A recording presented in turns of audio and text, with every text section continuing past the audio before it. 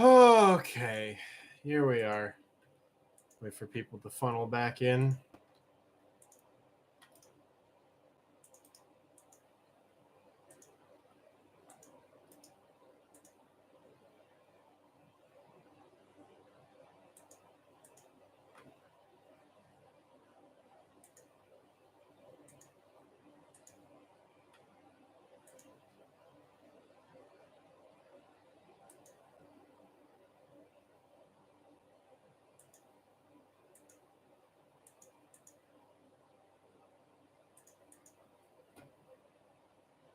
Hmm.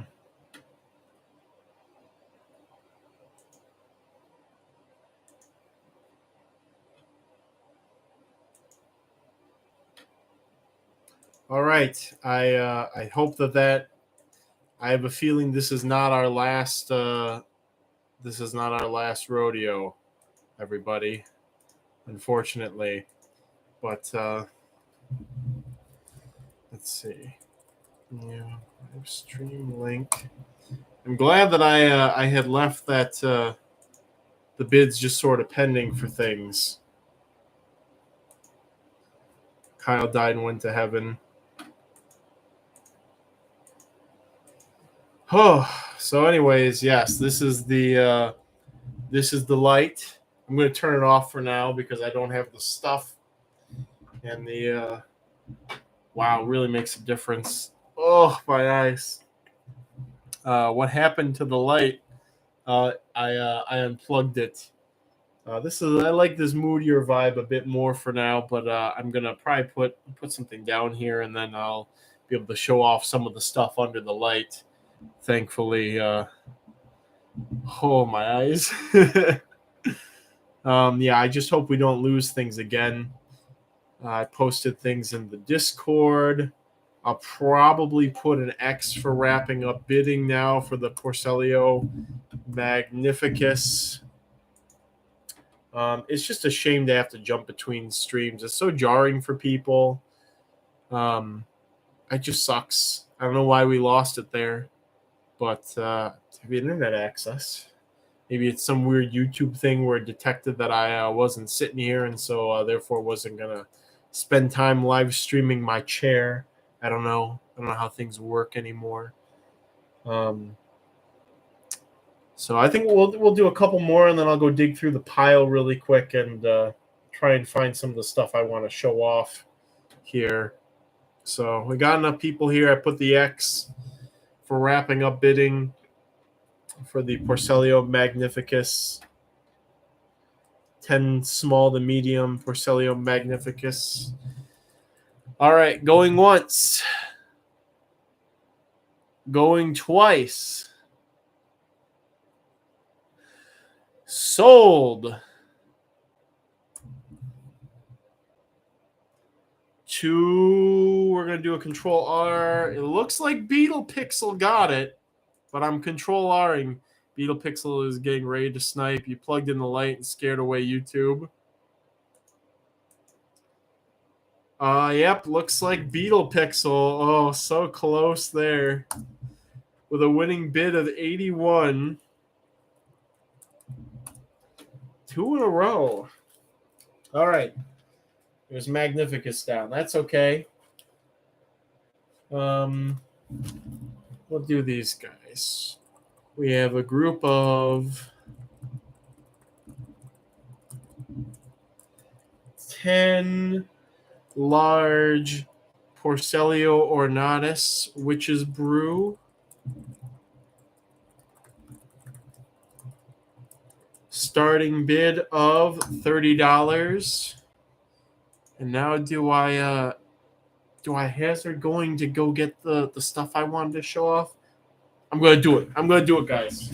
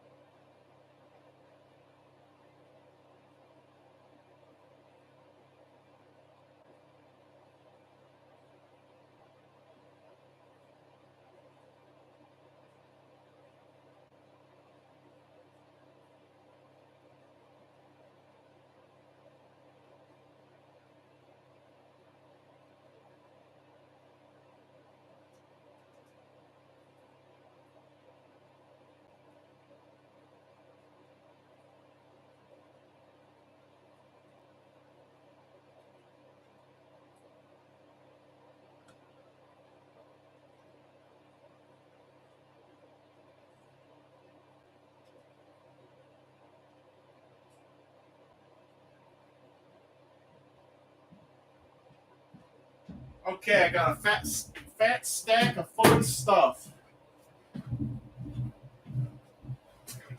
for showing off. Let me get this nice towel put down over here. Maybe I can put my mouse on it. Yeah, that'll work just fine. All right. So this is great. We got a stack of stuff. We got the light. I'm going to just take the webcam off and hover it over the stuff to show things off. PayPal or Zelle for the auction payment. Will there be any more Magnificus? That's all I am here for. I'm not sure. Got to check the list. All right. We're going to wrap up stuff for the Ornatus here.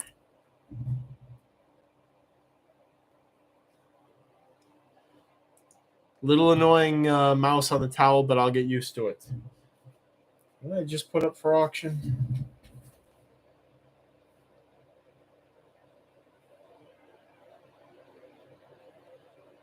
Goldfish brain.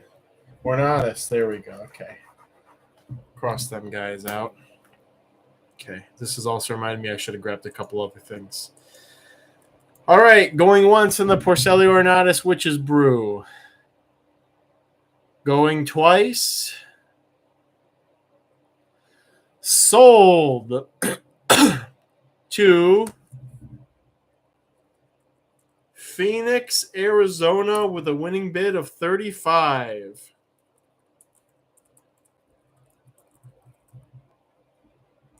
I think I remember the weird spelling, the bastardized spelling of Phoenix. I'm quite a fan, to be honest. Okay.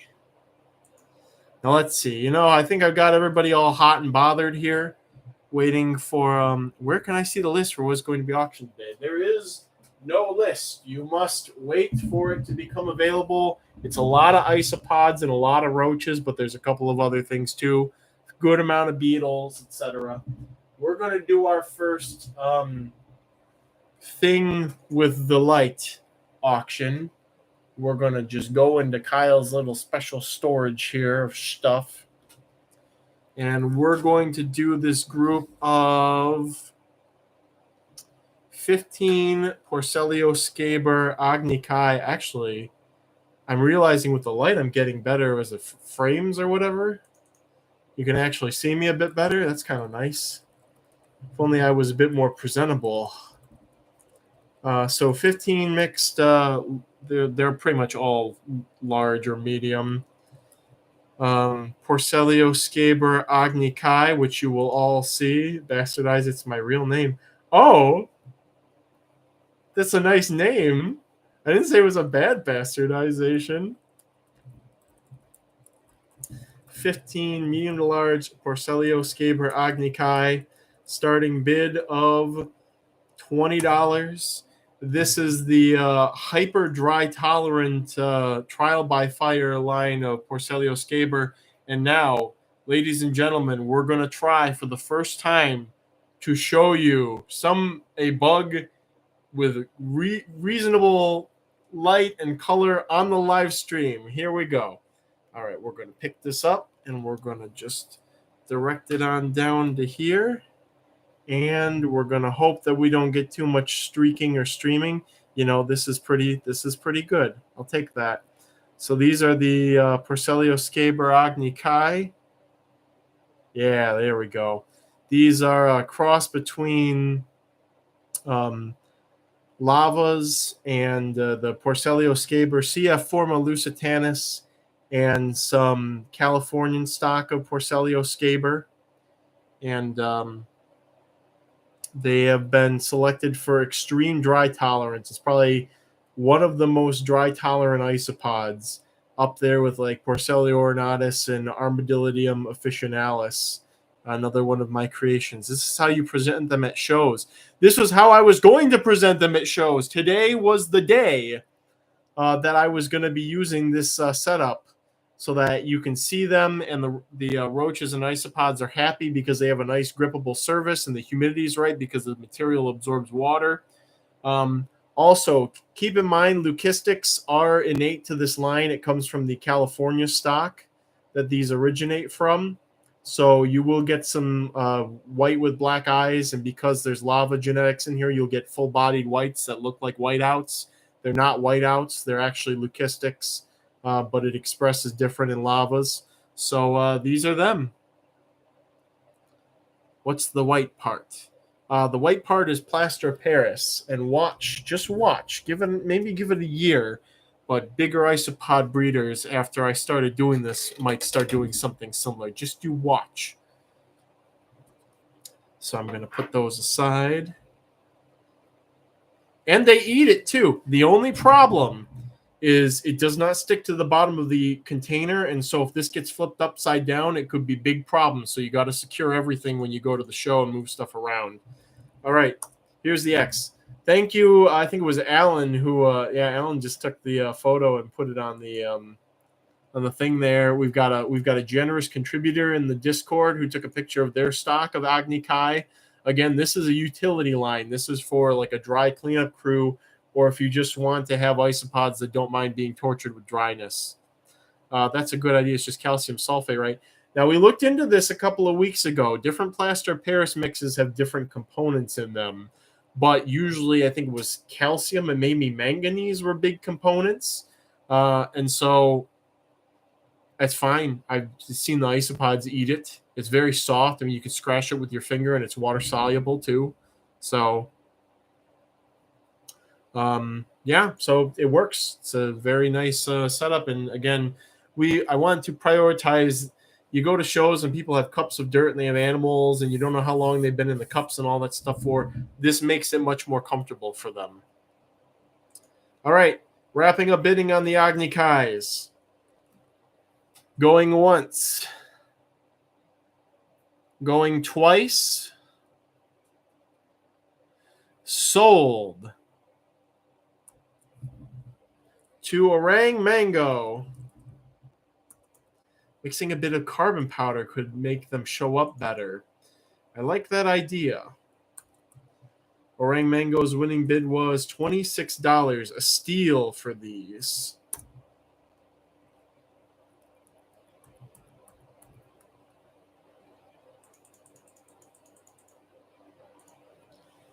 Get my little document here. Okay. Next up. Well, I mean, I got all this stuff here. I might as well get it over with, I guess, or at least some of them. We'll do these guys next. We have a group of 8 large Libidioides Sei Forma Albolineata, Riceville, Tennessee. What a mouthful. Starting bid of $30.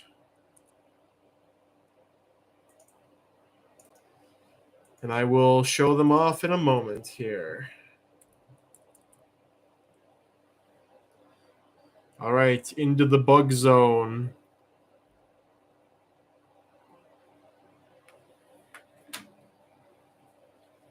As best as I can.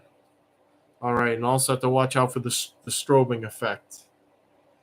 I don't know how I'm going to get around that in the future, but what am I going to do? There we go.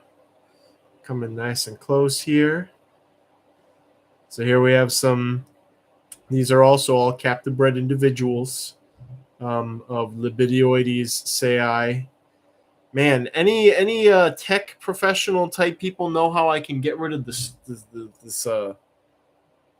bit of artifact strobing there, what have you? It's not causing. Maybe I just go further away. Don't want to block the light. Maybe I take them a little off to the side of the light. Maybe I look away from the light. No, that just made it worse. Anyways, I see we have some tech problems I'm going to have to resolve eventually with this. Lower frame rate. That's the only way I know. I don't know how to do that. Rotate the camera.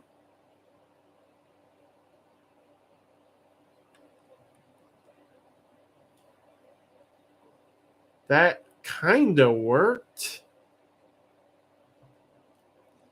Maybe, maybe not. Holding it further away. Maybe if I rotate the light a bit, maybe it doesn't need to be so bright. I can do that pretty easy. Oh. Well, this is better than the stream not existing, I can tell you that much. But anyways.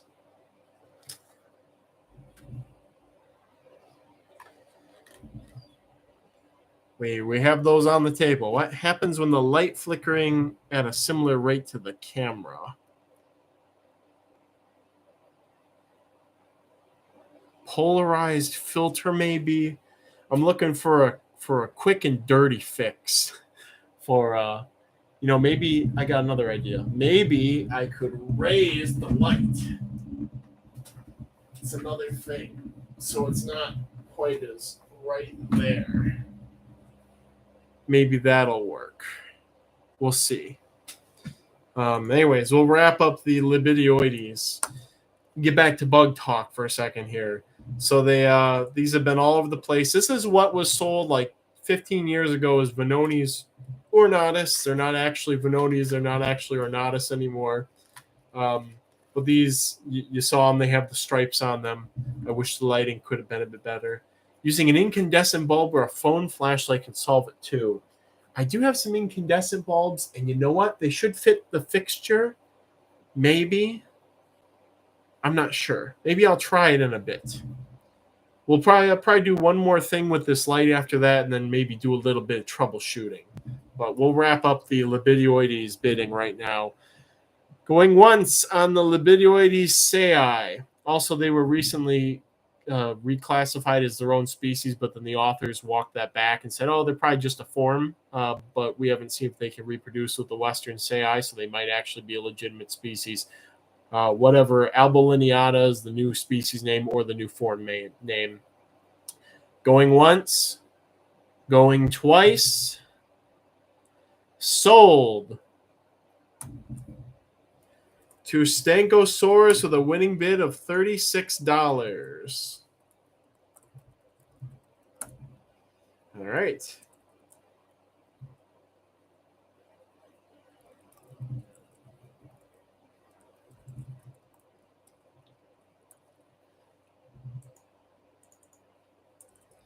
All right, now we have something similar but a little different. Maybe making a diffuser might help. Also, somebody asking about shipping. Right now, the good thing we're troubleshooting all this stuff before I make my own little Roach studio. God, I look so old in this light. Anyways, shipping this time of year ranges from, what did I say earlier, $35 to $70. Maybe it was 50 to 60 to 70, 50 to, you will not pay less than $40 for shipping at this time of year. Things have to go express with full winter gear is the gist of it. Okay, next up we have 7, what did I say before? Large Sinertoides quadrispinosa, starting bid of $40. And for people who have not seen these, let's see if I can do it. Let's see what we can do with this. Let's see if raising the light helped. Let's see.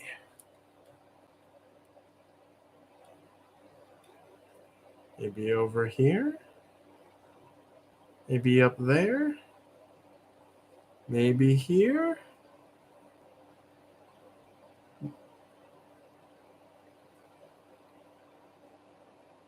You know, that's not too bad. If I get it, it seems like if I get it a low angle, we're pretty good here. Could be better. All right. I mean, I guess this webcam is not meant to do things top down. I guess it's definitely meant to be used at like this sort of angle.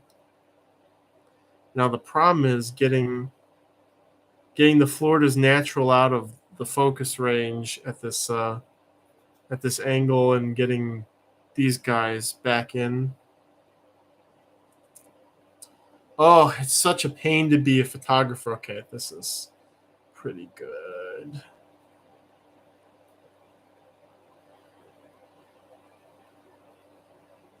Only we go in close, we seem to have the issues. But anyways, so Sinusoides are basically large tropical Libidioides sei, apolineata. So they get larger. They seem to breed. They don't have quite as many babies at a time, but they breed more consistently. Libidioides, you often have to cool them to get the adults if they stop reproducing to get them reproducing again. So these guys are neat. I like them. I've been using fruit flies to feed them, but also a friend who breeds Venoni's ornata has been using this. It's not flukers. It's maybe it's flukers. It's some sort of like tropical fish brand of like this like worm bites or something, and they have black soldier fly larvae and like salmon fish meal in them. And it's actually a really good consistent food for these guys. You can't overfeed them. You can't put a reservoir of it in because it'll mold. But you can sprinkle a little bit in every couple days or every week, and that seems to do the trick. Bug Bites is the brand. Thank you, Alan. It's called Bug Bites, black soldier fly larvae, and that's been working really well for these guys and for my sei too. So okay, well I guess I'll get back to the actual auctioning part now that show and tell is figured out show and tell a bit. Really, the only reason I wanted to have this light on is for one particular strain of thing. Oh, and also, yeah, Apple's just posted that they glow, so there's that. I gotta check out the video, yeah. They are more glowy than sei because their limbs also fluoresce. So, I like them. OMG, they glow in the dark. Again, Libidioides glow as well. The Forma albilineata fluoresces under black light as well, as does actual ornatus. Okay, going once on the Sinusoides. Going twice. Sold to Actrol with a winning bid of $43. I just had major deja vu to the last auction, everybody. Major deja vu. I don't like it. Okay. Cross these puppies off the list. All right. Now we have a group of 4 small Rhysida longipes. Starting bid of $40. Now, these are communal, I should have you know. And not only are these a communal species, this group is a communal group. I have a 10-gallon tank writhing with centipedes, and they do very well pretty much on top of each other.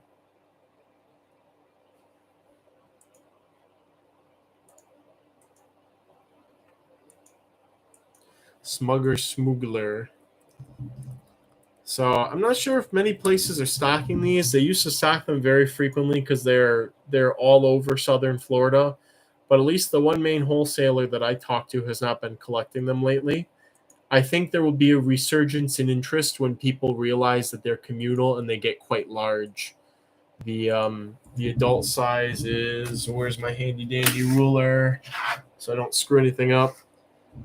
Pretty consistently, you can get them to 4 inches. I'm pretty sure I had one that was over 4 inches, but it grew up solo. It escaped into a large millipede bin, and thus it became a monster by harnessing the power of the other living things in there. But 4 inches is pretty reasonable size for them to get to. So it's not a tiny centipede. And again, communal. Everybody loves communal. Kyle loves communal. Kiskaisosusman peed. Yeah, what he said. Don't forget to refresh the stream occasionally, y'all. Thank you, Hylas, for keeping up, for making sure you're on track with the stream. What's their breeding like? You throw them in a screen-lidded 10-gallon tank. You give them 3 to 4 inches of moist substrate, except for the top, and lots of bark and nooks and crannies and stuff. And I've been feeding them isopods. There's also pyralis moths that somehow persist in the enclosure, so I'm pretty sure they're eating those too. And a big handful of dog food in the corner. I cannot confirm that they're eating the dog food, but it seems very likely to me that they are. It is important in some way. I don't know if they're eating it or if it helps top off the milk or the isopods and the roaches and the pyralis moths in the enclosure. But there is a pile of it in the corner, and the air it's ventilated and dry. That the dog food does not become like big, swollen, puffy mold. It just gets a little tinge of mold. Bree, don't worry. There's tons more isopods too. I'm just sort of hopping around right now. We were trying out this new light, trying to figure out a good way to make that work. All right, here's an X for the Rhysidia. Rhysidia longipes. And I will be trying communal centipedes with a bunch of other species. I need to get some Scolopocriptops again. And I just got some alipes last month to try with a new setup. I think alipes want high humidity. I think that's why I failed with them last year. All right, going once on the Rhysidia. Going twice. Sold. To Love with Scales. Winning bid of $46. Also, I think it was 2 people who said that they were broadcasting the live stream to their whole stores. That's pretty cool. Thanks for that. Yes, Satchel, I would love some Scolopocriptops. If you could grab me a group. Sorry, Luch, you just missed out on that on the winning bid there. All right, next up we have a group of 15 large Trichelopus caucasus. Starting bid of $20. I'm late at the NFL game, can't hear.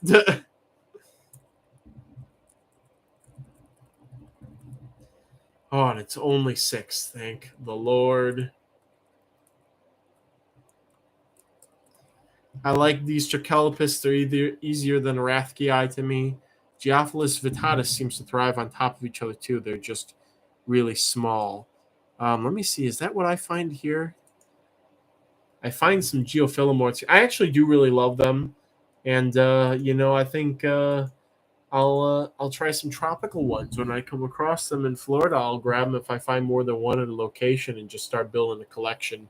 I could try the ones in Michigan too, but I can find those not anytime, but like if I wanted, I could go out in a day and say, yeah, I'm going to catch 10 of these today, and I know a couple of places. But try bet my hedges on tropical stuff, especially if I find it in a place that's just swarming with isopods or other introduced stuff. Then it's like, well, it's pretty easy to like figure out what they're eating.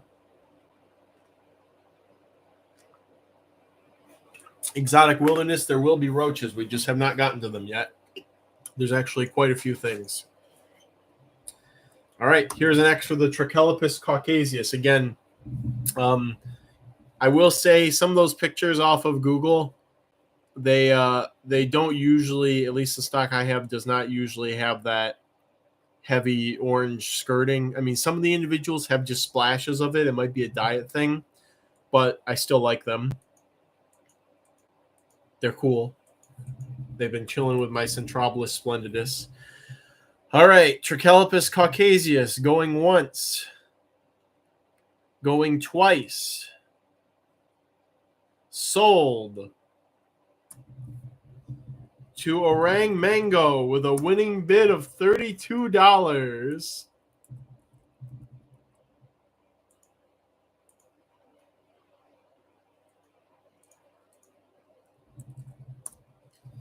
Okay.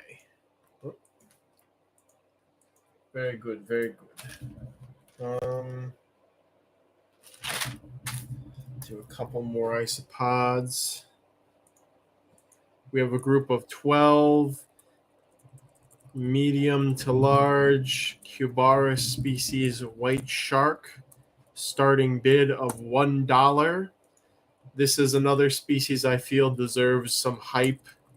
It's not worth however most places are asking you to pay for them, but it is a very beautiful little isopod. And I've gotten some pretty big individuals, and I'd say that the smallest adult Cubaris murina is about as big as the biggest species white shark that I've seen. They definitely are not, they're not ridiculously tiny, but they're not murina size either when you grow them up pretty good. Stragamia. What's a stragamia? Let's look that up. There are some, believe it or not, there's some stragamia. No, I've seen those before. This genus, I think I've seen some darker geophyllomorphs. Let's see its distribution. Oh yeah, definitely have seen them. I don't know. I'll try eventually. I do like them. I feel empowered with the Rhysidra success. And as of the last time I checked on my Alipes, all the ones that I purchased last month were alive and well. Zen Monkey says, instead of refreshing the YouTube stream, I occasionally set it to 1.25x speed. If you're behind, Kyle will suddenly start talking faster.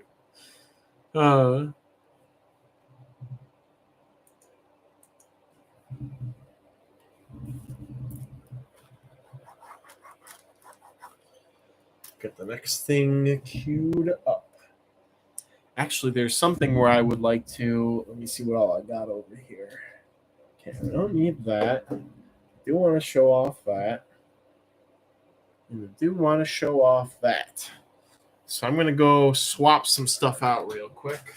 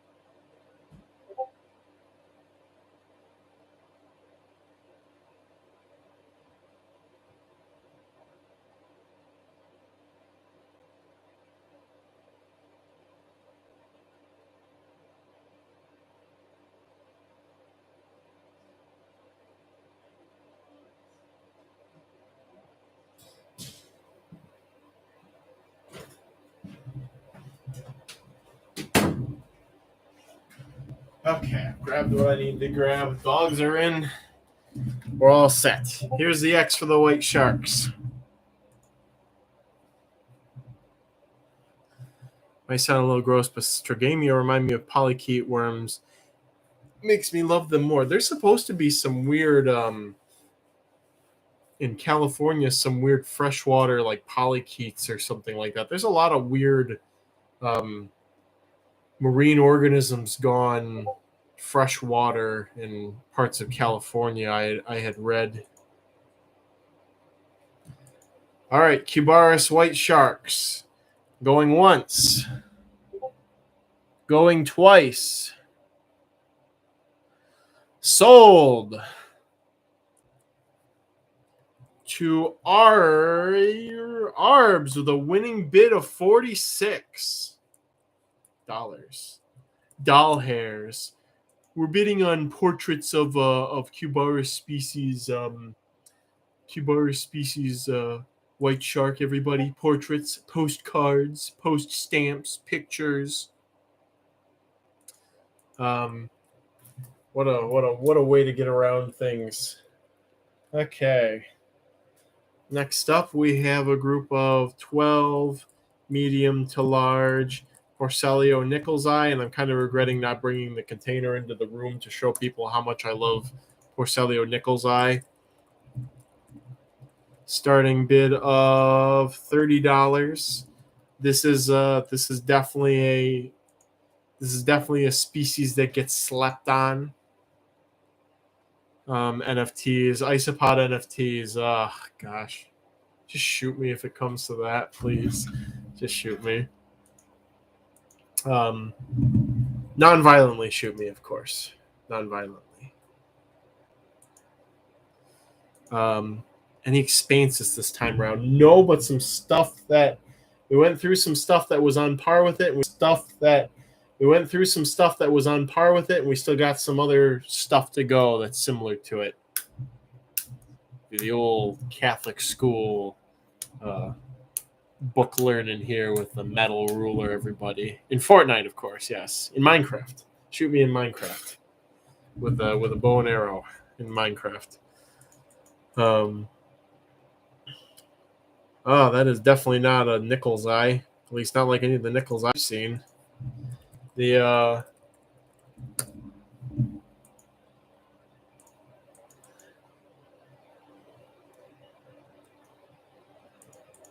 I'm just realizing have I been spelling Nickel's Eye wrong, or is somebody else spelling Nickel's Eye wrong? Let's look at the marine and terrestrial isopod list and see how it's spelled there. That's where I go for all kinds of stuff. I'm going to see if I've been spelling it wrong. Genus Porcelio.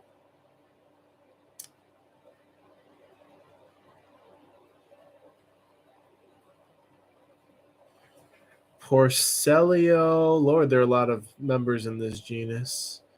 And Nickel's Eye. Yeah, like nickel and sigh at the end. Okay, so that is the correct spelling.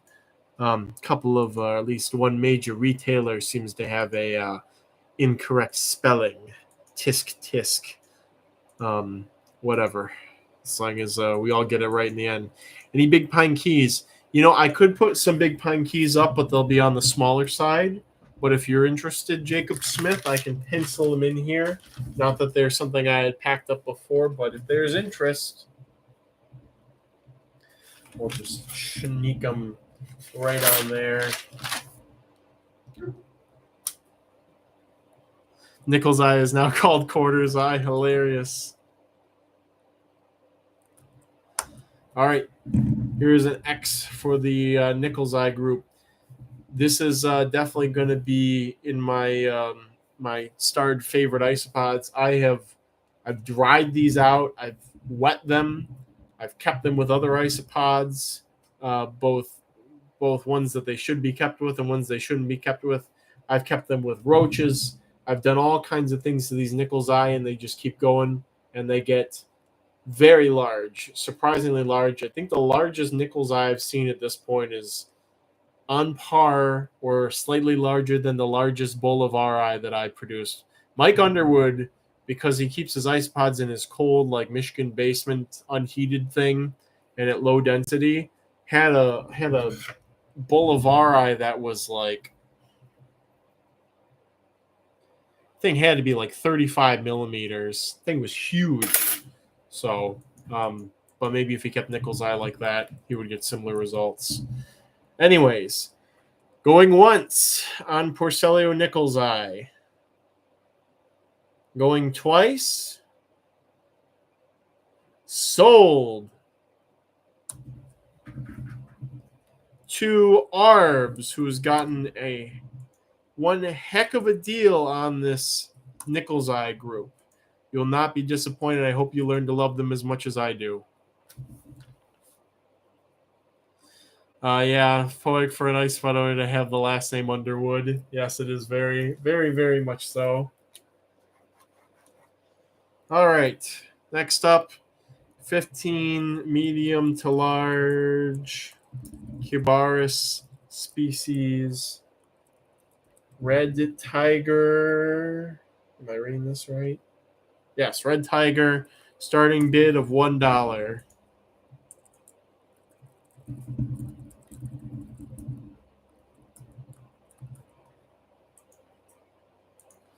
Let's see what the Googles tell us about red tiger, other than it's a very rare and coveted designer. Wow. Red tiger, ultra rare designer thing. Breeding skill difficulty, advanced, value of isopod species, ultra rare designer species.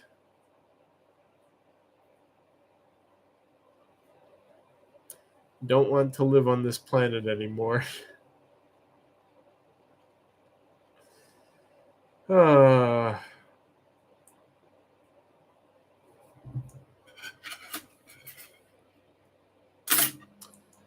That's all I have to say, everybody. I'm already done.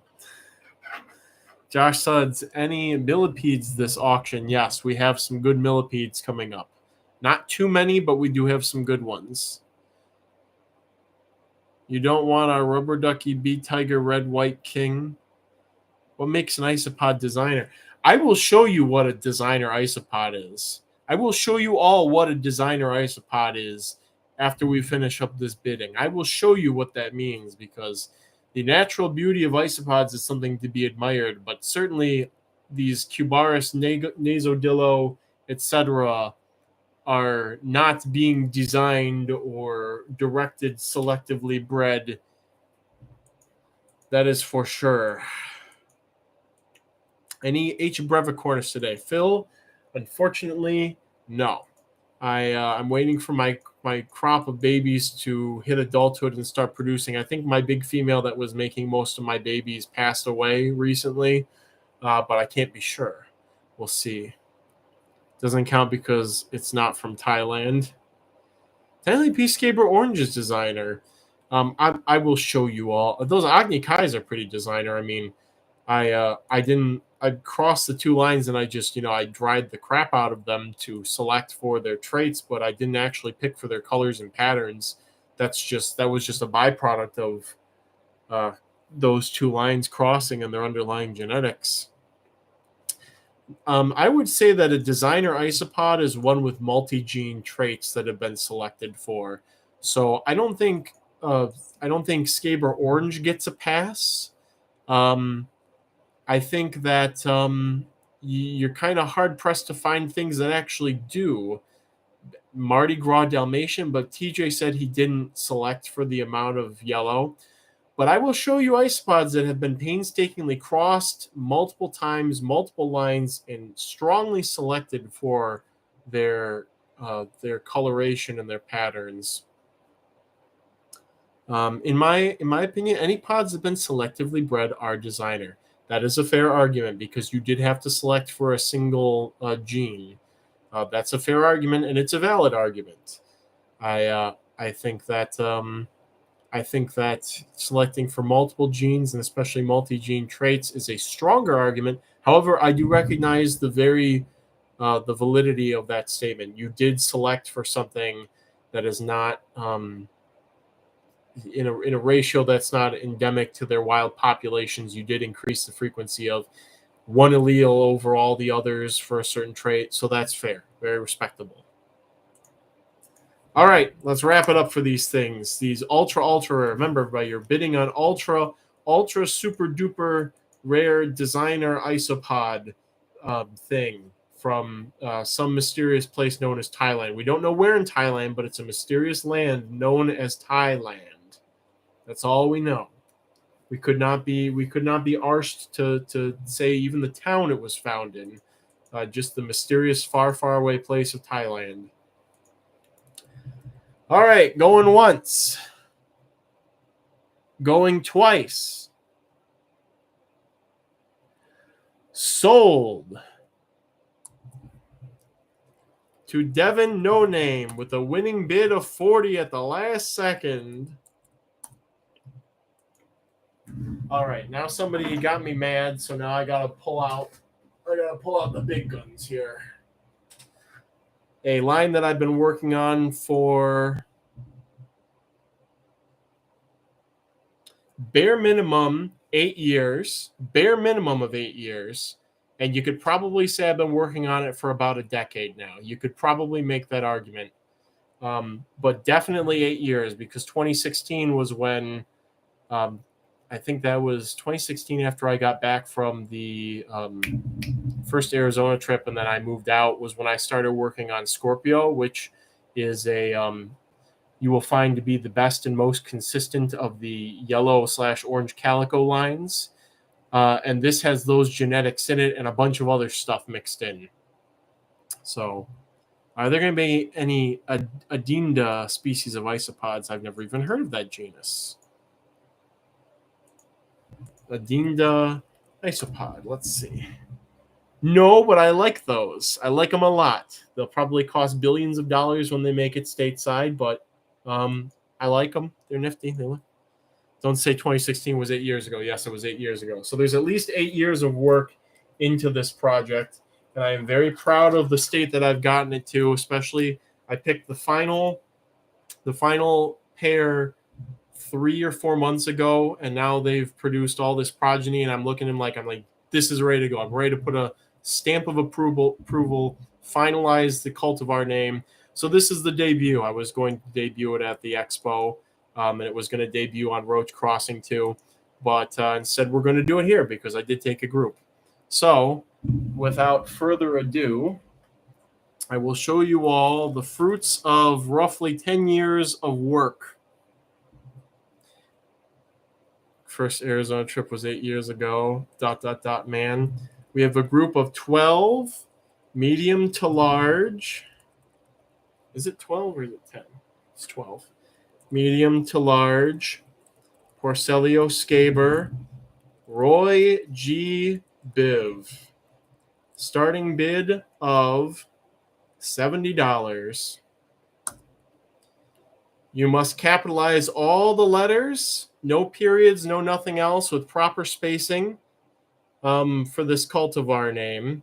It is Roy G. Biv, and it's named after the They Might Be Giants song of the same name. So I've released some of the original, like the progenitor stock to this as the name Rainbow Stock. I hadn't figured out a name. I didn't want to just call them rainbows. I did release some of that, but obviously that was not as refined as this is. This is, again, I picked it down to the final pair 3 months ago, and this is all what's come out of that. So you will not find a better diversity of colors. It's multi-genes going on here, but no simple recessive oranges.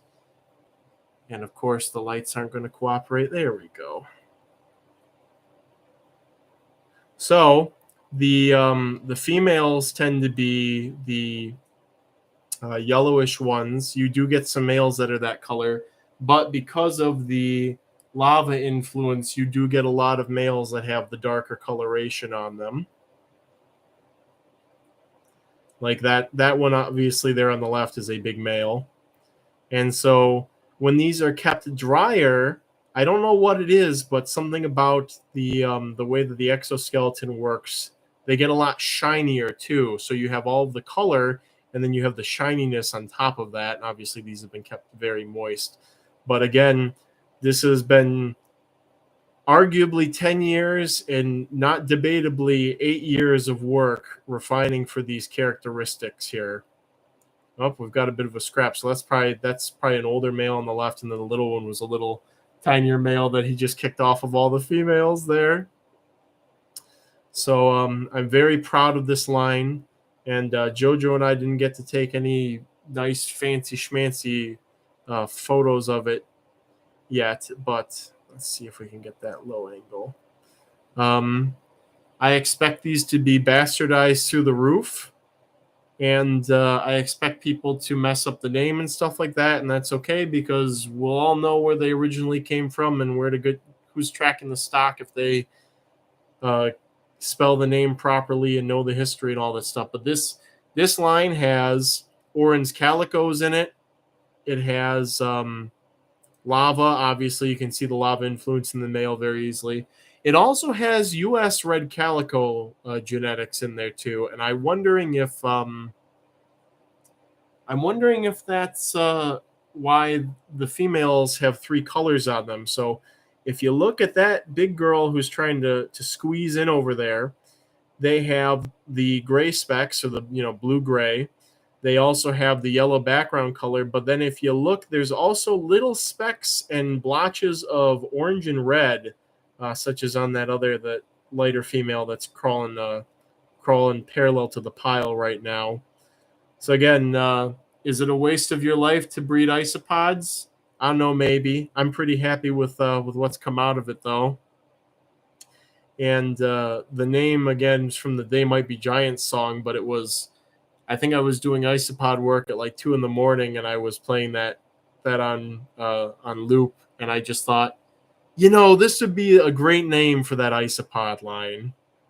So here they are, the premiere of Porcelio Scaber Roy G. Biv, and wait for people to just call it Rainbow and wait for them to call it all kinds of things and blah, blah, blah. But here it is. You saw it and you heard it here first. It looks like somebody's a little frisky. And I had debated, like, do I want to homogenize what they're going to look like? Do I want the males to be a certain color with a certain percent of whatever? And I think that the multi-gene, all this stuff here, it's not just one allele that's causing all this. It's a bunch of different things that produces a cluster of colorful phenotypes, but there's no simple recessive orange. There's no whiteout gene. There's no leucistic gene. There's none of that stuff. But when you look at the colony, you always have this assemblage of calicos of red and yellow, and of course the males are bringing more of the slate color. So I'm okay with that. Maybe I'll try and make another line, and I'll bang my head against the wall trying to standardize more of the colors for them as I continue living. And maybe in a decade we'll have something else that I can show off to everybody. But for now, with the name picked and with the amount of work that went into stabilizing what I do have here, I'm very happy with it. So, all right, we're going to pull that off of those. So there you have it, everybody. And I would consider this a designer isopod because it took a decade of very careful selection, meticulous pairings, the amount of times that I had like single pairs of tiny scaber in a bin and then waited for offspring to pick out and then cross those with other tiny offspring from something else is almost innumerable at this point, especially with this line and with Scorpio.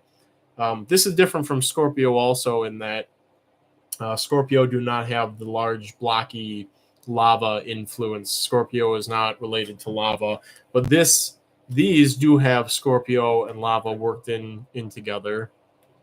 I saw They Might Be Giants live once. Good show. You told me about that, Satchel. It made me want to go to one of their concerts. All right, here's the next, everybody. So some people may be underwhelmed. Some people maybe your jaw has dropped at the absolute beauty of these little dudes.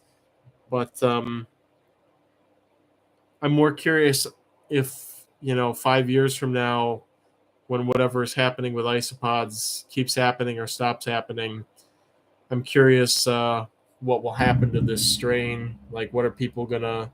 How's it gonna be screwed up? What are people gonna say it is or it isn't? But I'll just keep them going as I do with a lot of stuff, and I'll have it for you folks that want to enjoy them. Definitely sweet, but I don't want to pay shipping. Yeah, shipping is a bit discouraging right now, but that's life. You want bugs in the winter, that's how it is, unless you're shipping cold tolerant bugs. But all right, Porcelio Scaber, Roy G. Biv. Did I spell it right? Yeah, I did. Space between the Y and the G, space between the G and the B, all caps, and no period for the G. All right, going once, going twice. Sold. to Dewey with a winning bid of 85. The first person to receive Proven Out Porcelio Scaber Roy G. Biv. Now, I must say, they may be Scaber, and maybe they aren't what people were anticipating, but simultaneously, they're a lot more colorful than a lot of those Cubaris that people are getting. Just gonna say that. So, if you poke around at a picture of one of those on a color wheel, you're gonna get a lot more colors than if you do the same for some of those Cubaris and Nasodillos. Porcelio species: red, orange, yellow, green, blue, indigo, violet. Hilarious. Yes, it's an undescribed species of Porcelio. That's right. Brie, shipping is it's in the rules and whatnot for the auction in the YouTube and also in the Discord, but it is an additional cost, and it ranges from, what did I say, $50 to $70 at this time of year, with full winter gear and also live arrival guarantee and all that stuff. All right, now that I've gone off the deep end, let's get rid of let's clear out some of the dumpster here, I guess, some stuff that nobody wants. We have 10 large Cubaris species amber, starting bid of $1. You see, if I were to go to an expo and I saw Cubaris amber or any of these other things, I wouldn't be too excited because I can go online and buy them, or go on eBay and I can get swindled for them, or there's a billion of ways that I could throw my money at getting or losing Cubaris species amber. However, if I went to an expo and I had found out somebody had their lovely new refined line of Scaber that was something I'd never seen before, and could guarantee me that it proved out within the parameters they told me, I would dump a lot of money on the spot for that. So, which I have. I have but haven't. I actually can't remember if I bought or if I traded for the Excalibur, if I was Porcelio Scaber Excalibur, if I was kindly given a sample of them. Regardless of that, if I had seen them at an expo, I would have bought them because they're really cool. And you can't just bring them in from somewhere. Somebody had to make those and have the vision. The vision, so important. But ambers are cool. I say the trash, but they're cool. I do like them. Not worth thousands of dollars, but, they're cool. And I do like the people who are working to upbreed and downbreed the pattern on them too. I've started my own little basement pattern downbreeding project on the ambers to make them, I guess, more like a piece of amber. Although maybe, the vision here was that the fleck kind of looks like a bug trapped in the amber and the yellow part's the amber and blah, blah, blah. I don't know. But not a trash isopod. I'm sorry, Cubaris species amber, for saying that. I apologize. You're a pretty little dude. You're all pretty little dudes. All you isopods. It's just like season 1 of the Pokemon anime where they say that Pokemon aren't evil. It's the trainers that can be evil. The isopods are not evil. They're innocent little bubbos in all this. It is the avarice of man that soils them. Anyways, enough of that. Going once, going twice, sold. 2, gonna control R.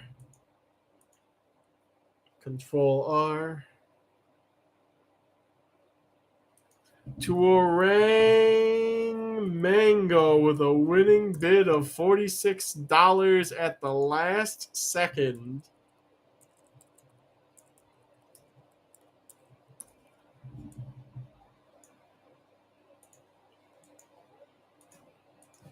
All right. Let's do this. We have 15 medium to large Porcelio. Whoa, butchered Porcelio spelling there. Porcelio Scaber CF Forma Lusitanus Lava.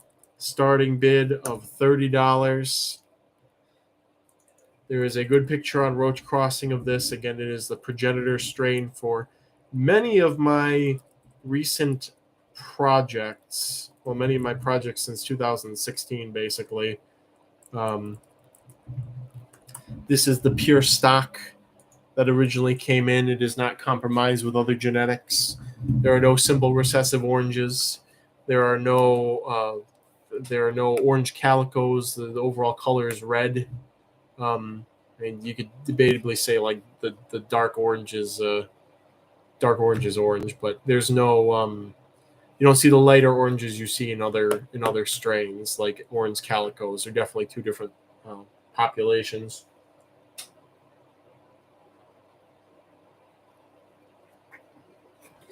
Oh. What else can I say about lavas? Are arthropods capable of evil? No, because they have no skeletons inside. That's, I'm going to screen cap that. That's very important that I preserve. I'm preserving that. That's very good wisdom that needed to be written down.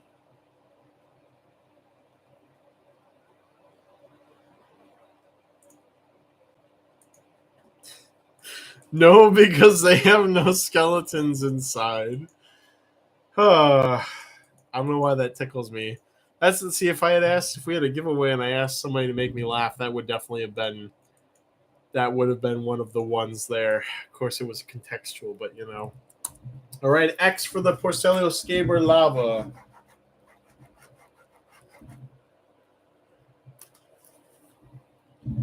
I think we'll finish up a couple more things on the first page, and then I'll use the light and we'll look at this other stuff here that I have set aside.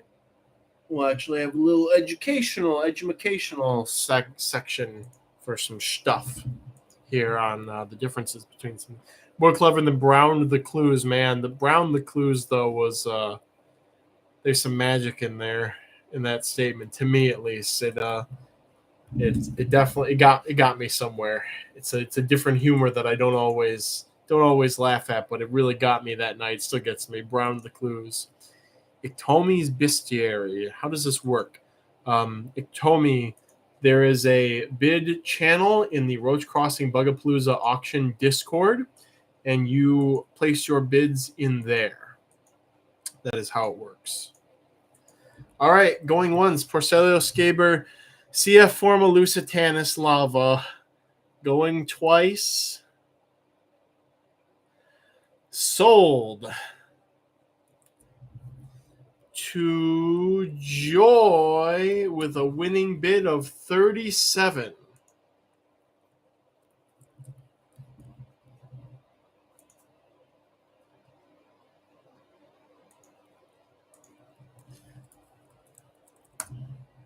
All right. Next up, we have a group of 20. I'm going to say medium to large. I don't think there were any tiny ones in the count. Armadillidium maculatum, original 2014 import, starting bid of $30. This is the old stock that was around, is just basically the only stock in the United States for many years. Until isopods began flooding into the country. And at some point, there was a smaller strain of maculatum introduced that had a bunch more color and pattern mutants and whatnot in it. That being said, this strain is variable. This Gloria Pushfonte from the fall auction. Gloria Pushfonte. That being said, this the 2014 stock is not overly homogeneous in appearance. You do get a bunch of, you get striped, you get the broken striping, also called the spotted, the simple recessive spotted. The broken striping is simple recessive. You do get some lighter individuals. This stock also threw the first Dalmatians. Not that this new wave of Dalmatians, which is very clearly from the newer imported stock, where the color, the consistency is kind of all over the place. These are the original Dalmatian line that I actually lost, that had the very consistent coloration, even amount of black and white on them. I have lost that line. I would like to get it back. However, I do think some of them popped up in this 2014 colony that I have, so I may be able to pull it back out of there and get a good consistent Dalmatian going again, because the current lines I've been working with, they produce yellow. You get some that are like solid. You get some that have like globs of color, and it's neat, and I will be selecting for all those things if it's even heritable, but it's not what I had, and I want what I had is the thing. So this is the original stock people fell in love with. I've heard a couple of people talk about how they're annoyed that their zebra isopods no longer have stripes, and that definitely does not happen with this strain. You always have good black and white individuals. Yes, broken striping. Again, it's more of a spotting. I don't know what we should call it. Maybe what's going on is there's anterior to posterior stripes of black that are running along the body that might be breaking up the otherwise horizontal stripes, but it is simple recessive. But you have to use this old stock because you don't know what the genetics are of the other stock that was used. When you see spotted lines, you may get those weird globular pattern stuff like you see in the current like high white Dalmatian lines and stuff like that. I do have a spotty line. I have two lines. I lost my original stripe line that had the crispest, evenly spaced black and white, and I'm legitimately pissed at myself for losing the line. But I still have the original stock, so I can start the long process of refining it again. But just perfect, even amounts of striping along the whole body, good amount of white, good intensity of black, no little aberrations between the stripes. Perfect. I lost it. I will make it again, but I did also pull out the spotted line. So that old line, the good stripe line, will be released as stripy, and the spotted line will be released as spotty from Roach Crossing stock at least.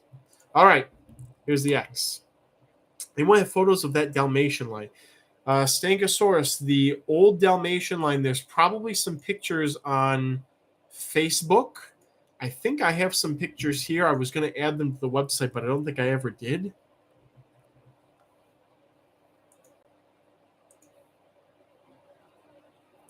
I know I put pictures up on Facebook, but I'm pretty sure when the insanity happened in 2018, 2019, that somebody went and gutted all of my pictures that had dozens to hundreds of likes on the isopod group at the time because they did not like my stance on Porcellio scaber, of course. I'm looking to see if I can find those old Dalmatians somewhere. I know I had a really good picture of them somewhere.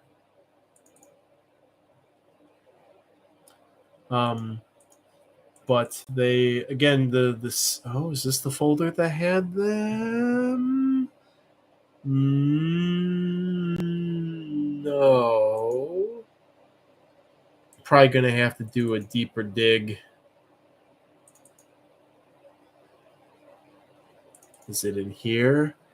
Again, I'm going to try and find it. I'm going to try and find it real quick. Haha! I found it! I found a picture of the old Dalmatian line. All right. Time to copy, paste it to the desktop, and get it out of this folder that it's buried in.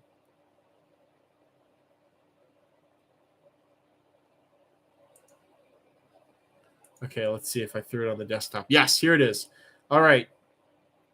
Wrong photo, sorry, but this is the original stock. Thank you very much for that.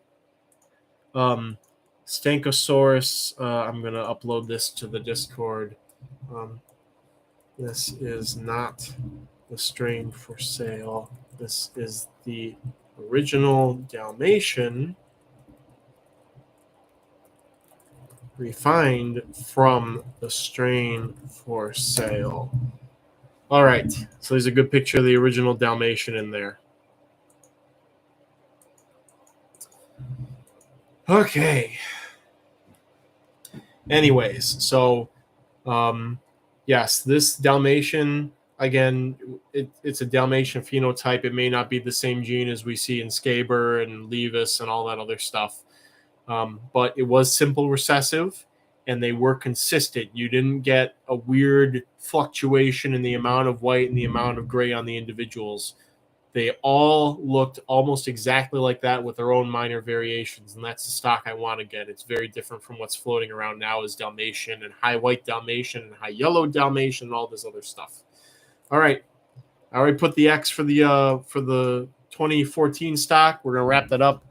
Armadillidium maculatum, original 2014 stock, going once, going twice.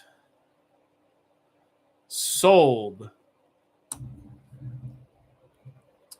to Devin No Name.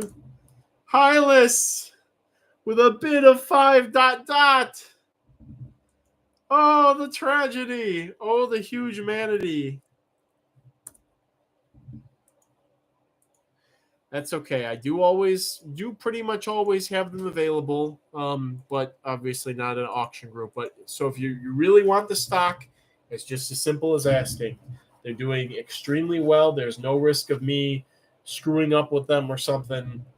They're doing well. All right, let's do 10 large Porcelio. I think they're 10 like medium to large, but they're not small. Porcelio Verneri, starting bid of $30. This is the Greek Shield, another of my favorite isopods. I really do enjoy these guys. And, I haven't... Is Silverback proven out, or is this a Milkback situation that's going on with the Verneri? Because I've had some individuals that kind of look like the Silverback strain or whatever, and they grow out of it, and I've never seen them at expos before. But if anybody here has a colony of the Verneri Silverback, let me know if it breeds out or if it's a dairy cow or a Milkback situation where it's just the het of something else, or maybe it's disease or a heritable pathogen or something. Somebody please let me know. How dry are these kept? I had a bunch die off because I'm dumb. So I have, they've got moderate airflow, but not full top airflow. They've got moderate airflow, lots of piled up bark, lots of rotting leaves, lots of kind of smooth undersided bark. So with these, it's like the back 4th, 5th of the substrate is moist, and the rest is dry like it looks dry. And there's plenty of bark and stuff scattered from the back to the front of the enclosure to give them a gradient. They can choose where they want to go. And then the air it's got a little bit of flow from like one end, but there is a stagnant, there's a corner that does not have airflow because the polycarb covers up part of it. So it's a moderate amount of airflow. It's like medium airflow. I have bred them in high airflow setups too when they were up here, and when I was watering them in these ported setups, they were getting watered like every 3 to 5 days. So can we add other orders to auction wins? I assume not, since it's an emergency. No, you can add other order. You're welcome to order as much as you want and have it shipped with the auction stuff. That's fine with me. Circa says, what's the milkback situation? Milkbacks are hets for dairy cows.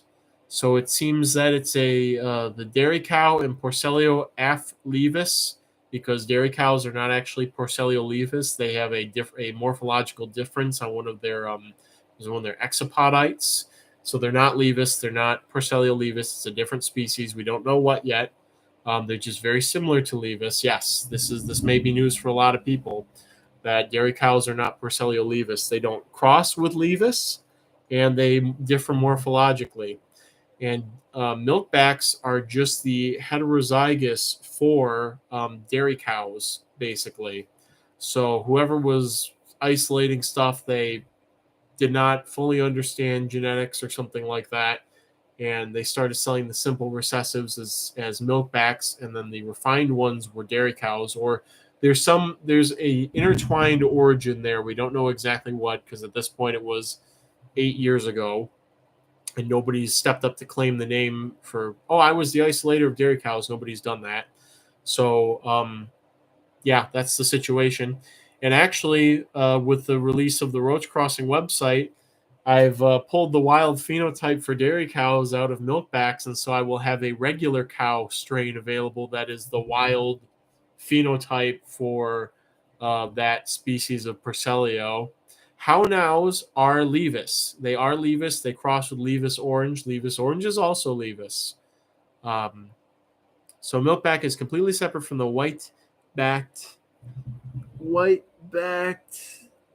strain in regular Levis. Milkbacks are not Levis. They're the same species as dairy cows, and we currently, Nate has suggested using AFF. I think it's like Affin Levis, so it notates that the species is very similar to, but is not the same. They're reproductively isolated, and they have morphological differences. So I don't know anything about whitebacks. Sounds a little like a dicey phrase. I don't know anything about whiteback, if it's Levis or not. But what can be said for sure is that dairy cows and milkbacks are a species that is not Levis, and it's very likely the two strains are related in some way. All right, here's an X for the Porcellio verneri. Somebody mentioned that somebody's finding wild whiteback Levis in California. I have had this stock for a while. It was traded as Cali Mix. I've tried to pull that that white-backed, white marbling trait out of the colony. I can't. What I'm thinking is going on, because it's obviously the colony always has it, but when you pull individuals that have it, you don't get any of them pairing. You don't get any offspring. So what I think it is it's some sort of pathogen that is affecting the colony, and they have enough tolerance to continue breeding at some capacity and resist it, but continue passing it on or perpetuating it in the culture. And it may be very similar to the piebald that we see in other isopods, which, there's a Silisticus convexus from Ukraine pied.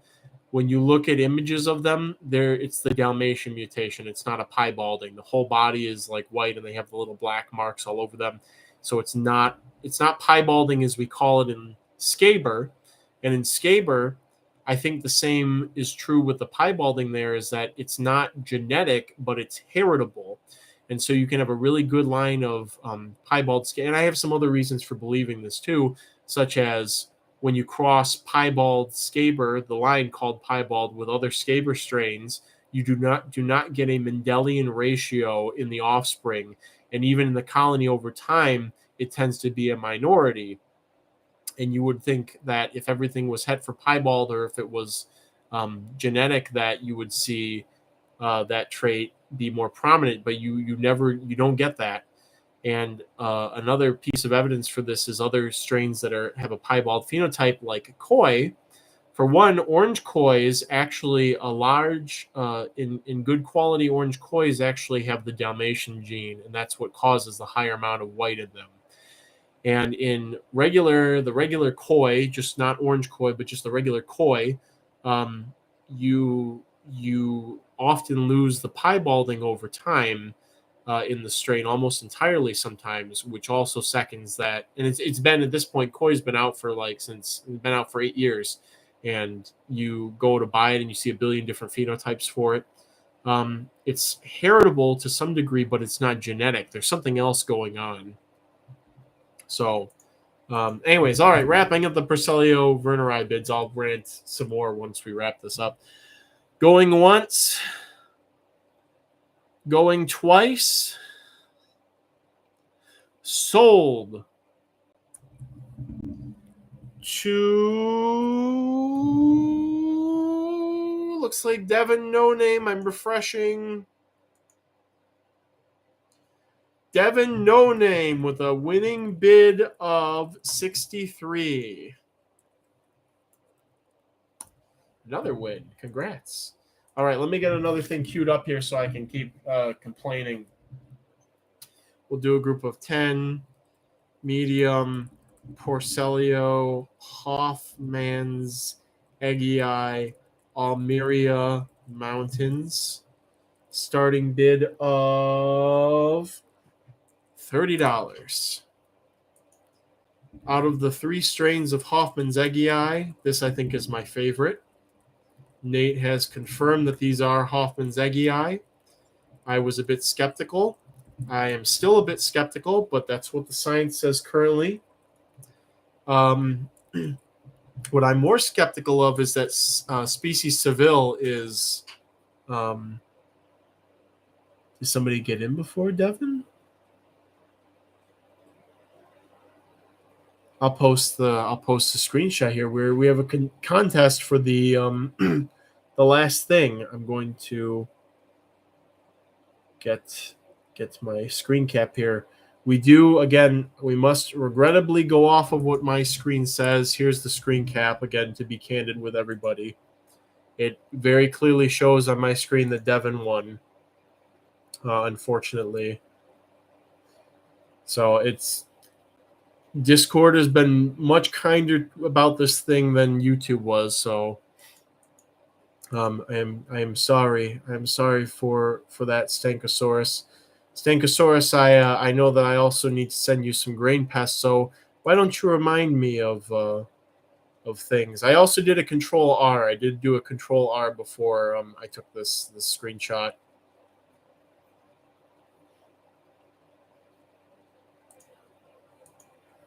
I want Almeria Mountains so bad, but I just bought like 3 centipedes in the past couple weeks, so I can't justify shipping. That's okay, Bree. That's okay. They're doing quite well for me. So there will probably be some more at the spring auction. Oh, Lord, the spring auction. All right, good sports. Thank you for being good sports, everybody. Anyways, Porcelio Seville has been identified as Hoffman's Egei, but I really feel there's too many husbandry differences and morphological differences between the two of them. So what I've done is I've taken a hobby strain Hoffman's Egei, not the Almeria Mountains, but the original hobby strain that gets, really huge, and I put it in with a bunch of virgin Sevilles. So we're going to see what happens. If their babies pop up, and again, they're virgin Sevilles, they separated them as females. They've been in that enclosure for like 2 or 3 months now with no males, and now there's a male. So if they cross, obviously that means they're, okay, they won't. Well, they're morphologically the same species, even if they're a little different in other respects. They're still the same species. But if they don't cross, then that means that they're probably separated and should be elevated to separate species if they key out morphologically to Hoffman's Egei otherwise. But for now, they have been identified as Hoffman's Egei pending impregnation. My favorite phrase to say. All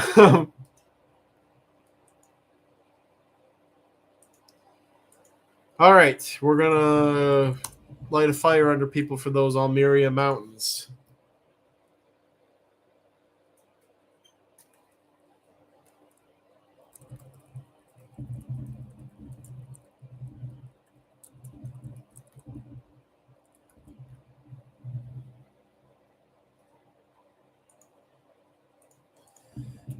Going once on the Porcelio Hoffman's Egei Almeria Mountains. Going twice. Sold. To do a Control R because it looks like there was some last minute stuff there. Let's see.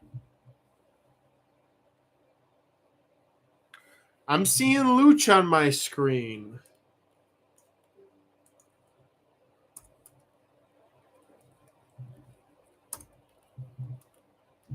With a winning bid of 37. So close.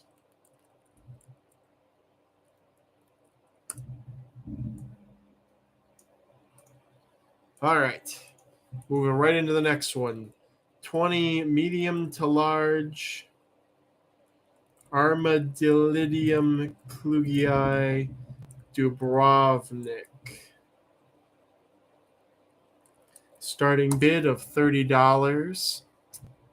I think they were being called species white antenna in Almeria Mountains for a while.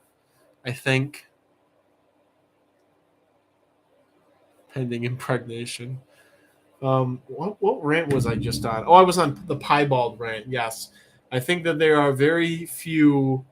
There are few to no genetic piebalds in isopods, and I could be wrong about that. Somebody may look at the Scaber piebald later, and I could be completely dead wrong. But from my experience crossing them with other things and the ratios I'm seeing, it does not support the genetic Mendelian inheritance hypothesis. I think in my piebald scaber, which have very high expression to the point where about 70% of the body is piebald, especially in the center of the body. Most of the coloration is anterior and posterior. I think the argument you can make is that I've been selecting them for the highest expression for so long that if it is a pathogen or something else that's heritable and non-genetic, that I've simply upbred their susceptibility to the effects of that pathogen or the effects of whatever is going on. And that's why you see higher expression, is not because, oh, I'm refining the genetics of it.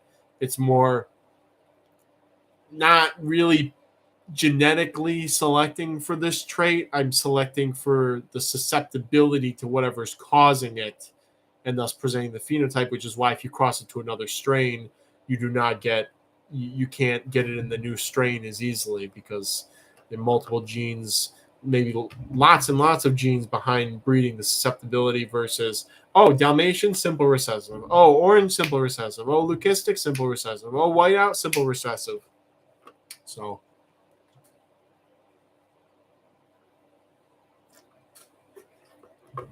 it's like the big four of isopod genetics there. Simple recessives: orange, Dalmatian, whiteout, leucistic. And the last one, in Europe, they were calling it Ghost and Scaber. I still need to get it in some good U.S. Scaber stop. I know a location that has the allele. I had it, lost it, blah, blah, blah, stressy, depressy. But I know a location that has the allele. I just have to get there. The U of M Stadium in Ann Arbor under the daylilies had this gene. And it basically, it's like a hypo gene where it just lightens up the whole color of the isopod, and it is also simple recessive. So I got to go back there. Maybe I'll go there with Kai or something this upcoming summer and snag some. But our red phase isolate. Red phase of what?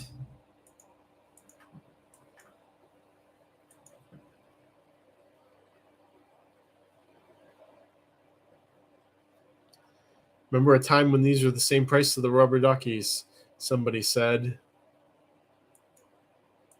The Dubrovniks will probably go up in price compared to the duckies on the new Roach crossing site. Scaber prices are going up.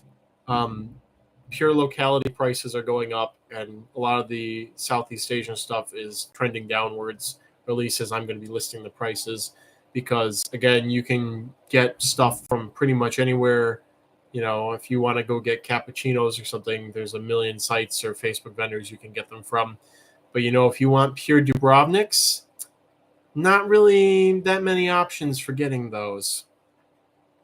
And I think the red phase is just part of the normal Dubrovniks. It's part of the normal variations. It's one of the reasons why jumping the gun on naming strains instead of just keeping them under your wing as projects with working names is not the best idea. So, all right, Dubrovniks. This is one of my favorite. All the pure Klugii strains are my favorite.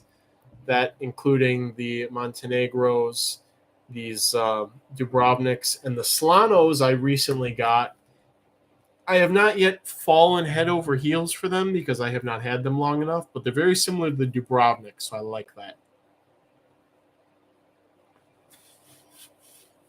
Alan is speaking up about derailing the bid. I have no control over Alan, but simultaneously I thank Alan for his services. I must remain as neutral of a party as possible. All right. Armadillidium klugii Dubrovnik, pure stock, going once, going twice, sold. Gonna do a control R. I should have also mentioned that this is pure stock. This is from Chandra Orr, who got them in 2018, soon after they came into the country. And it is Devin No Name again with a winning bid of 31. A steal for these. Absolute steal.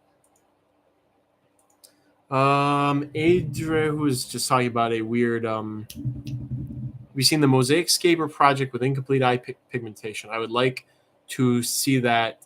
I would like to see pictures of that. If you'd like to link it, if you'd like to send me a Discord DM or post it somewhere on the Roach Discord and tag me in it, I'm curious to see what those are. People try to see if they can breed Dubrovniks with versicolors to see if twisted clowns are legit. I'm just waiting for more monkey to be produced.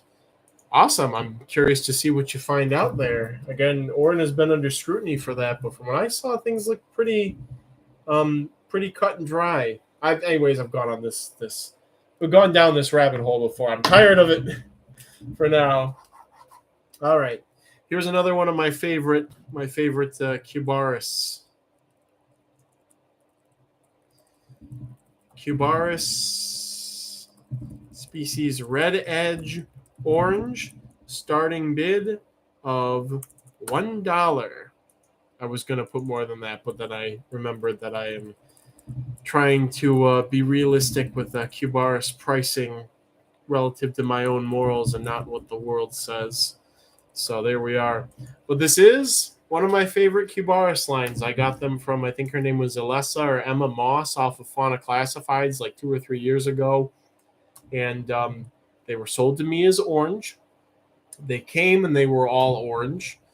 And then the colony started throwing yellowish individuals, and it's very similar to my Scaber Sherbert line, which also, if anybody still has my Scaber Sherberts, I lost a colony. I would be very grateful if anybody out there is breeding them. I really need those back. I really like them because they're basically the Scaber equivalent of these Cubaris species red edge orange. So again, sold to me as orange, labeled blah blah blah. This may be the expression of the orange gene in this species is that the females are lighter, or that there's this variation depending on the background color of the species. But they're not all solid orange. There's a mix of colors that are yellow and orange and dark orange and whatnot. And I do really like these. I do like them a lot. There we go. Dracona Lore posted an excellent photo showing the variation in this strain. Again, it's what I received it as. I don't know who isolated or what happened exactly. One day I'll try and figure it out and see if I can isolate any of these the subcolors in it, but this is as it is, as it was labeled.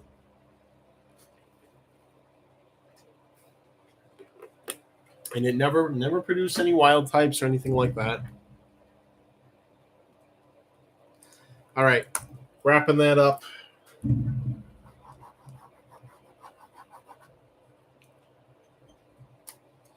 Darn it, I should bring that cup in. I might have to do some of these next couple after this next thing. I'm probably going to have to bring the cups in because I'm sick and tired of explaining stuff, and sent the link in general. Let's see. Thank you very much.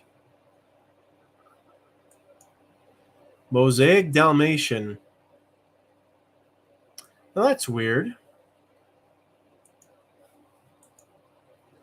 That's very interesting. Oh.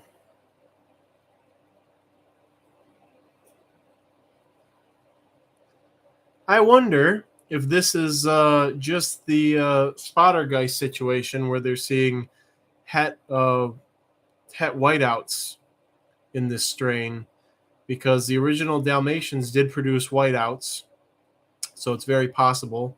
So based on my prior knowledge, I'm going to say that's what's happening, is that their Dalmatians have the whiteout allele in there, and that some of these individuals that are showing this partial whatever are actually just het for whiteout, the simple recessive whiteout. So,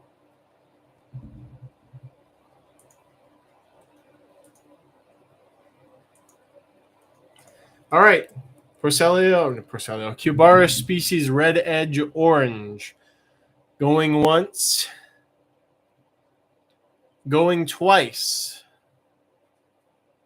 Sold. To control R-ing again. Kyle, you should get a face tattoo. Why? I've got enough marks on my face as it is. It's showing Hylas here as the winner with a winning bid of 41. I'm so glad I figured out how to use this different print screen setting. It's great. I can just copy and paste the stuff. And all must bow to the almighty print screen. All right. Now we have a group of 10 medium to large Porcelio Succinctus. Starting bid of $50.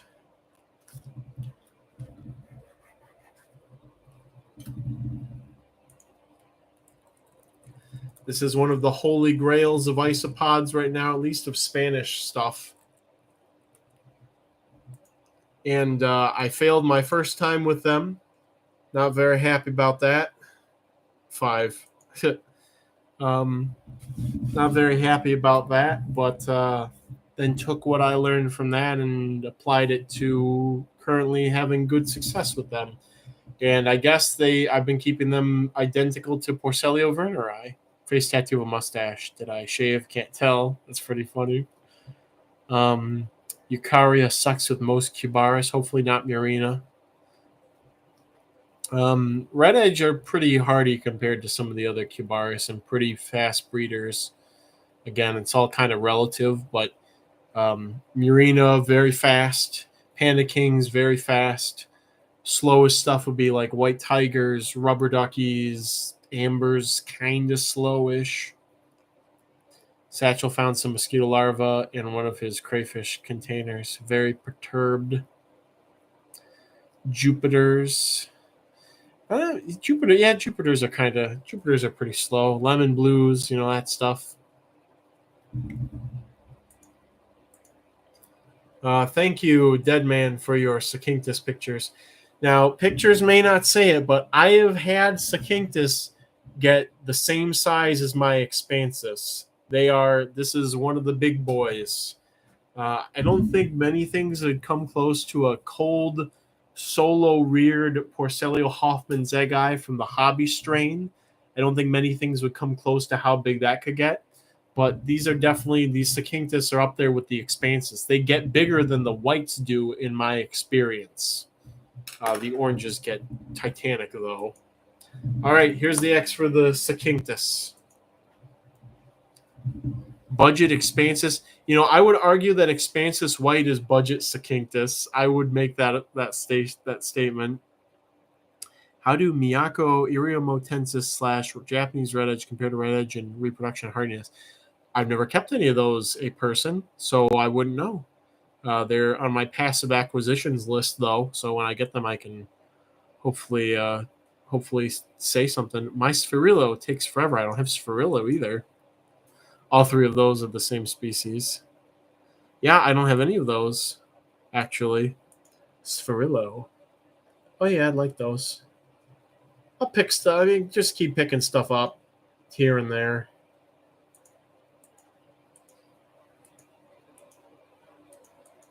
See, at least with things at the species level that are, not somebody BSing and saying species papaya or something like that. At least things with the species level, I can drag my feet a little bit because it's not like the worst that can happen is somebody mixes them up for another species. So it's not like, if I don't get this locality of Vulgare, they're going to be compromised in 2 weeks or something. It's more like, there's a definitive, this thing is what it is. And so if I want it, I just have to know what it is in case somebody's trying to sell something else as it, and I can acquire it, basically. So I can take my time a little bit. It's nice sometimes. All right, Porcelio Succinctus. Going once. Going twice. Sold to Devin No Name again, winning bid of 65. This is the steal of the night so far. Is this group of Sakinctus for $65? This is the steal, everybody, so far. I gotta go run and get something to show everybody. I'm gonna go get something to show everybody.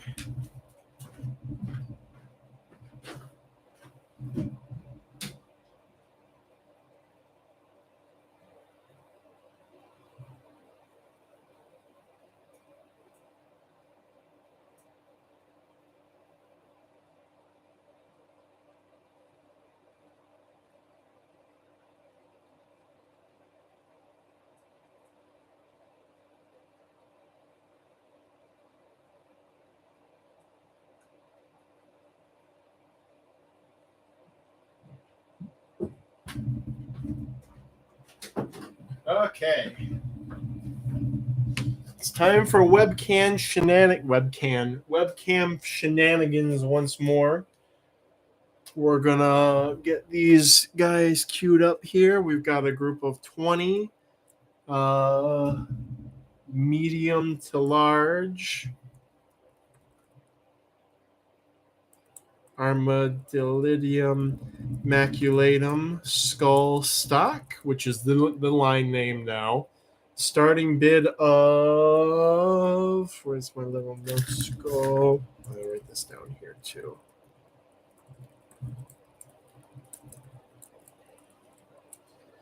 We'll say $30 for these guys. And we plug in our handy dandy light and we make Kyle struggle with the webcam. So finally, everybody can see what skull stock looks like.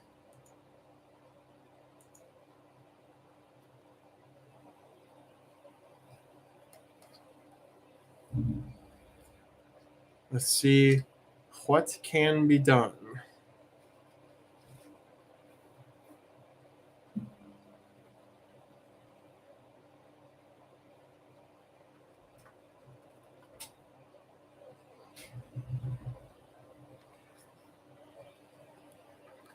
All right.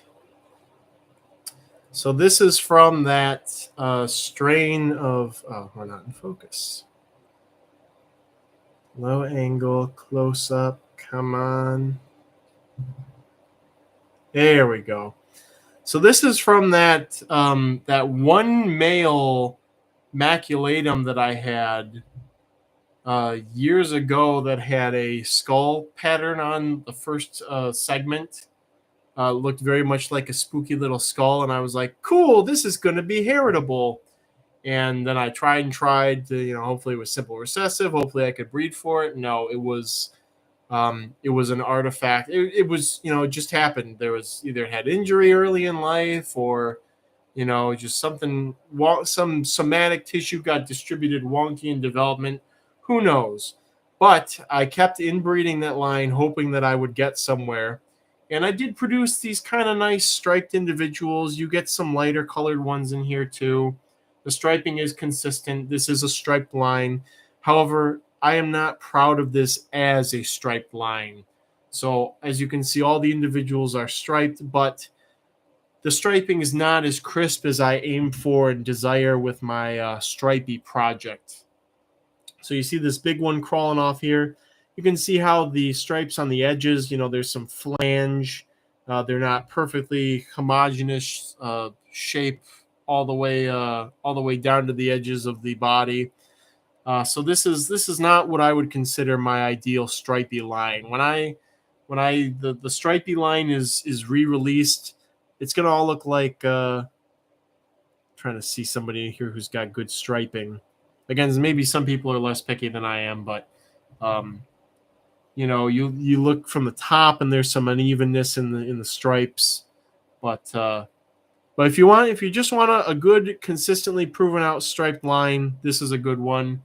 Again, there's a couple of lighter colored individuals in here. You can see this one here. I have kind of pulled some of those for projects. I have been working them into other stuff. But this is there's not a consistent phenotype for these other than the stripiness, basically. If I recall, this is actually where the Angel project came from. So you do get the solid Dalmatian individuals sometimes as seen as an Angel, which is almost solid white, but with some little black splecks. But yeah, stripe, good for stripiness if you're not being overly picky. And I see that top individual there who's moving right now. That's the phenotype I'd aim for, that I'm aiming for with the stripy line. How down the sides of the skirt, you got the white touching the edge of the skirt all the way there, touching all the way down to the edge. If the white's not connected, there's good even spacing of the stripes. That's what I aim for with the stripy. So this is not my stripy line, but it is a striped line. That one top right is gorgeous. The lighter colored one, yeah, that's what my Candy Stripes line used to look like. They all used to look like that, and then I lost them. But working on teasing it out of the original 2014 stock. Is this the actual group you're selling? Yes, it is, a person. This is the group that you are bidding on. That's not their enclosure, right? That's just to show them off, or am I wrong? This is what I was taking them to the expo in today. So, but you can see they're eating, as you can see, they've been eating the plaster of Paris, as you can tell by their poops. So yeah, put this up here and we'll close out bidding. Again, it's a nice line, but it's not what I want from my stripy stuff. It's not up to Roach Crossing standards from that perspective. It's fine if you want a nice striped line. That's fine. All right, here's the X for bidding. I'll get the next thing or things queued up. We'll do this. We'll do these guys next. Yeah.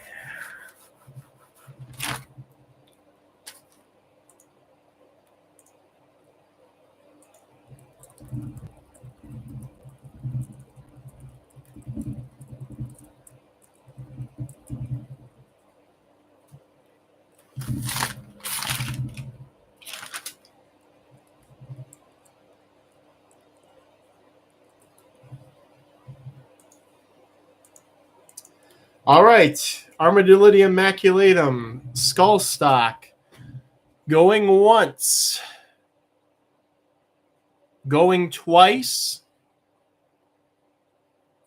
sold to Dr. Dead Stuff. Winning bid of 32.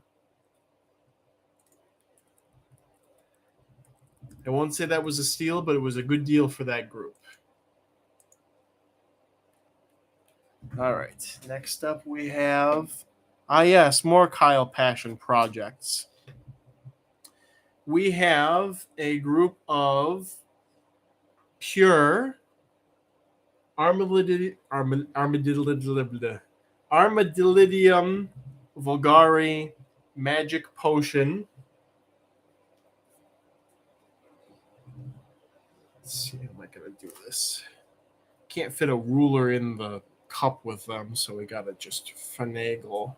Let me cue them up here first. Forgive me, everyone.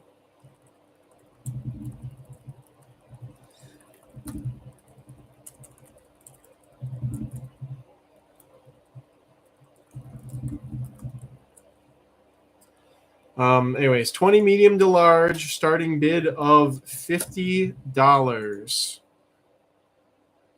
Armandil diddle. Yeah, you say that 50 times fast. All right. So here we have the original stock of Vulgari Magic Potion in all of its glory. There's more. This is also the exact group that you're going to receive. You can see the nice yellow markings on them, which I have been upbreeding for many years now. You can see the nice big chunky spots that are concentrated anteriorly and posteriorly. You can see the fish flakes they've been grazing on. Oh, yeah, there we go. There's the boys. And the girls, I suppose, also. And again, this is the... it's become very clear to me how much Magic Potion has been bastardized across the board, because I received some groups of quote-unquote Japanese Magic Potion and whatnot, and they were producing orange specked individuals, which means that they weren't even the actual Japanese Dalmatian stock. So I actually received some pure Japanese Dalmatian stock a couple of weeks ago, and was like, these are pretty cool in their own right too, because they're small and the specks are smaller and they're more abundant, but there's not really any yellow on them. So it's nice to have the actual Japanese Dalmatian-y stock, and then the actual, just again, there's no Japanese Magic Potion, there's no US Magic Potion, there is only Magic Potion, and that's these guys here, the original strain from Jay Fiore's backyard. Do they come with the fish flakes? Yes, after they eat them, they come with them. Oh, look at them. Look at that one right there. Look at those markings. Oh, that's a good one right there. Remember, everybody, Pokemon aren't evil. Only humans can be evil. But look at that. I am so proud of these, and I'm proud to have the original stock that people are making merchandise and stickers and magnets and all kinds of other stuff of. What do the Magic Potion X True Magic Potion, the Japanese Magic Potion Dalmatian X True Magic Potion look like? I don't know. I haven't done that cross. I have not done that cross in a professional setting. All I can see is the trade and swap groups that I've gotten of stuff from people that show the Japanese Dalmatians that are, they have bigger, chunkier spots and a mix of colors, not just the black spots, but also orange spots and all that stuff. So I don't know what a straight up mix of the two pure strains will look like. It is almost definitely the exact same gene causing the Dalmatian, but it's all the other underlying characteristics of the different localities that cause the differences, such as the amount of yellow and the size. So that's the real differences that you can't necessarily you can't see looking at babies or stock at an expo. You have to raise the stock and see what the ultimate size is, and when they get sizable, how much yellow there is on them. So I do continue to select for more yellow on this strain too. It's an ongoing endeavor, and I'll just keep upbreeding for it, basically, is my plan. And the amount of yellow, maybe one day I'll set they must have 70% yellow coverage or something like that. At this point, I'm just, as long as people know that the yellow is a part of the stock, that's good enough. So you can see more of them over here. This probably helps with sales, actually seeing the stuff that you guys are bidding on. I think I understand now. I wonder if I could just get a second webcam and hook it up to another USB and run it over here. I don't know. I'm having flights of fancy, guys. You guys got to calm me down. Flights of fancy are not good for me. All right. Here's the X for the Magic Potion.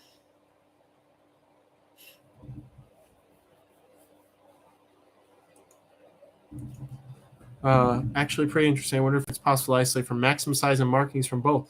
Yes, I'm sure you can upbreed for both of those features in both of them.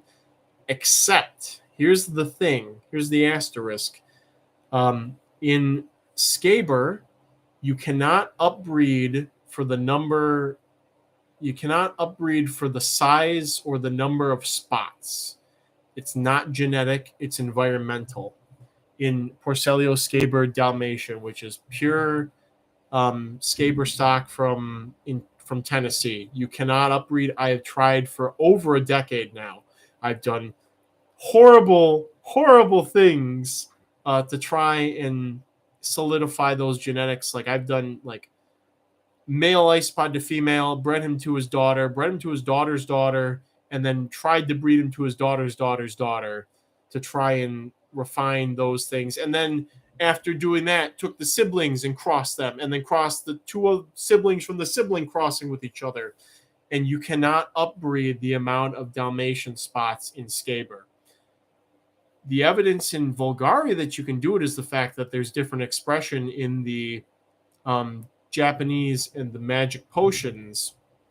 The fact that there are differences in the distribution of the spots and the intensity suggests that yes, you can do that, but it's probably not so cut and dry. There may be a lot of other genetic factors that are there are things that are telling that pigment where to go that you cannot select for by selecting for the higher expression individuals necessarily.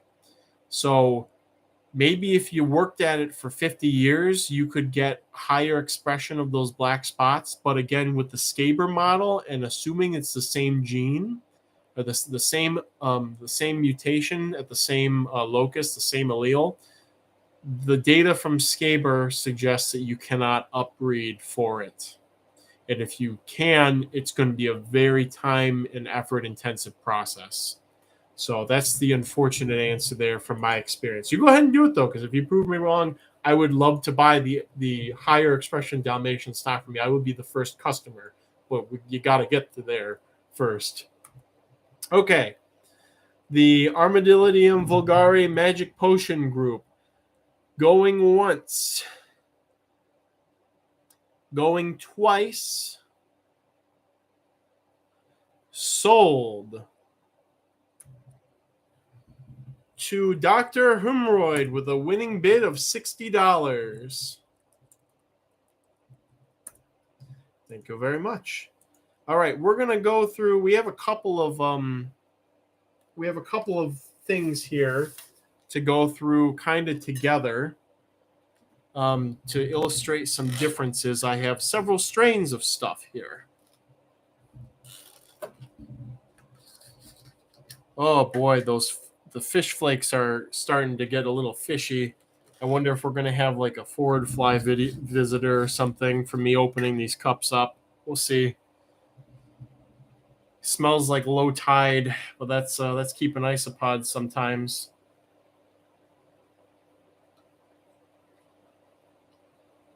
Trying to get them all nice and tastefully laid out here. All right, so first up, we're going to do a group of 12 medium to large.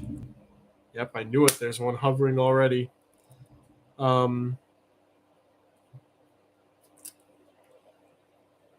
Cubaris species, blonde ducky.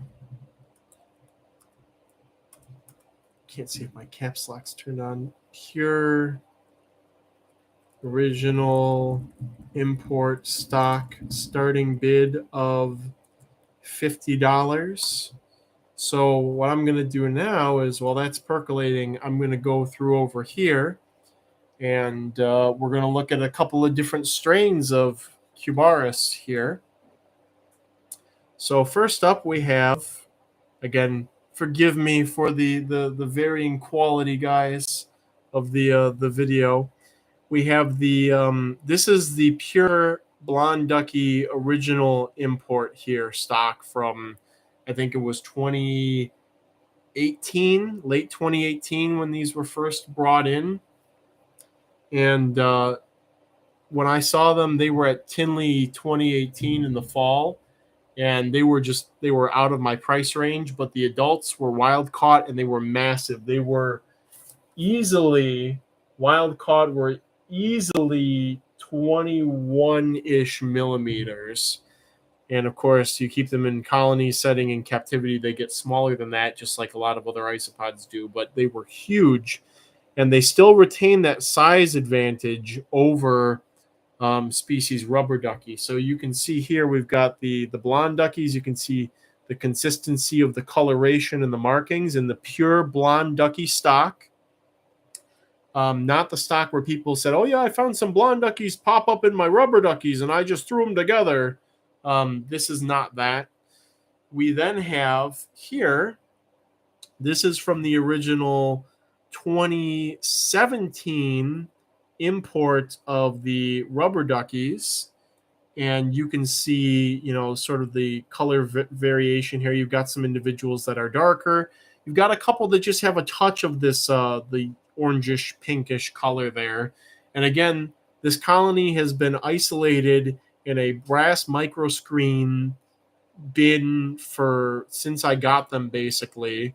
Maybe about a year after there was a year of time where they did not have a brass microscreen gasketed lid to live in. Also, you can see a couple little orb-added mites in there. And I did not get blonde duckies until 2019. And this is not even that original blonde ducky stock. I actually lost that. But anyway, so these have been isolated. So this color variation, this is just natural. The color and pattern variation in rubber duckies, this is just natural. You're going to see some of that in the wild stock. And then flip you over. And then we have over here, we have the refinement back to what people fell in love with the rubber duckies, with the crispy ducks here. So you can see how the overall coloration is much more consistent compared to the just the wild, unrefined, on anything stock. You can see them next to each other. Maybe it's not showing it off the best. You can see how these are more solid though overall. And then of course we have the blonde duckies over here. And these are again the groups that you are bidding on. So again, original import stock of rubber duckies here. We got the crispy ducks line here with the more solid refined pattern and coloration. And then we have the original import of the blonde duckies, which is species blonde ducky, not a mutant of rubber ducky. They could end up being the same species, but we got to wait for somebody professional to tell us that.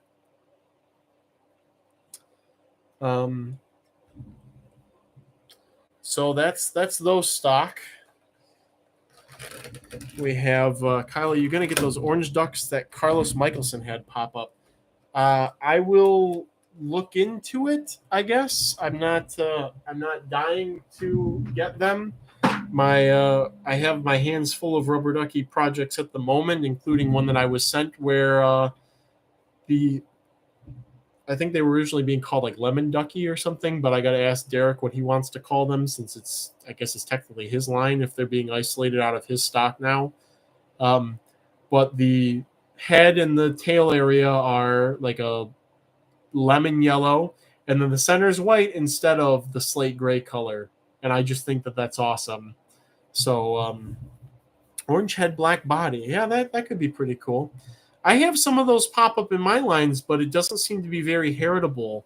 So we'll see what happens. But I have had some that have a very nice orange dark head region, and the pleon area is also dark orange.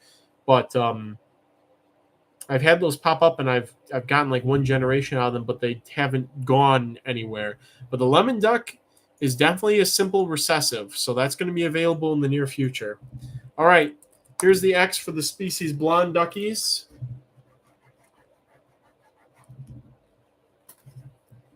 The pure species blonde duckies. Lemon duck sounds neat. I'm sure there's a picture of them somewhere. Somebody on Facebook almost certainly put a picture up of one that popped up in their colony. Unless they didn't, I don't know. But I do like them a lot. And again, Derek entrusted me with getting that out of the line, getting that isolated and whatnot. So, but they're really cool how light the yellow at the head area gets. And then again, the center is like white. So, all right, going once on the blonde duckies. Going twice. Sold. 2, Control R. Looks like 2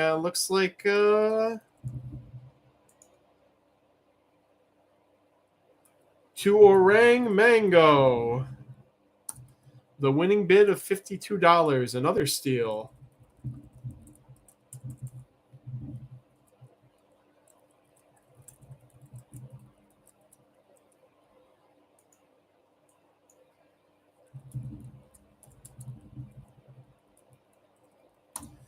All right. Next up, we're gonna do. I'll be back. We're gonna do the just the regular 12 medium to large Cubaris species rubber ducky. Just the wild. I don't know if I'm going to indicate this as 2017 import stock or what. I mean, I'll just put it in parentheses here. Starting bid of $40. This is again this gets a mix of some of those other phenotypes, the kind of more pinkish ones. Still has the solids and what. This is just the stock that I've been selling for years now of the rubber duckies. I would say there's nothing special about it, but again, it's not mixed with anything else. So nowadays, that's enough to qualify it as being special.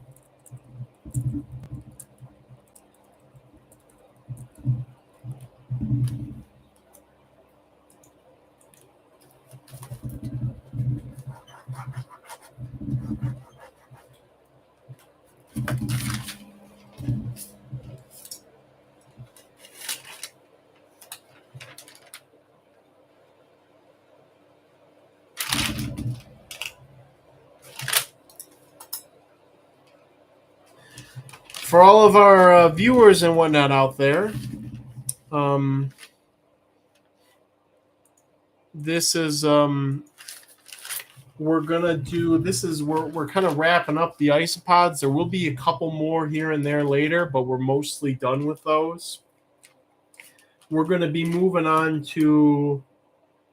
I'm gonna take a quick bathroom break, a quick check my phone and make sure nobody's died break. We're gonna be moving on to.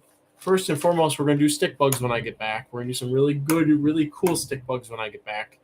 And then we're going to move on to roaches and beetles. Those are going to be kind of intermingled. So that's what we're going to get to when I come back after we finish up these duckies. We're going to do stick bugs first and foremost. Then we're going to do beetles and roaches. And then towards the end, it'll be a mix of millipedes and some beetles and some roaches and some isopods, make more of a blend towards the end of stuff. All right, here we go. X for the rubber duckies.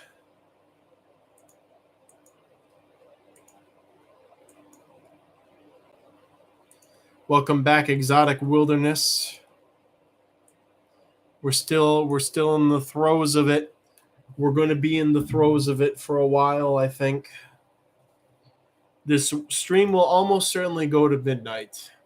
Maybe I'll pick it up a bit when I get back, but almost certainly will go to midnight. There will be some pseudoglomerus.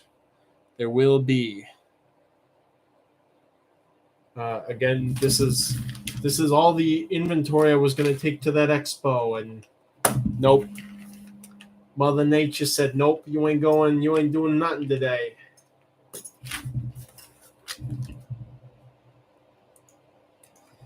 All right.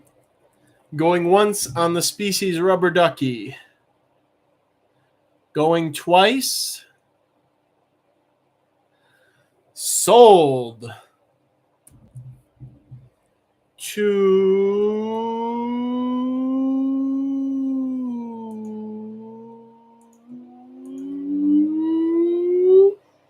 I'm seeing pseudoscorpions are best here with a winning bid of 50.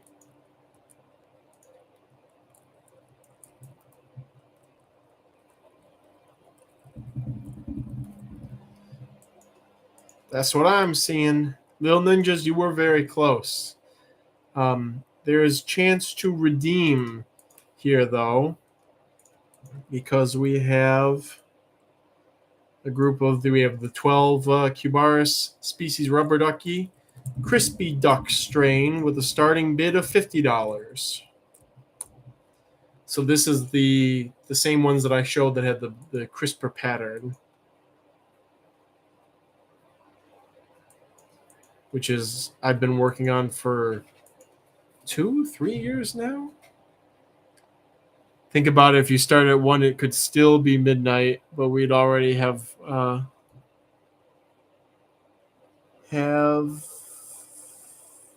7 hours instead of just 3. Midnight is 4 hours away in this case, Kevin. How many hours till midnight? It's only 4 hours.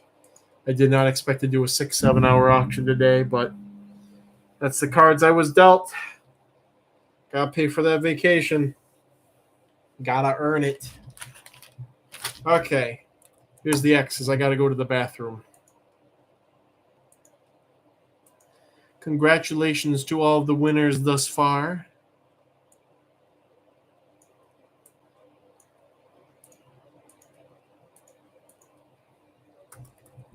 All right. Going once on the Cubara species rubber ducky crispy duck. Going twice. Sold to probably Little Ninjas. I'm just refreshing to see which one you won with. Probably the $52 bid. Lil Ninjas 18 with a winning bid of 52.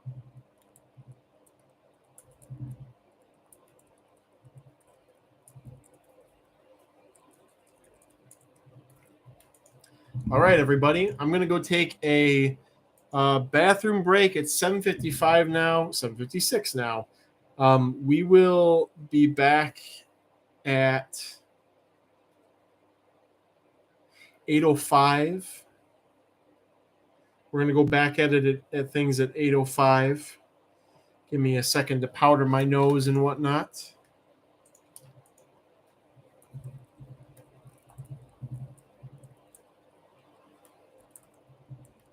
Gives everybody a moment to powder their noses.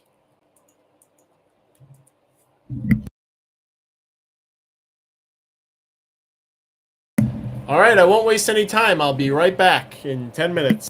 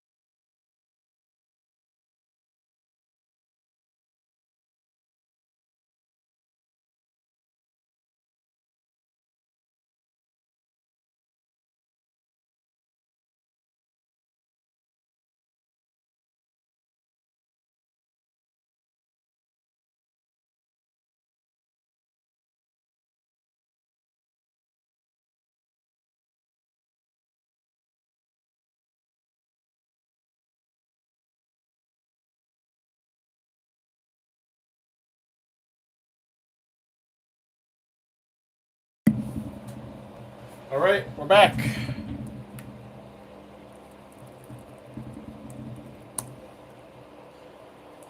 A moment too soon.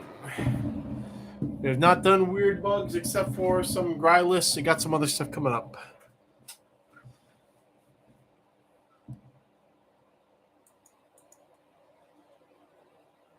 Live chair reaction. Okay.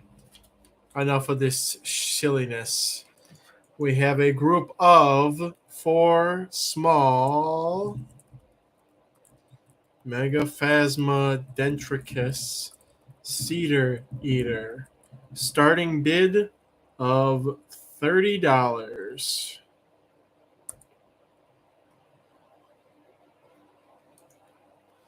Getting listed on the sheet here. These are nymphs. You are getting Megaphasma dentricus nymphs.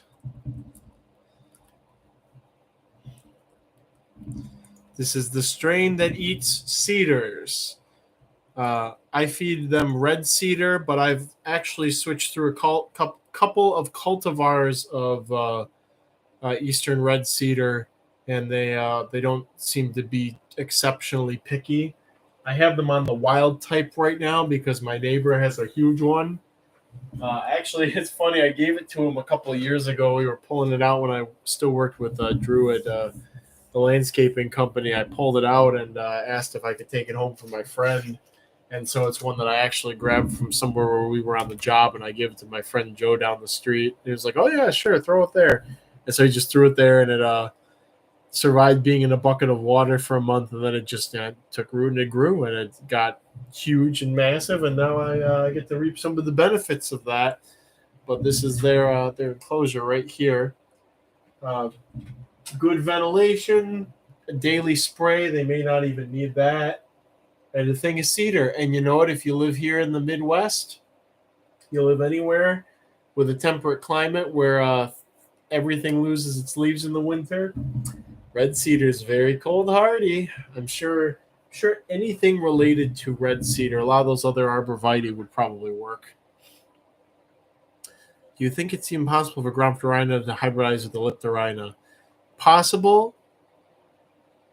After Ailuropida and Gromptorina hybridized, I don't think it's impossible, but I think it's very unlikely.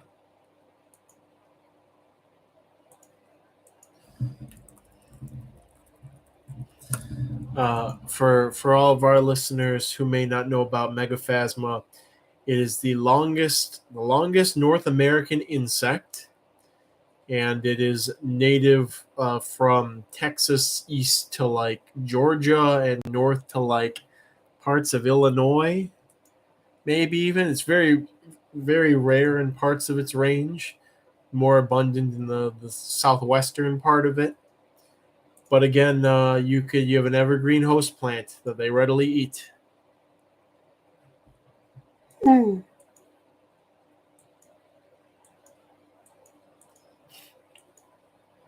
Surprised there's not more interest. No love for the Megaphasma? All right, we'll put an X here for them.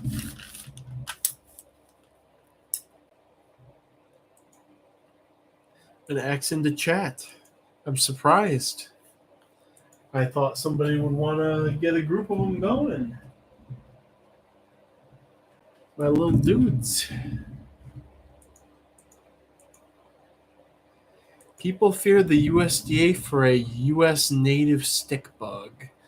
That's probably not it. What I'm assuming is people who want stick bugs are willing to break their butts off in the winter to go collect bramble or to prep ahead of time, and they probably want to devote time and resources to the gigantic exotic species versus something that's a little less appealing, I guess. But it does get tiring going out and collecting and preparing for every little this, that, and the other thing.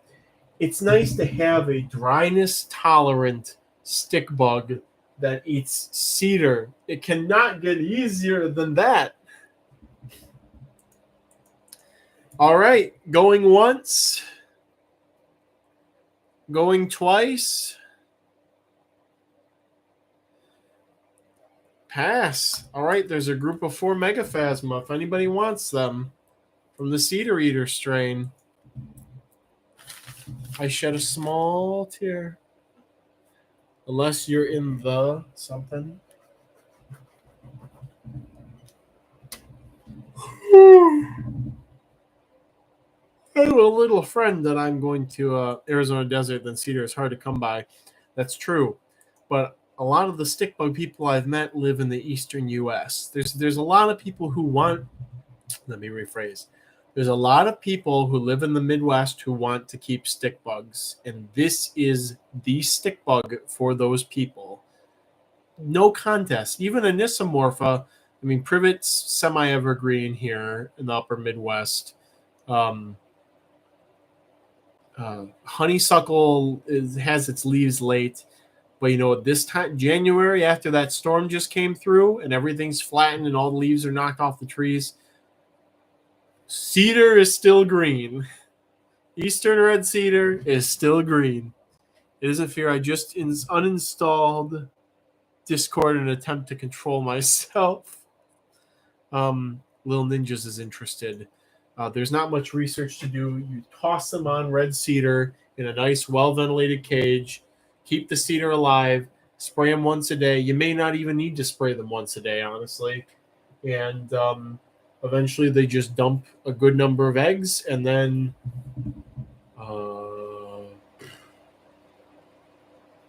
June, July, August, September, October, November, December. And then about 6-7 months later, you get a bunch of babies. All right. I have a little friend here to help sell our next thing. I have to admit I'm a little afraid of it. I'm more than a little afraid, actually. It's horrifying. But it's not too scary that I won't pick it up. And, of course, it's being ornery. Of course. Come on. I have to work today, so do you.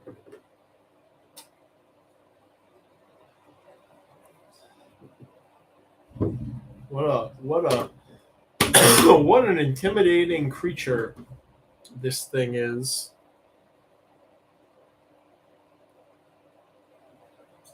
You know, I'm going to leave it on the bark. We have the largest subspecies of Dorcas titanus palawanicus larvae up for grabs next. This thing is very aggressive. I'm going to see what I can do. Ah, jeez. Kyle fears the Dorcas titanus palawanicus. Look at this thing. Look at this thing. Like,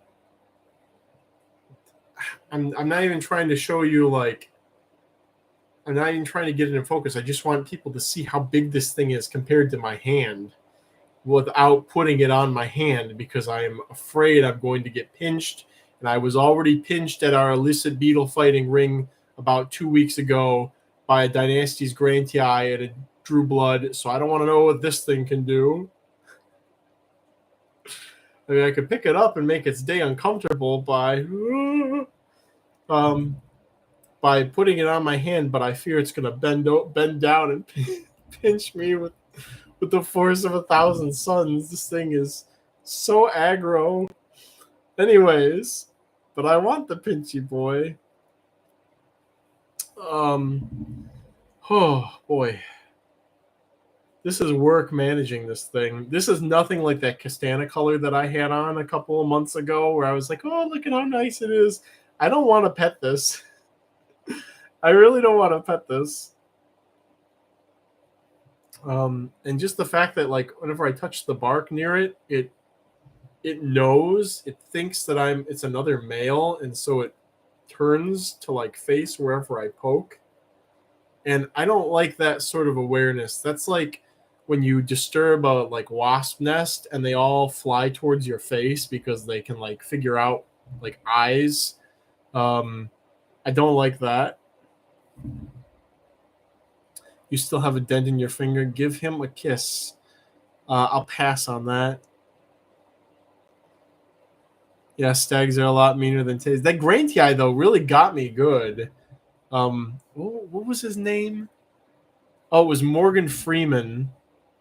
We named the Dynasty's Grantii Morgan Freeman, so Morgan Freeman got me hard. Don't take that out of context. Morgan Freeman bit me hard, and that was a fun night. I'm not gonna take chances with this. I don't want to take chances with this. That thing looks giant, super awesome. If I can get it to not be a savage for like a couple of seconds, I can measure it. Of course, it's lurching around too. Okay, let's see from abdomen tip to mandible tip how big you are. So it's at least I said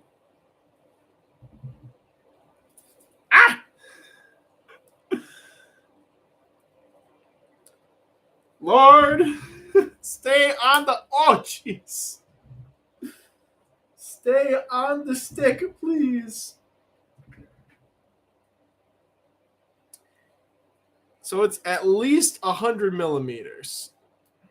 At least 100 millimeters from the tip of the mandibles to the tip of the abdomen. I don't want to push my luck. The thing is giant. It's a living. This is a living thing, and it really does not like me. Oh. All right, everybody. All right, I'm going to go ahead and list the things. We're going to put my friend here back in his enclosure.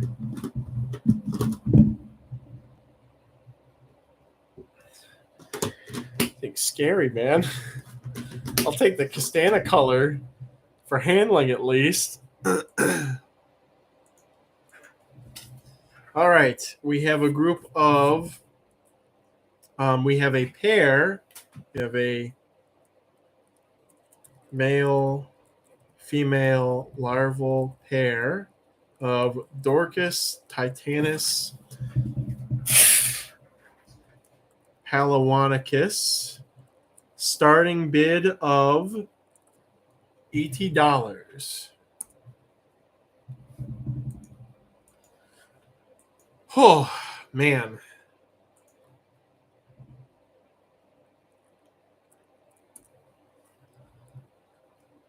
I have, that's like those stories you hear from non-bug people about bugs. Like, I woke up and there, I was with my wife and I were sleeping and I woke up and there was a spider on the wall and I went in the other room to get something to hit it with. And then I looked on the wall behind me and the spider followed me into the room to try and get me. And I had to show how brave and strong and not idiotic I was. And I had to smash it on the spot and it dodged me and it threw my shoe at me and blah, blah, blah.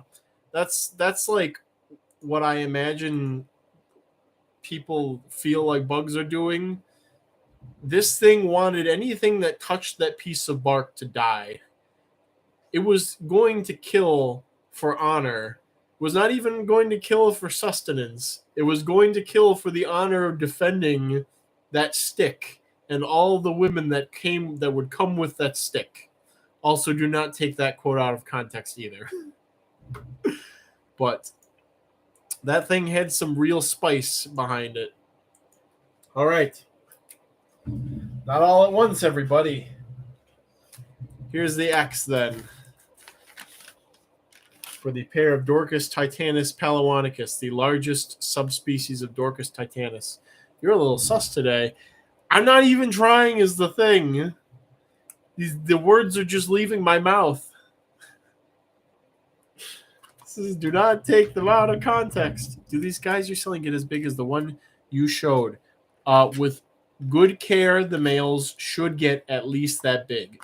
The female, on the other hand, is like female palawanicus. The ones that I've raised are all like 40 to 45 millimeters. They're very small.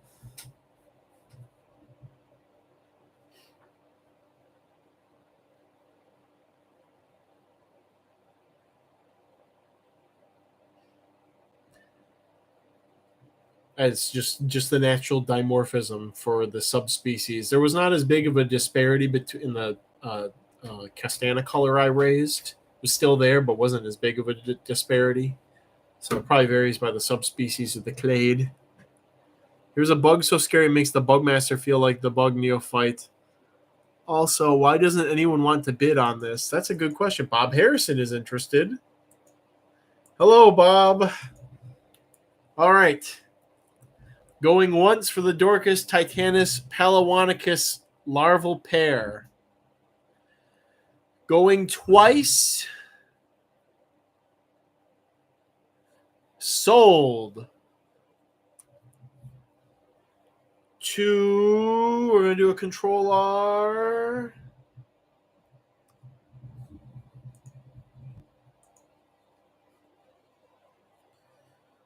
To Bob Harrison.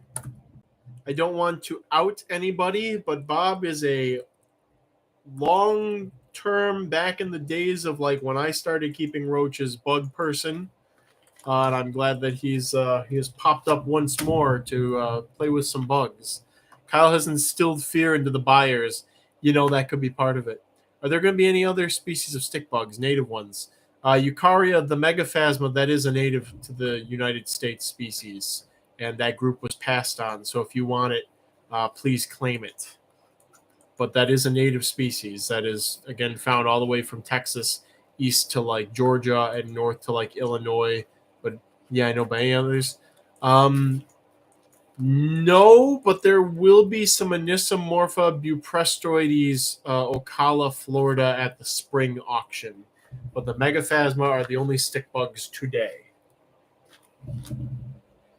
All right. We got the Titanus out of the way. Let's do some other roaches and some other beetles. Let's start with a group of 50 mixed Neostylopyga rhombifolia Chinese hobby stock. Starting bid of $40.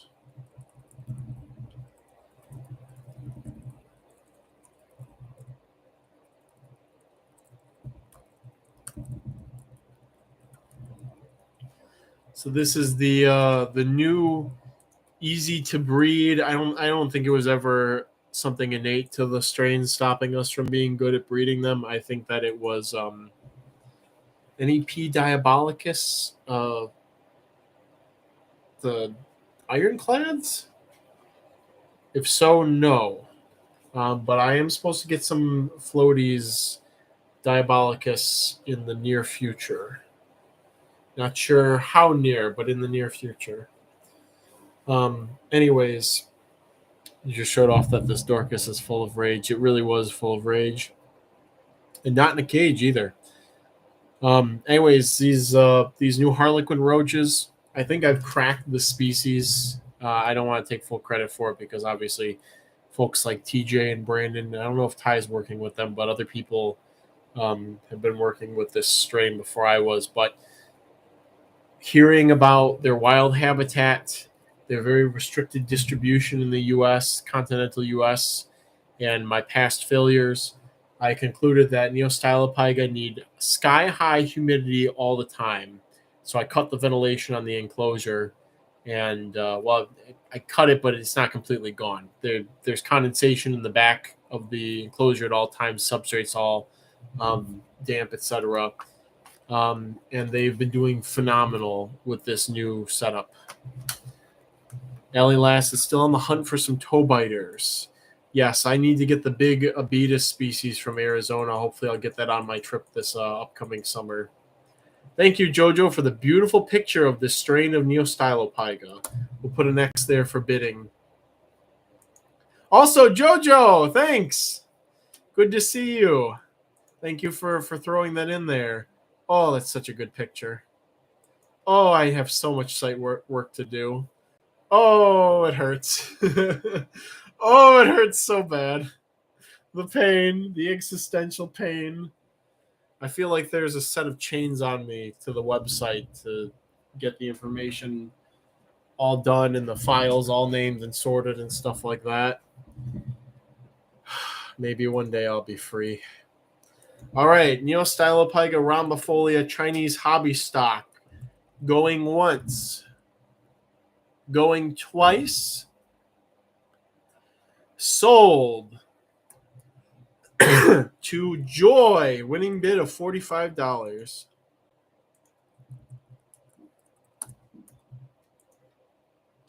Heard some sounds outside. I hope nothing bad's going on.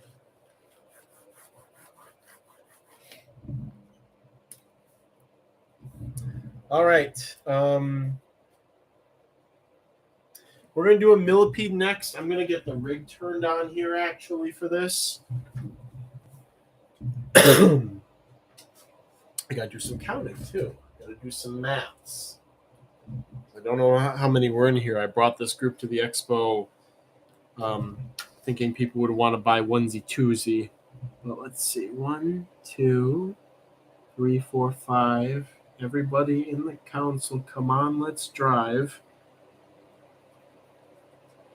We'll do an 8 count of these. I love these guys. I love them lots. I hope y'all love them too. We have a group of 8 small Anadenobolus arboreus red.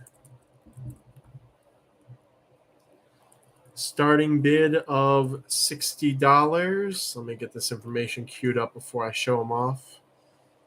8 small Anadenobolus arboreus red. Starting bid of $60. These have been pretty easy for me to breed. They're much easier than the Gunlockeye are, which I've also bred but do not breed anymore because I screwed up royally with them. But these guys have been doing very well for me. So this is the Anadenobolus arboreus red. And I really, really like these guys. You can see we got a little bit of I should mention this adult here is not included. I'm gonna make that clear in the Discord.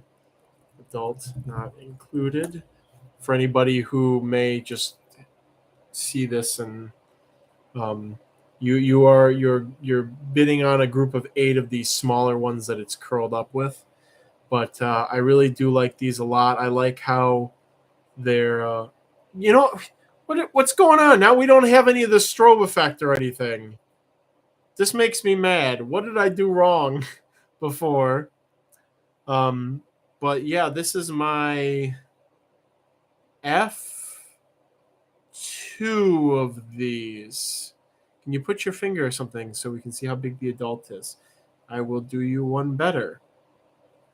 They are quite sizable, as you can see. And I have large hands. I also have I have a ruler here that I could show off too. Show them next to. I'll take a second to do that, just because it seems might be important to some people. So you kind of got a sense of scale here. So they're good size. They're about the... Whoa, that's weird. Anybody else getting the weird visual glitching?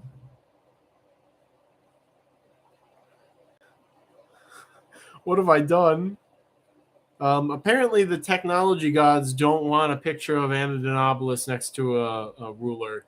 So, anyways, now that we've gotten through that.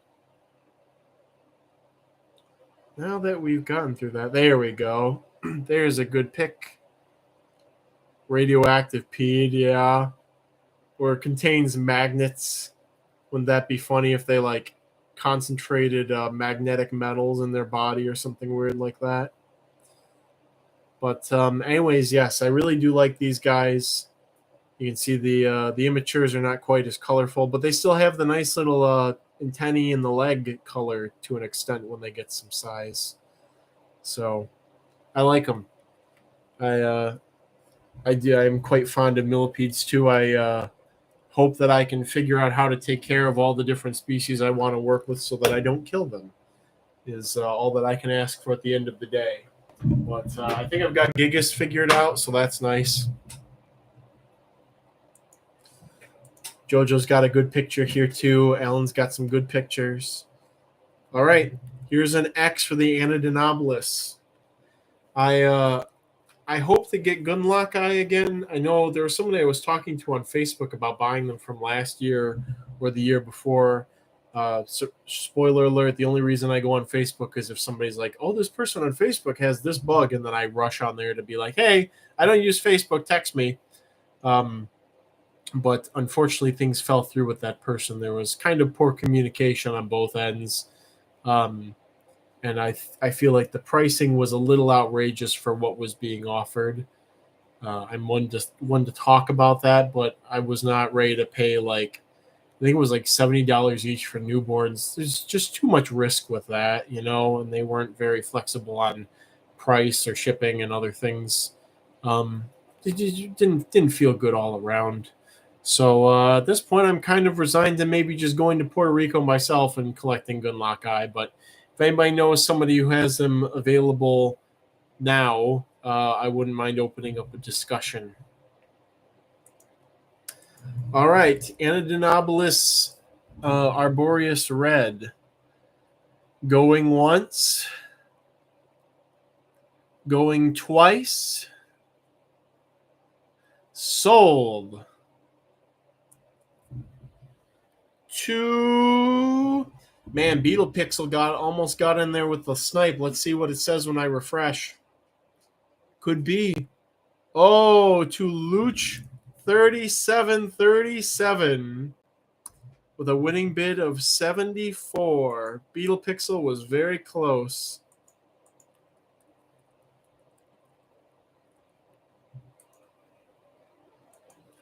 Okay. And a Anadinobolus. The Caucasus already. Okay. All right, now we're going to do a group of 50 mixed Hemithyrsoceras paleata, starting bid of $30. That color sold me looks orange to me. I just asked Alan how he would describe the color on these. He said red. I was tempted to say pink, but it's such a weird color. It's hard to put, and it's complex too because you've got those bands and stuff that kind of throw you off as to what color it actually is. You could even say brown, I suppose. This is like that thing from like 2017 where everybody was like, is the dress blue or gold? It's kind of like that. But I think I settled on the color category for the website. I ended up putting red, I think.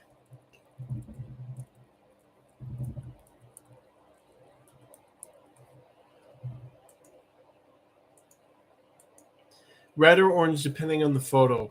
I definitely went with red, and I think that's because I went with prominent color. When you look at them, you see more of the red. If you keep looking, then you see the yellow and you see the leg color and all that stuff. So had to drop the hammer. I had to draw the line somewhere. $200 per embryo. I mean, heck, if the person was like, I'll sell you like 5 cups of the substrate I keep the adults in for like $200 or $300 shipped, I would have said yes to that. It seemed more reasonable than like, oh yes, here's a newborn that still has part of the eggshell on it. It hasn't chewed through yet, and that's going to be $70. It just like that's blah, blah, blah, blah, blah, you know. All right, here's an X for the Hemithyrsoceras paleata. Actually does not mean pallid, it means cloaked. I think it's in reference to the elytra colors on the adults. Definitely a sleeper hit for roaches in terms of the color. You get a nice big group of them together. You really get to the colors on the larger nymphs really stand out. This is a species the Facebook crowd would have gone rabid over 10 years ago. Where's a good photo? We have the old Roach crossing photo. We also have some photos that JoJo took. However, I have not sorted through those yet. Oh, I did not show these on camera. This is a Roach crossing image, and thus I can swipe it. And you know, TJ might not mind me swiping one of his photos too. Forgive me, TJ. Here's one of TJ's photos. And again, JoJo took some beautiful photos that are still sitting, waiting in the Google Drive for me to sort them.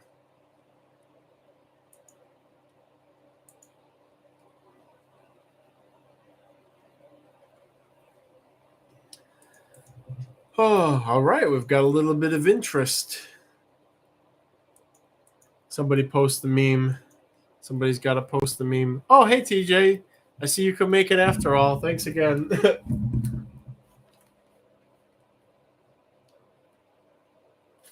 Was I crossing off here? I was getting the next thing queued up. Okay.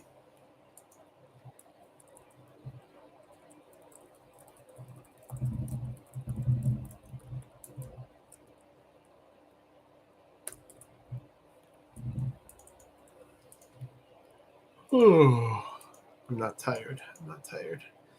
All right. Thank you, JoJo. Here's a picture of a nymph taken by our lovely JoJo Macro that he dug up. Here's the X, everybody, for the Hemithyrsospora palliata. Going once. Going twice. Sold to Bob Harrison with a winning bid of $38. All right, we'll skip a beat and go to next 15 mixed Perispherus punctatus Macau, starting bid of $50. This is one of the roly-poly roaches. Oh, TJ just woke up. That explains some things. Good morning, sunshine. Yes, the roly-poly roaches. I have failed with Pygmaeus several times. I had really good success with Pygmaeus once, and then fudged the bucket, as they say, and never again really consistently after that. I will try them again if I can get my grubby little mitts on them, but at least we have one good, consistent producing Perispherus species in culture that has not given people abundant issues.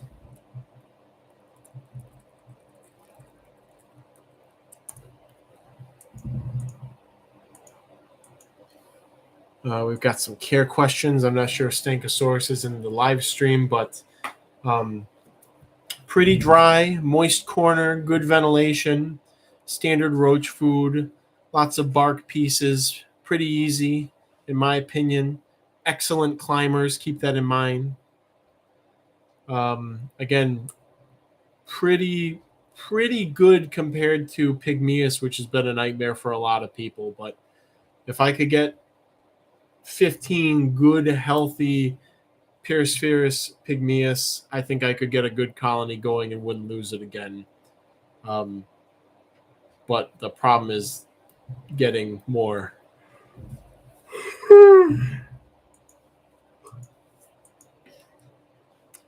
All right, here's an X for the Roleus Polius, as Apples has called them. Roleus Polius.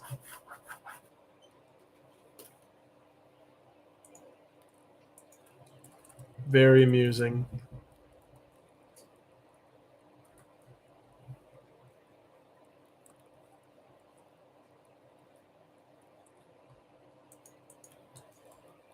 Thank you, JoJo. All right, going once on the Perispherus punctatus. Going twice. Sold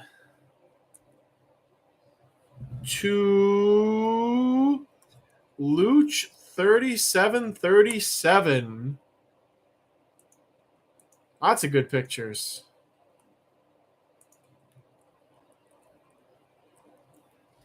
Winning bid of 65. All right. Next up, we have a group of 10 mixed larvae, including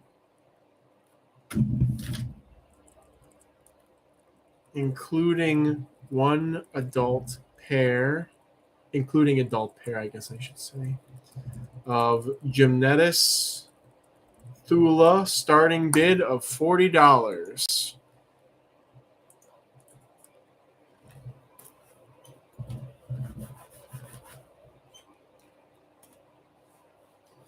Your ye old Harlequin flower beetle. It is 8:40, everybody. I think we're going to make it by midnight. If I keep up a nice brisk pace, I think we're going to be there. And when I wrap everything up, man, I can't believe the expo was canceled today. My brain just swung back to that. My night would be very different if it was not. Very, very different indeed. Who knows? Maybe my life would be very different if it was not canceled today. All right, here's an X for the pair of Gymnetis Thula. This is the regular old hobby stock. We don't seem to have locality stock in culture yet. There are some people working on it, and I would like to shake those people's hands. All right, Gymnetis Thula going once, going twice, sold to looking like Taranchi. Sold to Taranchi. Winning bid of 47.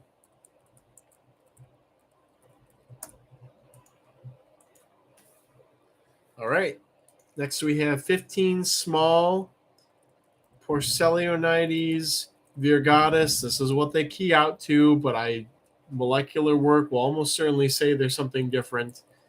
Big Pine Key, Florida. Starting bid of $40. This is the Big Pine Key isopod. Again, it keys out to virgatus, but based on the habitat, the coloration, the maximum size, a bunch of factors, the sheer distance, they will likely be elevated to their own species, and they're probably not genus Porcelionides anyways, which is an old world genus. So basically, this is a placeholder name until work is actually done on them. More formal, official, descriptive work. Because they look absolutely nothing like the Porcelionides virgatus from Louisiana, which is where the type specimen is from, I believe, is from Louisiana. And the habitat is completely different, too. In northern Florida and parts of Louisiana, you find Porcelionides virgatus in like oaky leaf litter, very moist but semi-dry places, but moist habitats within those places, and on all sorts of substrates on clay. And then you find the Big Pine Keys are all the way down on Big Pine Key, in the palm scrub habitat under the limestone and under the logs and stuff like that, in the baking sun, with no oaks to be found. So very different from virgatus proper up in Louisiana. Again, saying virgatus proper because Louisiana is where the type specimen was collected, if I am not mistaken. Got quite a few people interested. They are a very pretty isopod, and I should really start a selective breeding project for the greens, the greenish, whitish marking ones. And maybe I'll get on that next week. Next week, what am I saying? Next month. Next month, everybody. I'm out of isopod enclosures anyways. All right, wrapping up bids. So the color looks more green in person. Alan's pictures are definitely making me be like, oh, I'm just kind of dumb. And it's more white. But the yellow on that yellow one, that is the yellow. It's undeniably yellow, but I feel as if these more whitish looking ones in the photos, when you see them in person, it's more green. The yellow ones, though, again, that bright yellow is yes, that's just there are some that are just straight up yellow.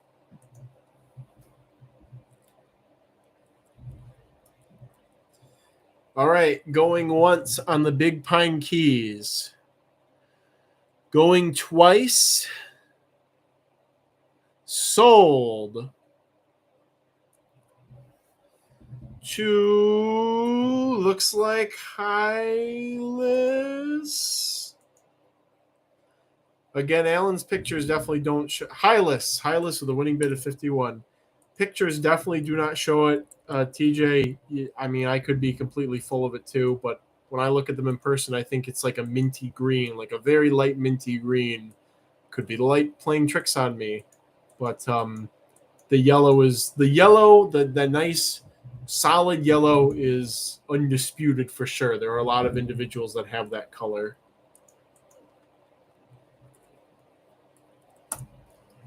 All right, everybody. Moving on. I'm more than slightly.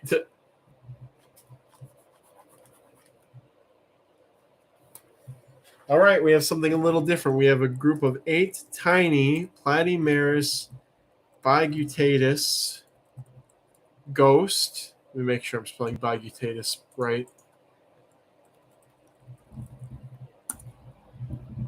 Yeah, it's the first T is okay. Starting bid of $40. This is the pale whitish mutant of Platymeris bigutatus. And they are adults are really not what you need to look at to appreciate this line. It's the nymphs, because a subadult nymph will just have this very ghastly white abdomen, whitish, creamish whitish, depending on the gut contents. And then the legs, of course, the rest of the body are black, and there's the lighter striping. But when you compare an adult of the ghost next to a regular bigutatus, the only real difference is the leg color. It's whitish on the ghost and yellow on the adult. But again, if you have a bunch of nymphs, which you should in a good colony, you're going to really notice that color. It's very dramatic on the nymphs. So,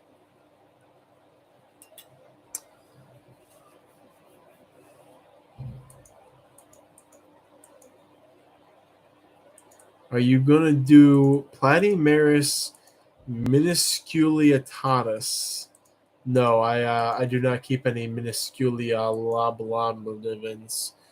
Will there be any more millipedes? Yes, Adrian, there are some more millipedes coming up. A lot of people having problems with their hordes. I actually lost my colony too recently, and people who I'd given some to last year have been having issues getting eggs to hatch.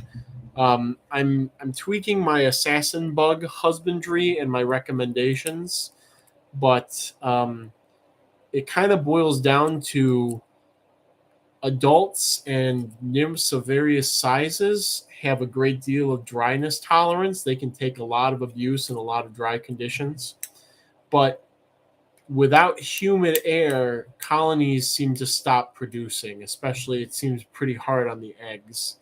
And the fact that assassins, Platymeris and Satala, selectively oviposit on sources of moisture suggests that the eggs are not very desiccation resistant.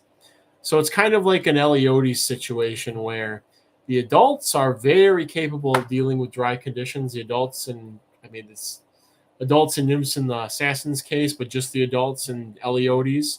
But most of the larvae are very dryness sensitive. So yes, dry. The problem is if you keep them wet, which if you tell people to keep, they need humid air, people may keep them wet, but they really don't like that either. So what you kind of need is just kind of like, you need humid air and kind of like half moist, half dry substrate, and you got to kind of keep an eye on it. So to get optimal production, if your room air is humid, you can keep them just completely dry is the thing. But again, we go through the winter drying cycle in the household and then the summer humidity and blah, blah, blah. I've gotten a couple of updates on Guitata, but I am not at will to disclose them. All right, here's an X. How does one achieve humid air? Two ways. You can have a room with humid air and have a dry enclosure with high ventilation, which is ideal for a lot of things that need high humidity. Or you can decrease the ventilation on the enclosure, thus increasing the air humidity, or you can spray it religiously. But there are some things that you can't spray enough, basically, like Paraplaneta brunea and Neostylopiga, that just need a consistent dank humidity. So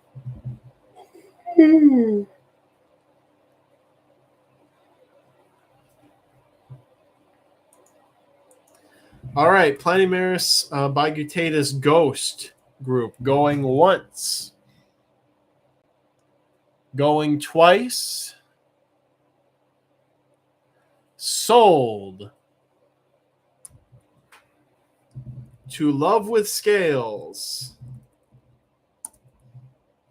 with a winning bid of $40.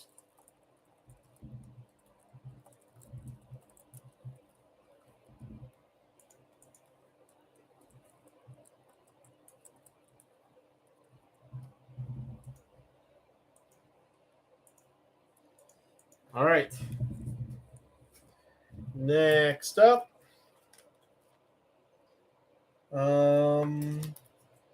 Let's do those. We have a group of 30 mixed, mostly large, Spirobolelis immigrants, Maui, Hawaii,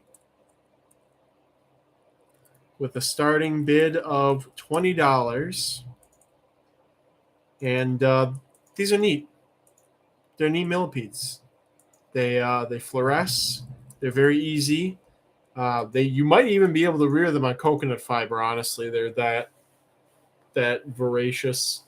Probably a good candidate for bioactives. People have been chucking bumblebees and scarlets, aka rusties, into their bioactives for probably about a decade now, and I'm not sure how that works out for them long term. But these Spirobolelis would be a far better candidate for bioactive with how indiscriminate they are about the decomposing matter that they eat. Satchel has learned that the hard way that Platymeris can projectile spray venom into your eyes. Yeah, I've seen them shoot the venom. I haven't been hit by it. They've rattled their wings at me though before. That always skews me out a bit. I've gotten a lot braver handling smaller ones though. I don't trust myself with the adults though. Did you say cocoa fiber? Where do I sign? Yeah, I am pretty sure that the enclosure I currently have them in, I did a base layer of coconut fiber and then I put everything else on top of it. And as it just like kind of degraded a little bit over time, they ate through it. And Dinobolus ocraceus will do that too. They are very not picky about what they eat. And they seem to do well on, I still give them dog food and I give them the fruit jellies and apple and I still give them handful of rotting leaves and all that stuff. But they have basically granulated the substrate they were initially put on. And there's quite a few of them in there. Do you have any bug connections in Hawaii?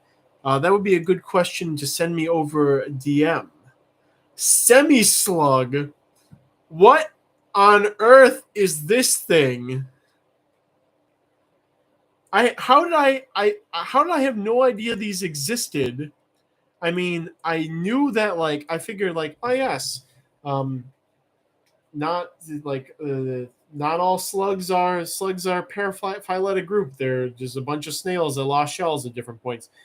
I assumed maybe there's intermediates, but I never thought too deeply about it, and apparently there is, and it's ridiculous. The carnivores too.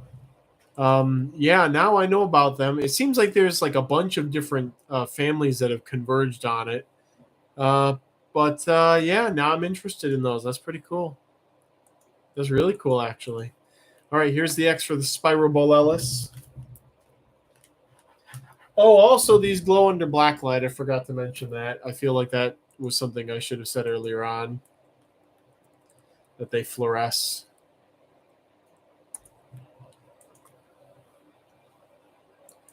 I mean, plenty of anybody could just look up Spirobolellus on Google and find a picture of them fluorescing, but they fluoresce.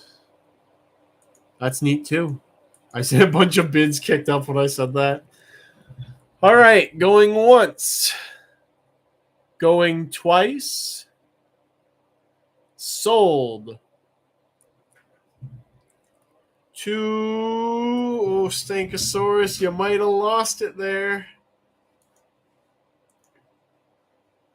Doing the old Control R and Love with Scales. The winning bid of 39 after the fumble. How tragic. But Stankosaurus, obviously keep talking to me. I do need more grain pests, as we both know. Okay. Let's do a group of 10 mixed, including one adult pair. Pachnota sinuata flaviventris with a starting bid of... Let me see what the starting bid was for Gymnetis. We'll do $40 for these as well. For the Pachnota sinuata flaviventris. I have. There are whispers that there may be a fourth Pachnota species in culture in the United States now. Whispers, no confirmations, simply whispers. Did you know about Iteng marifugitus? Icaria says I threw a bunch of these in with my Emperor Scorpion at the Spirobolellus. What? What? What on God's green earth is this?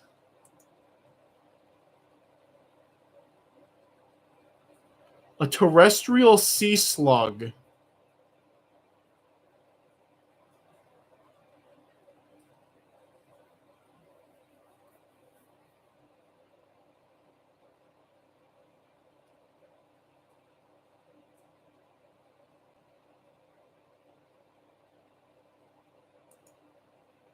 What? I'm sorry, guys. I'm just trying to get over this.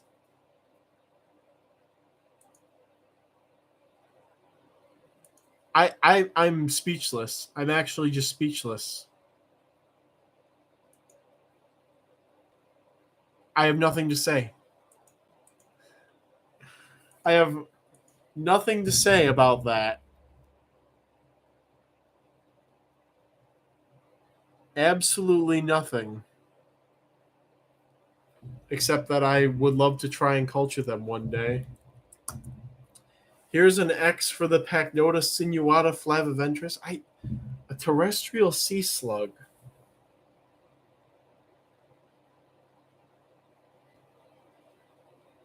So just a land slug.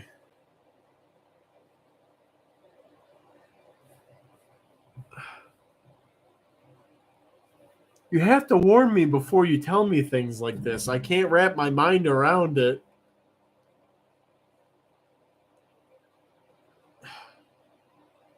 I can't say any more about it. I don't have anything more. I have to process it. Wow.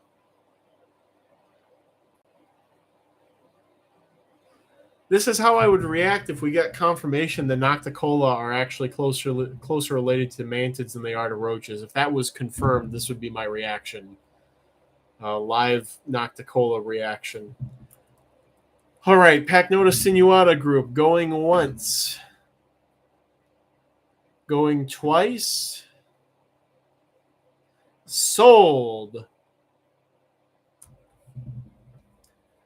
To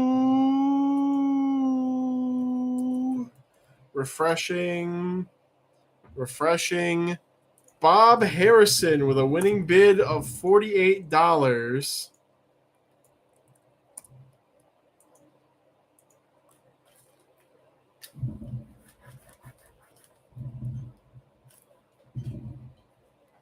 All right, we're going to do a group of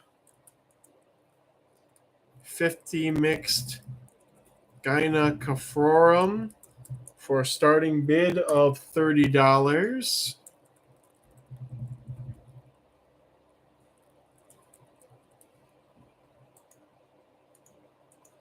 Still getting over the sea slug. It looks so stupid. I love it. Oh, man.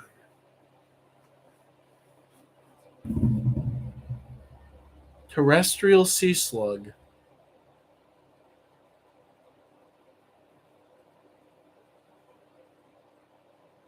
How do I feel about that? You know, I guess it's not too different from like Lygidium, because like Lygia are like marine brackish obligate isopods, and then you have Lygidium, which is just like freshwater version of that, and it's, you know, it's not from the other terrestrial isopod lineages. So I guess it's kind of similar in that respect, but just still the fact that it's like it's just one. We just know about this one sea slug that's terrestrial. Here's an X for the Cophorum while I contemplate my existence.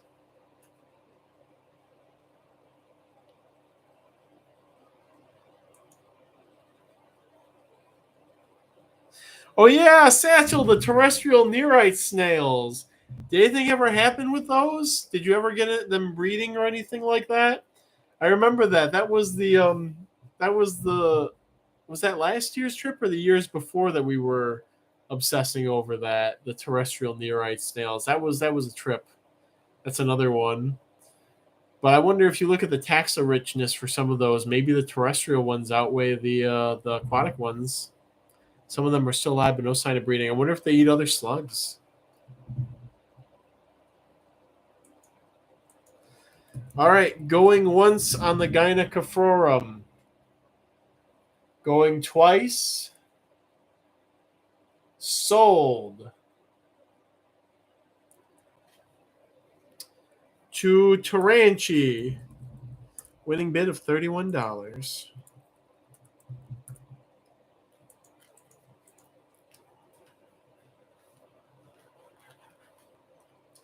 All right, let's do a group of 25 mixed Thuria pediveriana, starting bid of $30, the Domino Roach.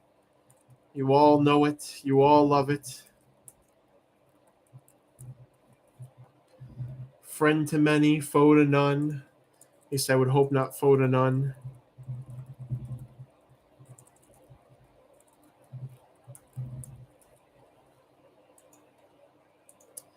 Man, my mind is blown. There's plenty of marsh snails too.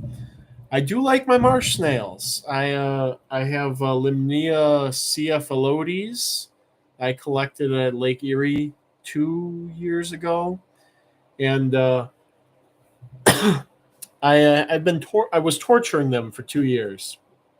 I was literally torturing them, and they continued to breed and thrive for me. And I know this because for 2 years they had very messed up shells, and I just assumed, oh, it's population density, oh, it's this, oh, it's that, whatever. And then somebody, maybe it was you, maybe it's you, Grimdark, who got me on the calcium for slugs and snails kick. And so I took like 8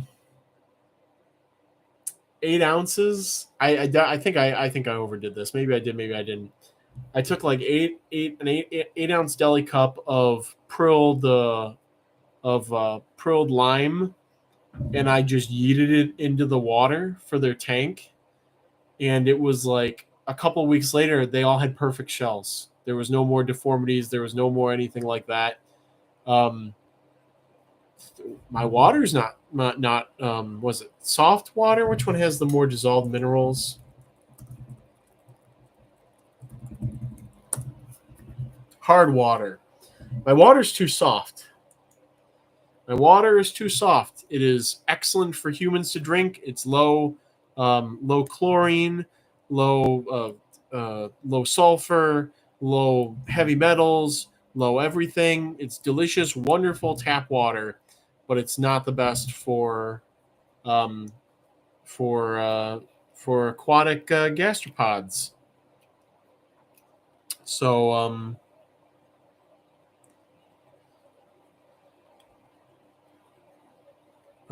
yeah, Stegosaurus, so they could get you like Gideon Gracile on Discord. Yes, I will look at Stegosaurus and I are in contact. But anyways, yeah. So now I'm also wondering. Well, let me we'll let the theory percolate a little bit. Now I'm also wondering. I've done terribly with Neocaridina shrimp. I bought a lot of them last year at the Boys Fish Day, and I failed to get any of them established. Although part of that might have been some other reasons, but I have very overgrown algae tanks with aeration and the whatnot, and I'm starting to wonder, could it just be a water hardness issue? And so to test this, I'm going to buy some more shrimpies at Fish Day this year. Fish Day with the boys. Boys with an I is gender neutral, by the way. And I'm going to toss them in this tank that I dumped a buttload of lime into. And we're going to see what happens this time around. But yeah, seeing dramatic results with the limnia. The Caracolus don't really seem to want to touch it, though, for some reason. But the Bulimulus and the Neohelix are both eating it with avarice. And even more so than Limnia, the Belocolus, which I will be putting a group of those up. The Belocolus Angustipes. I went from struggling to keep them going. I was down to 1. And then I just started making it rain with the prilled lime. And bam, no more problems. There's a ton of them in there. I haven't even been feeding them vegetables. They're just eating dog food, and they're doing phenomenal. So yeah, not even just with the Neohelix. It's with a lot of things. Is your leather leaf doing okay? So my original Kala ones died out, and I think that might have been calcium related now. So I recently acquired more from a different locality, from Coral Gables. I have 2, so that means if they're happy, I'll have a lot more than 2 pretty soon. And again, I did just blast them with the prilled stuff. So, all right, we're gonna wrap up the Theria bidding now. As after my tirade, going once, going twice. Sold to Love with Scales, the winning bid of 42.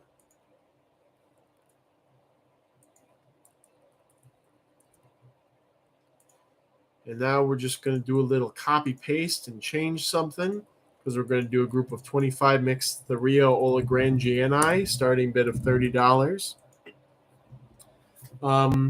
Yeah, I'm not sure what it is with the Caracolus, why they don't want to touch it. And I've offered this as 3 different types of pulverized lime, dolomite, etc., that I've offered the caracolus, and they're not really going for any of them happily.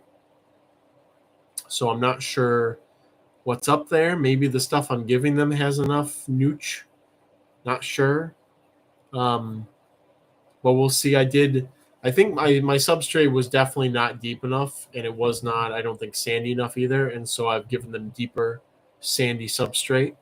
And I'm trying a high ventilated and a low ventilated setup. And we're going to see what works. We're going to find out. And yeah. Pure calcium carbonate worked mixed with water into pasty consistency. Some snails don't like powder. So I did that too. I tried making it into a paste and putting a globule of it in the corner. They still don't seem very interested in it. And we're on again. I've gone through 3 different types. So and they just don't want it. So we'll see. But again, the Neohelix, all over it. All their shells are getting so fortified now. It's crazy. Later, TJ. Thanks for joining in. I'm going to put an X here for the Thuria olagrangiani.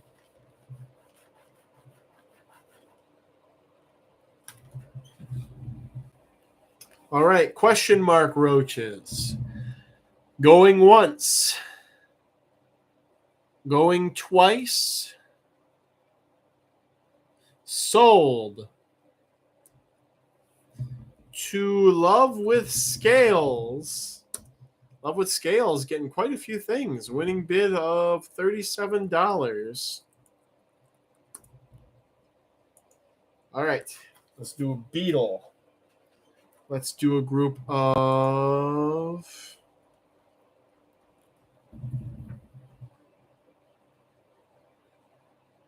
Where'd they go?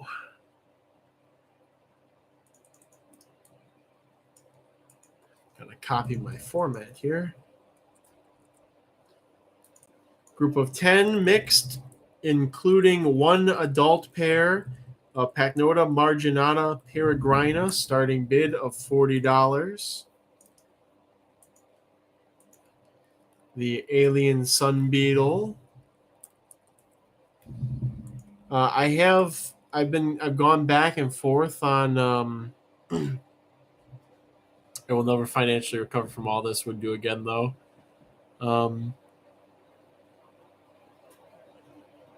Some people talk about they'll eat it when they need it with the snails. Yeah, again, I figure as long as they're not dying and their shells aren't getting warped, that they're fine. Obviously going to keep an eye on reproduction and see how things go with the 2 styles of setups that I have. But fortunately, many people are doing well with the caracolus, so if I did manage to catastrophically destroy them, it would not be too difficult to get some more. So, and also my fen snails, one of the species I collected bred, I'm not sure if it was the hairy one or if it was the larger species, but one of them did reproduce.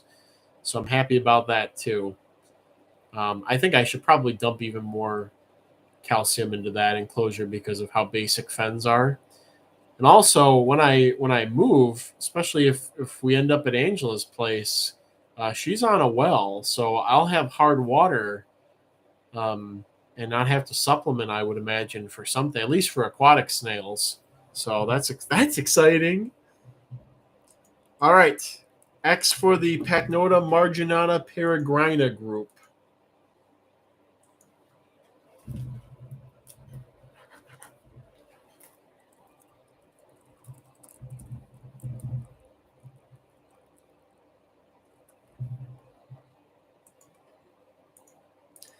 I love when you get things for free.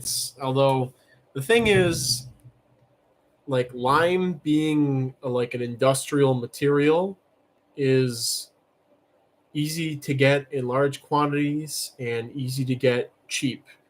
I went and bought a bag of lime that was sitting at the local hydroponic store. It'd probably been there since the store opened, judging by how it looked.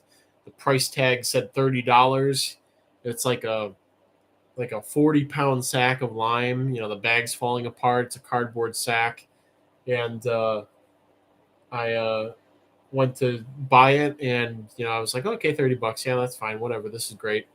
And he rung it up, and it was only like 15. And it's all right. I fine. This is good.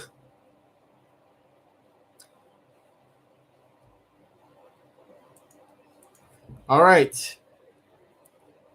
Going once on the Pacnota marginata peregrina group. Going twice. Sold to, looks like Bob Harrison.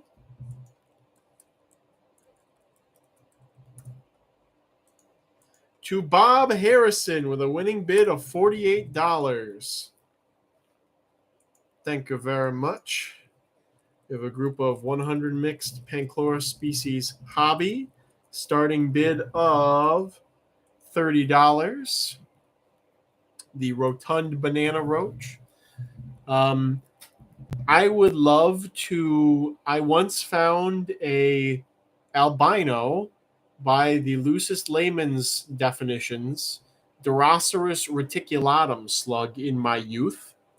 Again, it was solid white body, red eyes, and I always look for mutant Doroceras when I go out bug collecting now. I figure one of these days I'll find one. I always get tripped up because there's all those little Aryan species that look like they could be a Doroceras, but a mutant, like the black with the orange slime and the little yellow with the Aryan. Like there's like that whole species, Aryan flavipes or something like that. So I always look for unique Doroceras when I go out collecting now. Hope that I could find one. Because I think Doroceras would be the perfect feeder for raising stuff like fireflies and anything that eats slugs and snails. Because Doroceras, from my time working with garter snakes, was like the best slug for them. Like babies would just chow down on them. They didn't like leopard slugs. They didn't like snails. They didn't like they didn't like those Aryan slugs. They didn't like any of the other slugs. They loved Doroceras, though. So I think that would be the best candidate. They seem the least protected of all the slugs that I've encountered in terms of slime production and palatability. So, all right. Here's an X for the Panchlora. Boy, it's getting hot in here.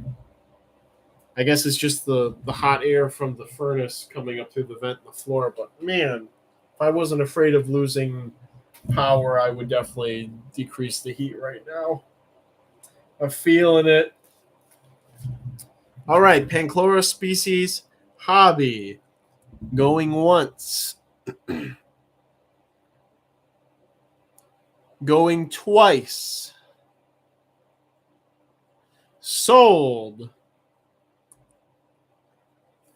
to J. Boogley's Exotics with a winning bid of $41.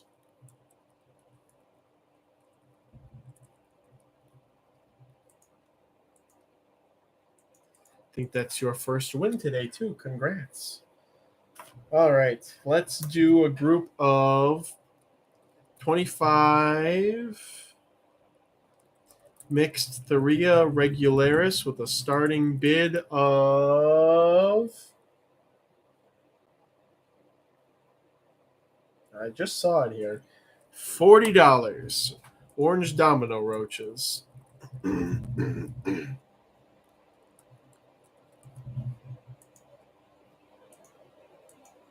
Smugger Smoogler has come in with the initial bid. Wait, are these Doroceras being offered? I no longer breed Doroceras. I had some stowaways in one of my Princessia bins once, and I was like, oh, there's full top ventilation, and I have a heat lamp on these. How are these slugs going to possibly survive in this enclosure with these hissing roaches? And maybe 3 to 6 months later, the Doroceras completely infested that enclosure. I mean, I kept the substrate moist, and they would go down into it at night, and that's apparently all that they needed to survive and thrive. And they would come up at night, and they would eat the dog food, especially after I sprayed. And usually I spray in the evening, so it made it the perfect time for them to come out and party.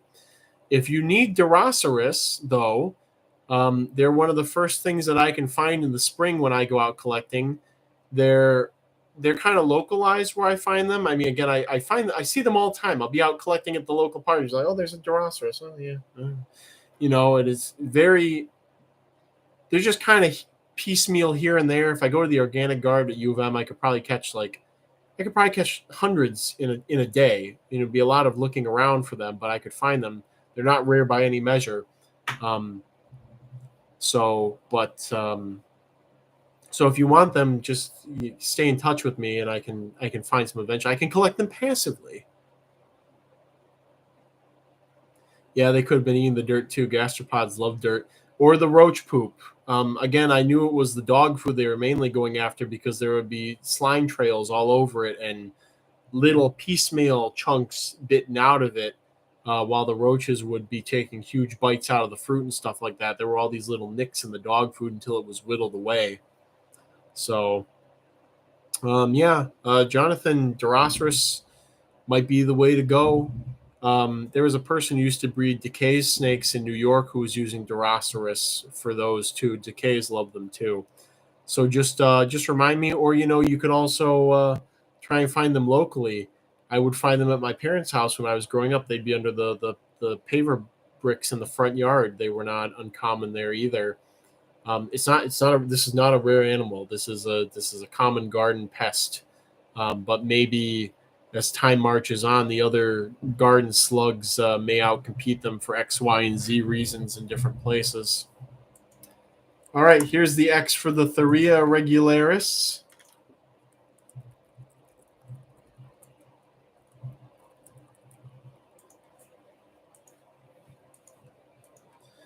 It's really the epitome of one man's trash is another man's treasure. Not that I consider them trash, but most people are trying to get rid of slugs in their garden, and I think that Diroceras is usually implicated in like suburban gardening, places where like Arion and it's a genus for leopard slugs. It's Limax, Limax maximus.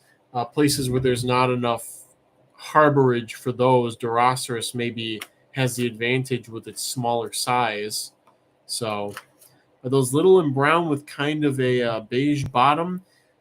They look like boogers. They look like if you've been digging around in the dirt all day, and then you go to blow your nose at the end of the day, that mixture of sputum and dirty particles is exactly what Diroceras look like.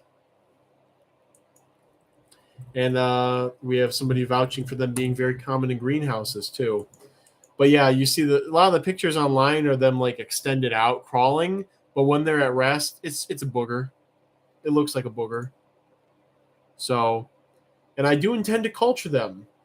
I'm just strategizing when I'm going to sacrifice a 10-gallon tank to fill with slugs and then room because their slime's going to get everywhere. So bring on the booger boys.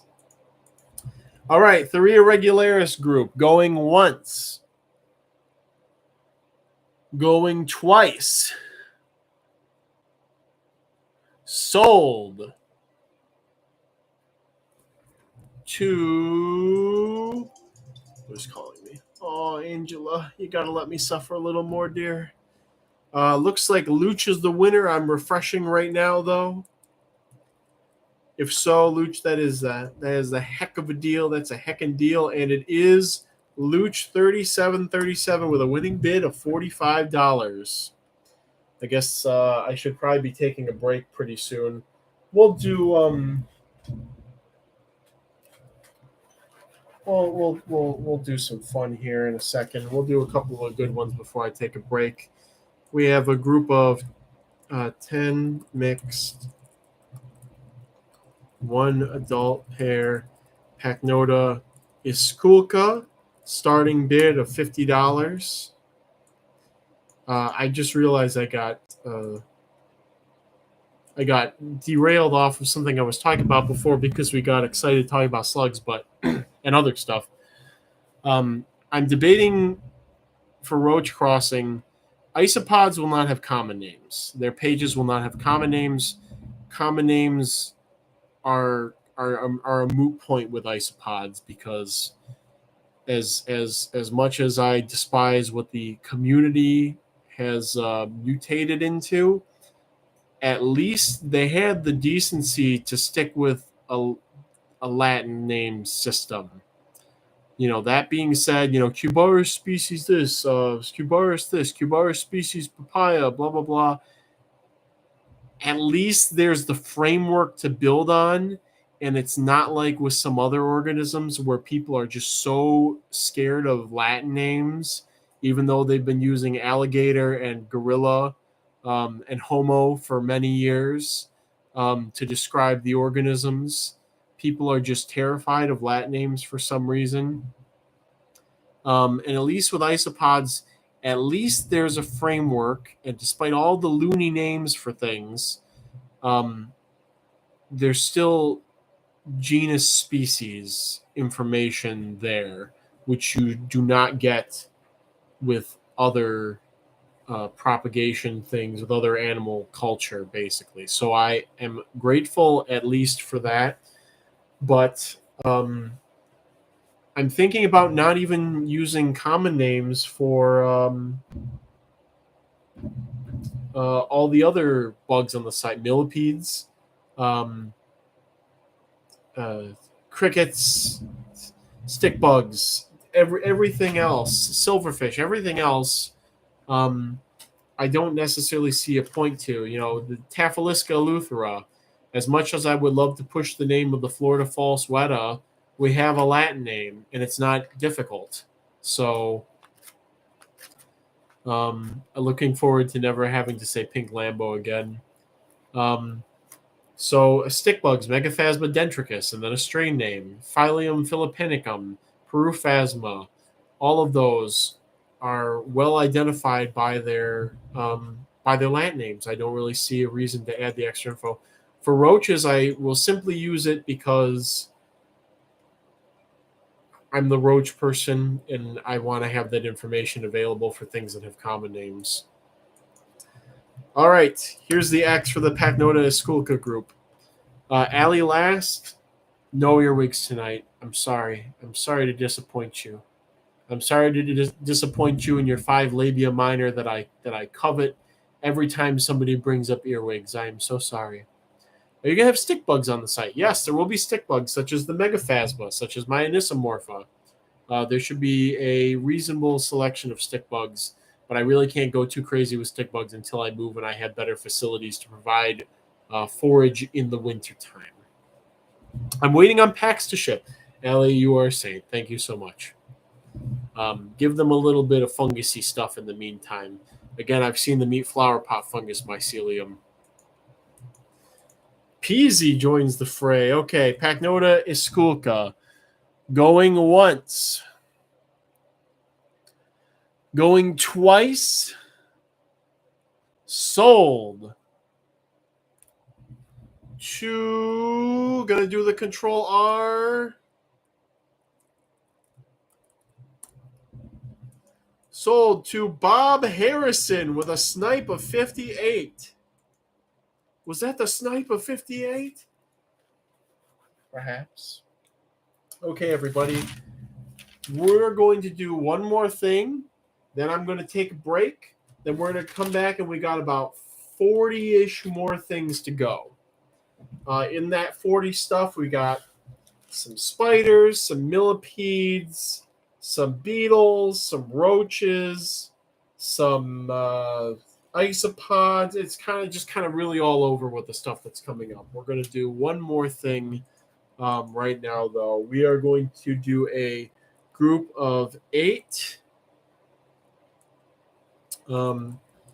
small to medium pseudoglomerus magnifica Kuk Fuang with a starting bid of 150. We have hit the pseudoglomerous.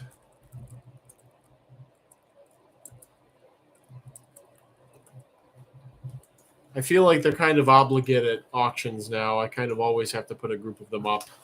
I feel I am being coerced silently.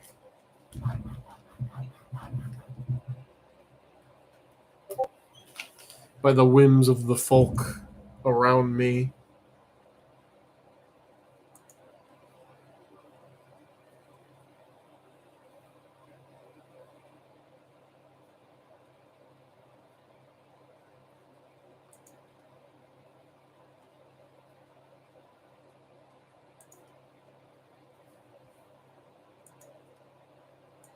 Is this a green or copper locality? I will answer. I answer that with the press of a button, as many others have.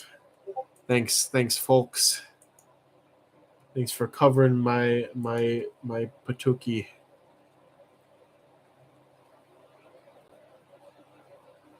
Stankosaurus has advised me in the main channel on Neocaridina, and I guess I'm going to get some Neocaridina to toss in with the shrimpies.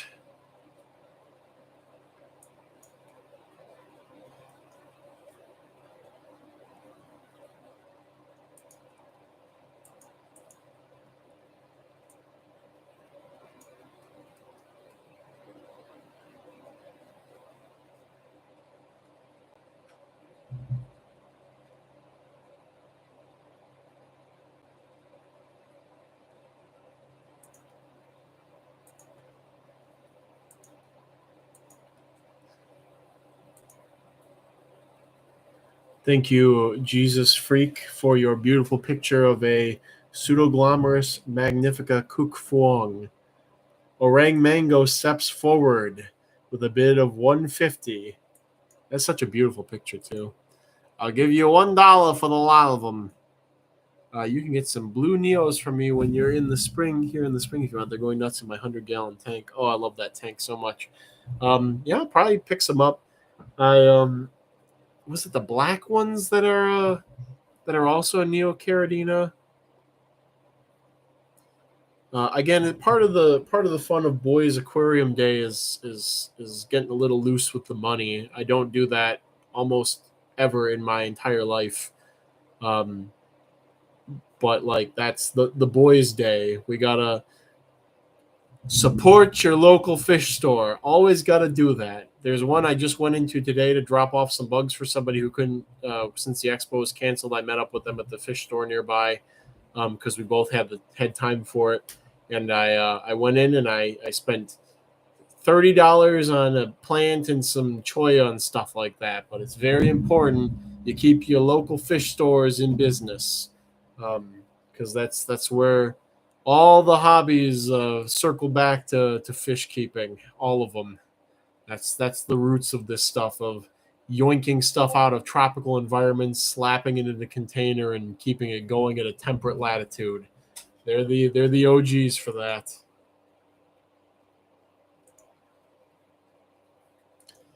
All right, here's an X for the pseudoglomerous.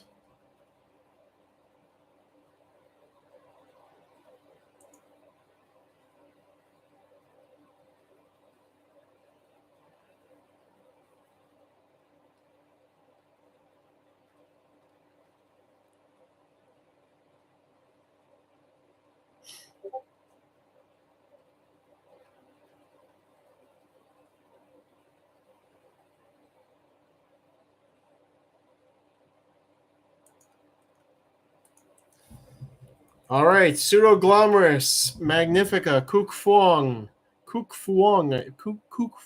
I think was what somebody had said. Hopefully I can get a native Vietnamese speaker to tell me someday. Going once, going twice, sold. Oh boy. Boy howdy. A snipe. I'm refreshing for this one. Beetle Pixel with a winning bid of 156.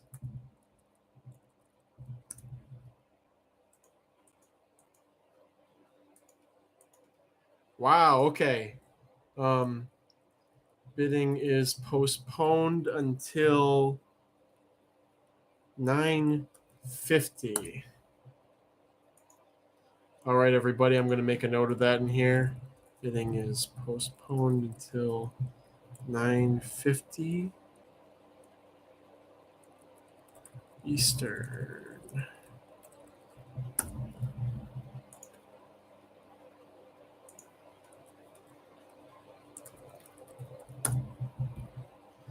I will see you all at 9:50. I'm going to go call Angela back and pet the dogs a bit and hopefully eat. All right, see you all at 9:50.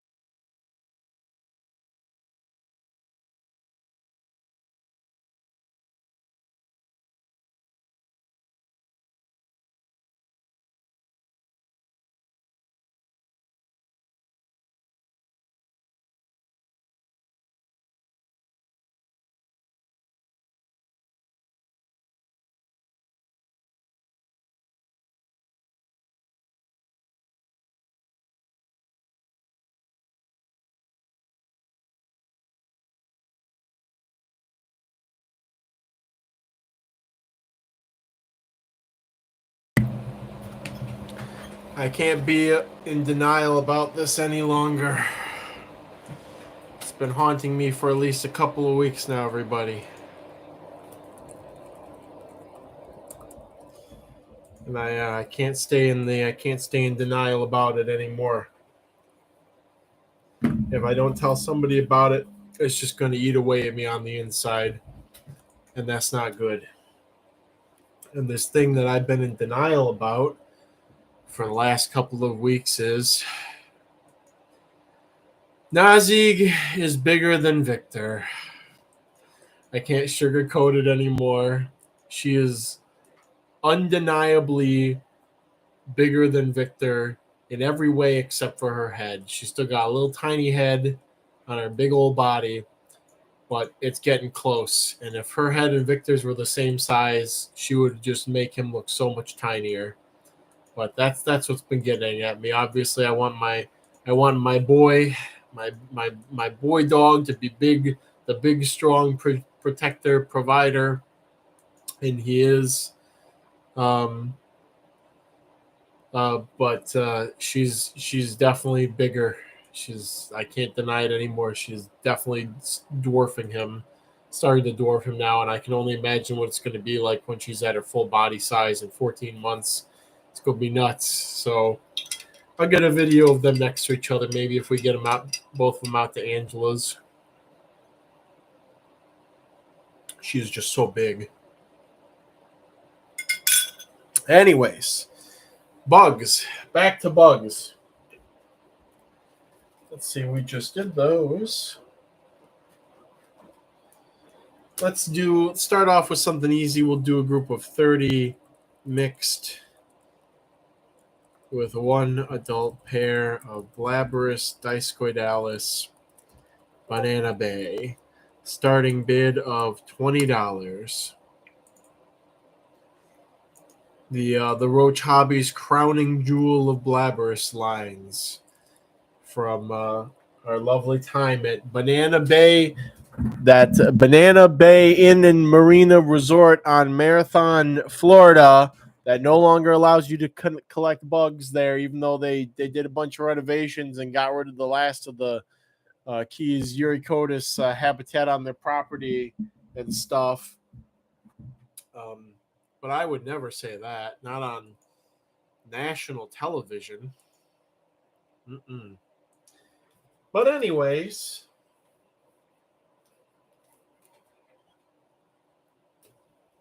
we now have multiple strains of Glabrous Discoidalis from the Florida.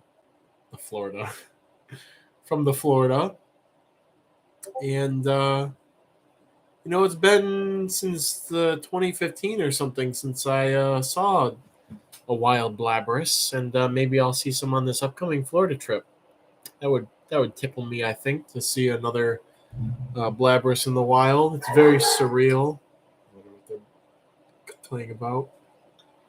A blessing and a curse.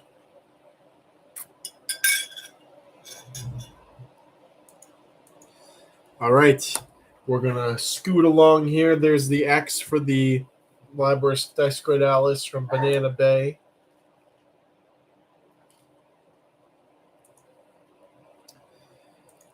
Going once. Sounds like the dogs are scrapping. Going twice. Sold. 2 looks like Joy for $29. We'll see. Complaining. Sold to Joy with a winning bid of $29. All right. Let's go on to 4 large pairs. 4 large male. I just have to say pairs. Some people are like, it's a pair, but is it a male and a female? 4 large pairs of Elliptorhina Chopardi with a starting bid of $30. It's the dwarf hissing cockroach.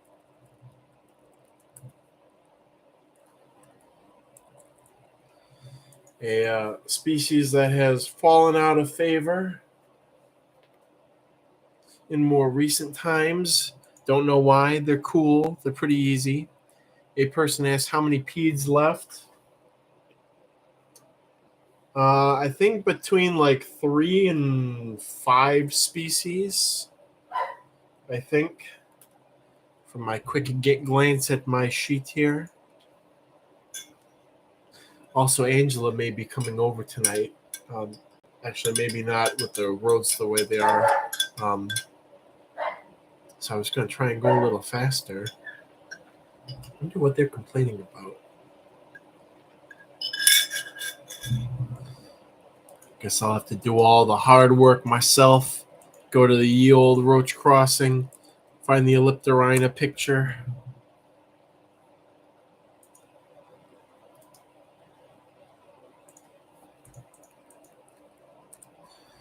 Good old picture of an adult male, I think, on one of the leaves of the cherry tree at my parents' house, maybe. It's a good, solid photo from old Roach crossing back in the day. Here's an X for wrapping up the bidding.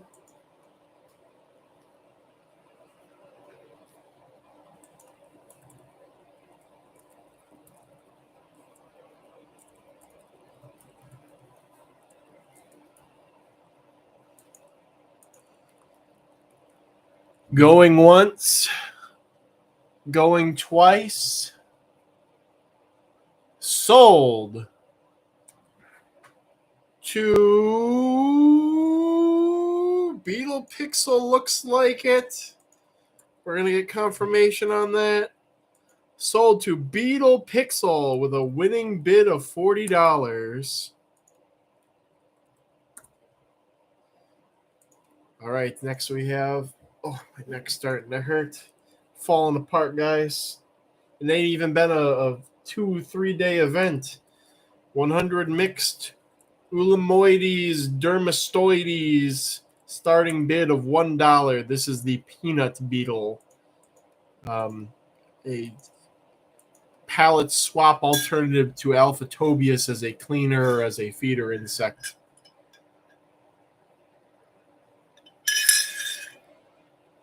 Kindly sent to me by one of the regulars of the auctions, actually.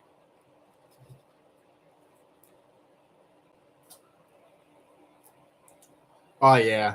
There's a good picture. Looks appetizing. You know, I didn't even realize when you were taking the pictures of the stuff that I gave you, Jojo, that there was a pupa in there. It's off on the right.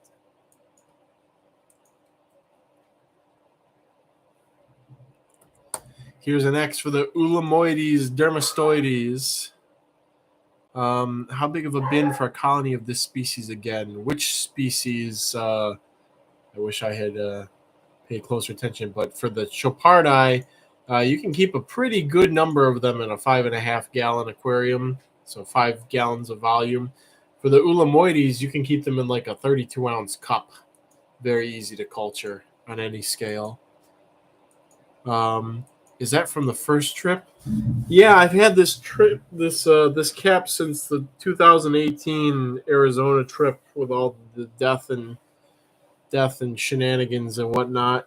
So yes, this is the same hat from before too. This stuff gets beat up. I put hat fray on it at one point with the hat adhesive stuff. It's coming up in a couple spots. That's why I really wanted the Air Vega hat. I really hope that they stop not responding and start responding so I can commission that. All right, peanut beetles, Ulamoides dermastoides, going once, going twice, sold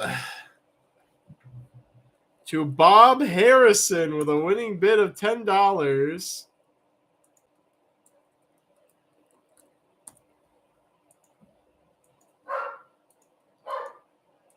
I wonder what they are snipping about. Excuse me for one moment, everybody. I'll put something up for grabs first.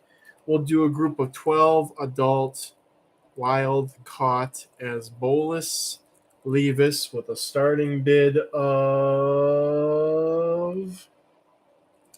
$40.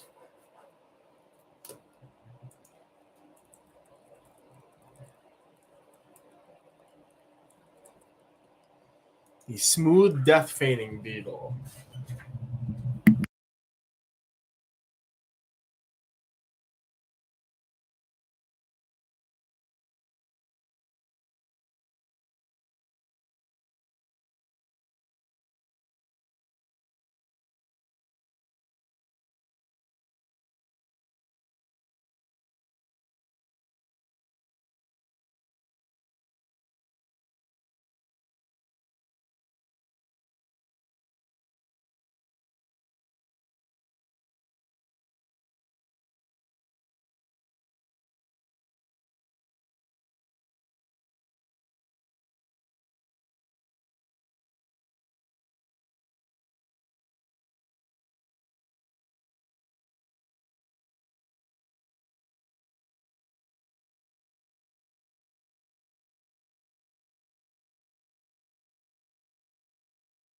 Ah, there we go.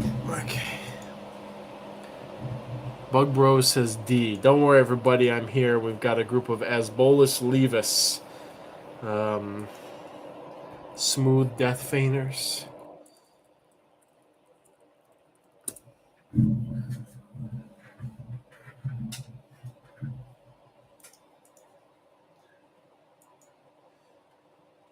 Perhaps slightly less popular than their popular kin.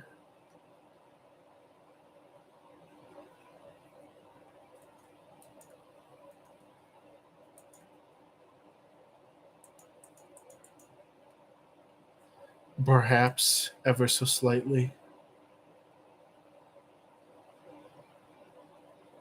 Before I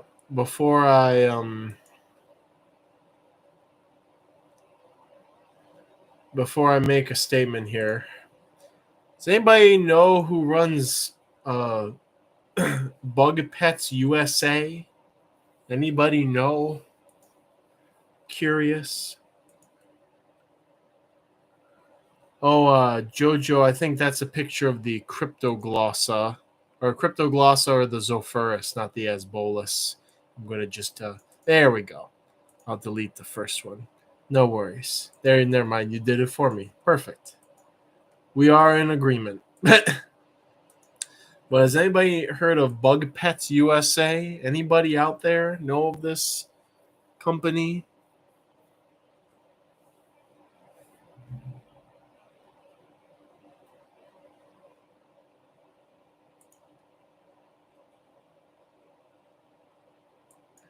Just curious.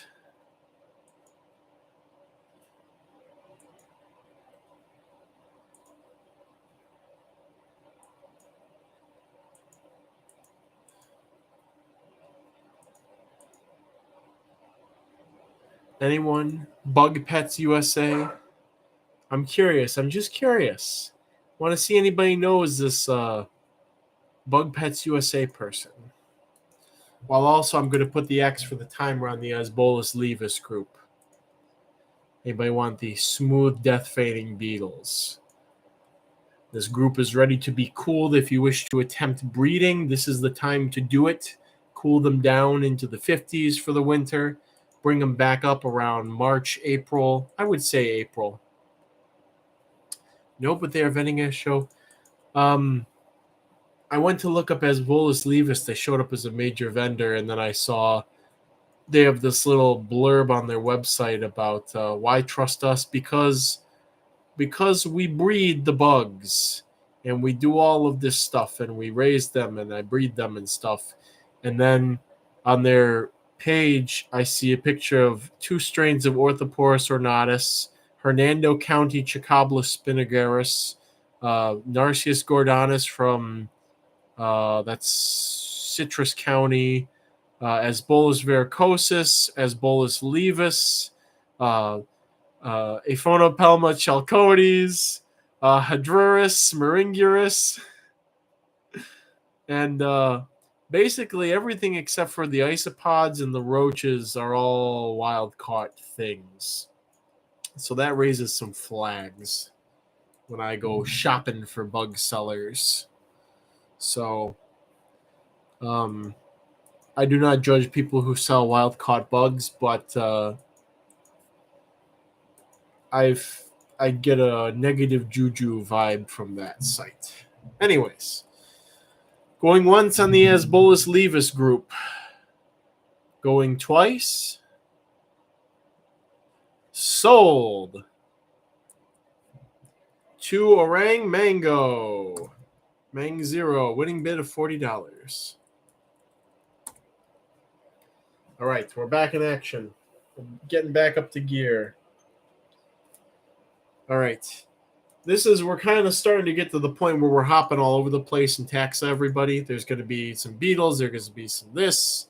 I give them a scout out. The address is a mailbox, etc. Let's pick up the pace, Kyle. Come on, we ain't got all day. We got 30 youth here. Hapa Pacifica from Oahu, Hawaii. Starting bid of $40. The Pacific Roach. Collected by everybody's favorite person, Ryan Parks. Whatever was decided for that. Again, the Pacific Roach. I don't want to make Jojo. I don't want to make you do any more work than you have to. But Yukari asks, any flathorns going up? Possibly in a bit. But you have all those beautiful pictures you took of the Uther Hapa, especially their weird reptilian ooths, which nobody would have ever seen unless they had seen a fertilized ooth that had not been chewed out of. But they have some absolutely bizarre alien-looking egg cases, which, other than the natural beauty of the roaches, the egg cases were the real draw during the photography session, looking at all the weird features on them.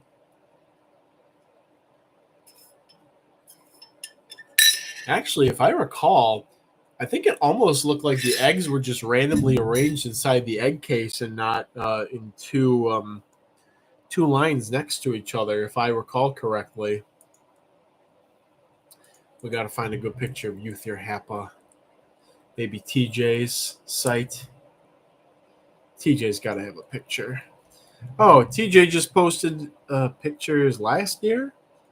I think he posted another picture today or recently. TJ Sama, forgive me. Here's a picture from TJ's website because my photos are not sorted. Oh, TJ did get a good picture of the youth, but TJ, you are an excellent photographer. You blow pretty much anything that I have put up on my site out of the water. But I have to say the macro pics that Jojo took of the Pacific Ooths were definitely a lot more showing as to the features and whatnot. Anyways, Uther Hapa Pacifica, the beginner's guide to keeping Eucharidia, basically. A smaller, easier Eucharidia, essentially. All right. Here's the X for the Uther Hapa.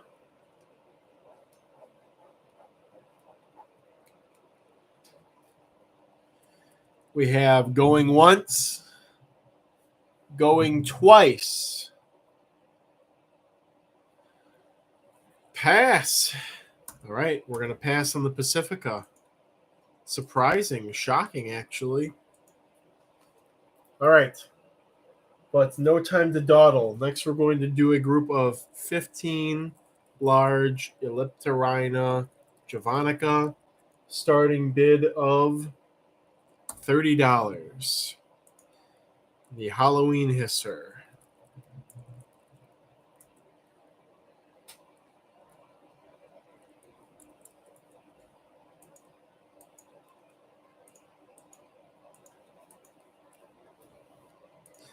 Get to go grab the typical Roach crossing picture of the javanica.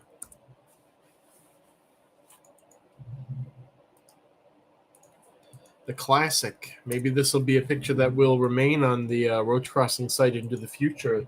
The classic javanica picture.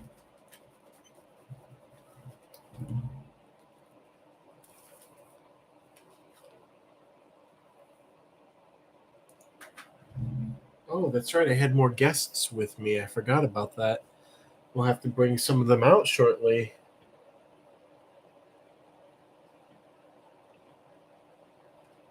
Maybe hook the light up again. Oh. All right. Not all at once, everybody. There's an X for this one. Yukari says, I might get those in the sticks if I can get someone to split shipping with. Ali Lass asking about the care for the Euthir Happa, I assume. Dry enclosure, high ventilation. Yeah, I mean, it does not seem to be necessary, but they don't like to be wet. With like the back third of it moist, some bark and stuff on the surface, maybe like an inch of substrate. Feed fish flakes, and then I do the fruit jellies and the apples. But honestly, I don't even know if those two are necessary. I think they just eat the fish flakes, and that's about it. Room temperature is fine. Very easy roach. It's Eucharidia care with training wheels, basically. Exotic Wilderness says, my Halloweenies are absolutely in crazy numbers. Currently love them so much. You guys are missing out if you don't have them. Noah got some Periplenia australasiae. Do you have any tips? Throw them in a bin, keep them moderately hydrated, and keep feeding them. It's a very easy species. All right, Ice Beam claiming the Pacifica. All right, 30 for 40.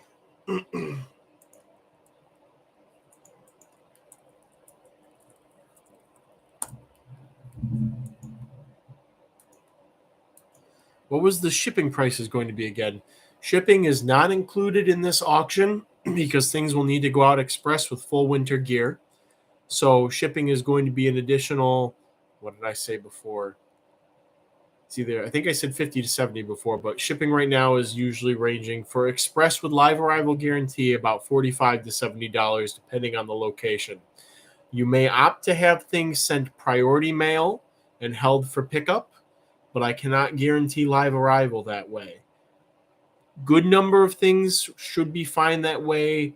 To better weather locations should be okay, but I cannot guarantee it, only through express. All right, here's the X for the Javanica, Elliptorina javanica.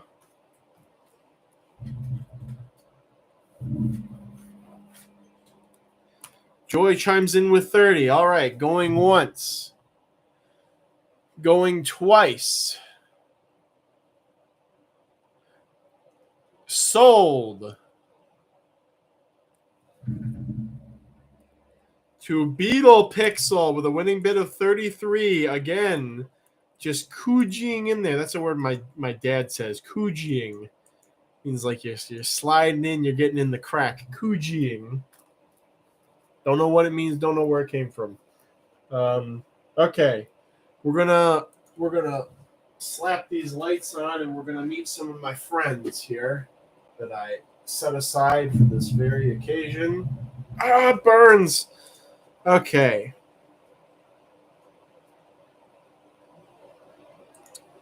We're gonna do the first thing, which is we have a group of 8 mixed larvae of Cedaniscama speciosa Jocelynii with a starting bid of $60. And to aid me in this process, we have one of my little friends here who will hopefully look as resplendent on webcam as it does to the naked eye. Oh yeah, that's pretty good. So this is the this is Jocelynii. I mean, they did come from Israel, so I guess we could call them Jocelynii. Ta-da! It's much better in person. I cannot go up to bat for these anymore. Not as impressive as some of the pictures you may have seen on Google, which are definitely heavily edited. But I would never say this thing is ugly. This thing is absolutely beautiful. These Cedaniscama, and it's pooping a little bit. Please don't poop more. Not on my keyboard, please. So there are 8 larvae of this up for grabs right now, and how am I going to type this into my spreadsheets?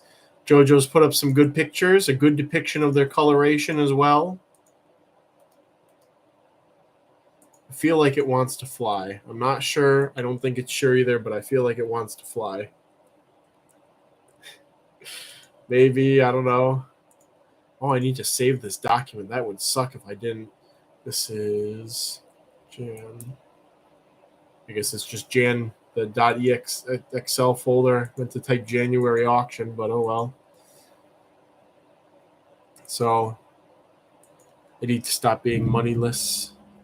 Holy heck, the price on Pacifica went down. Well, I never anticipated to have an auction today, and they will be priced differently on the website when it goes live. Oh yeah, show off that.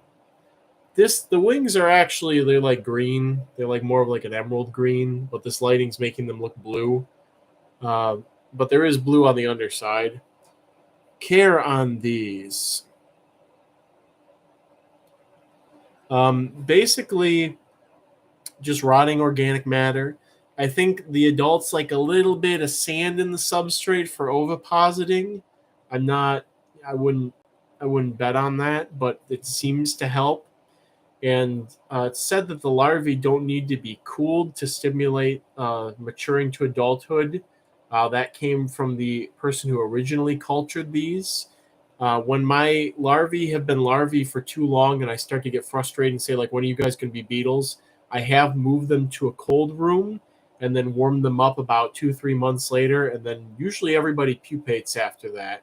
So just take the advice from both sides with a grain of salt. Oh yeah, he's definitely thinking about flying. Yeah. Day active also. Recently had my first adult male Parkablatta Americana molt out, and I'm hopefully can get them breeding. Congrats! Hopefully it's one of the chaparral scrub varieties, which seem to be more difficult than the others for some reason.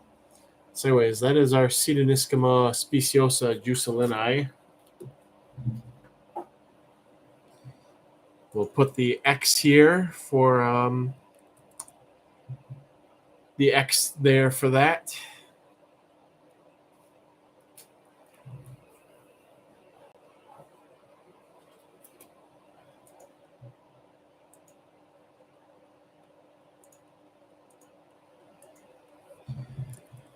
All right, Pseudoniscoma going once, going twice, sold to, that looks like Devin No Name with a winning bid of $62. A steal. Another good deal from tonight. The Sakinctus were a steal. This is a steal. However, if there's anything I learned from the last auction, is that people tend to like these a little bit better for some reason.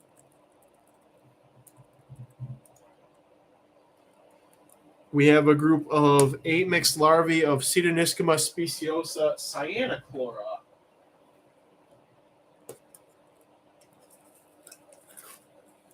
All right, somebody's already spoken up. And now the pictures of these usually make them look a lot more blue, and they're definitely blue. Okay, that now it looks. So when I look at this thing, it looks more teal. It looks more green. You know, there's the observer effect going on here because it's structural coloration. So when I'm looking at this, I'm seeing, oh yeah, that looks like a deep seafoam green or like a teal. You know, there's definitely some blue around the edges. But when you guys are looking at it, and I guess when I'm looking at it on the screen, this is like a sapphire blue. It's it's observer effect. It's the way the structural coloration reacts with the light. Maybe if I move it around, there might be an angle where it looks more green. Looks a little bit more green from there. You can see on the pronotum, but then bring it down to here and it's blue. So dabba dee dabba die. Very blue from that angle. Jojo putting up some of his excellent pictures of from our little photography sesh. But same care for these as the Jusalini. They've been very good to me. Both of these have been. I am eagerly awaiting the red mutant to pop up in the Jusalini so I can hopefully get the red strain isolated.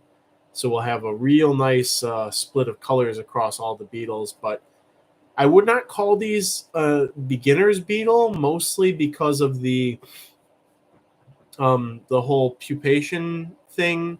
Not that it's easy to get them to pupate. They pupate in their own frass, but the duration of time that it seems to take for them to pupate and the call on whether or not to cool them is something that takes a little bit more know-how than I think somebody jumping into beetles would necessarily know or be able to call. So this one also looking like it wants to go. I bet it's the room temperature, it's the light, and it's the airflow. It's thinking about it.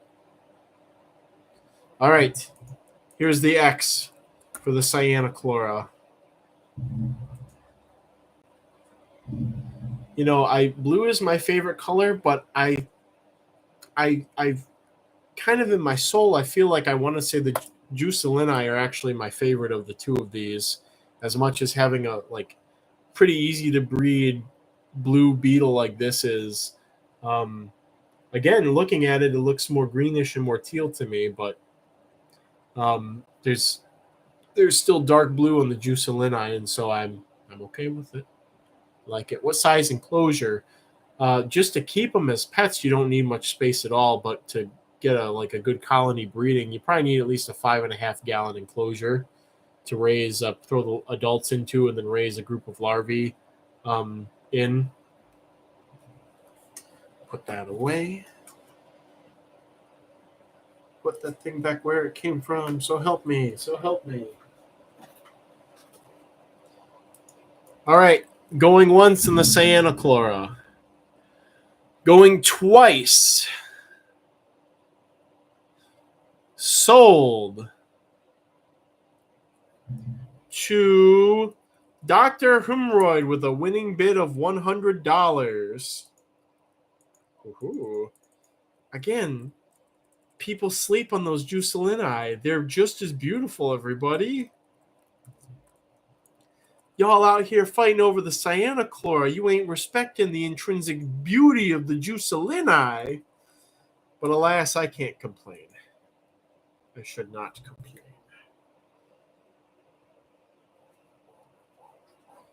All right, now we have something going. No, we'll do one more of these while I got the light turned on. We have a 2-pack of L2, L3 larvae of Phalacrognathus muelleri, red and green. Starting bid of $40.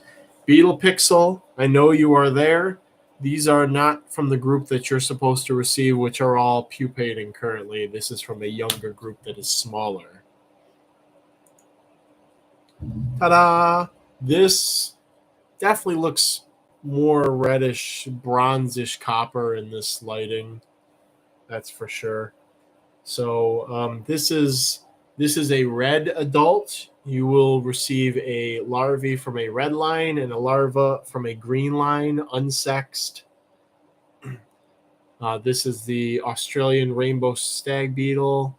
I don't know why I'm doing this. I could get pinched very easily. Oh, I'm getting pinched very easily. Live on stream, too.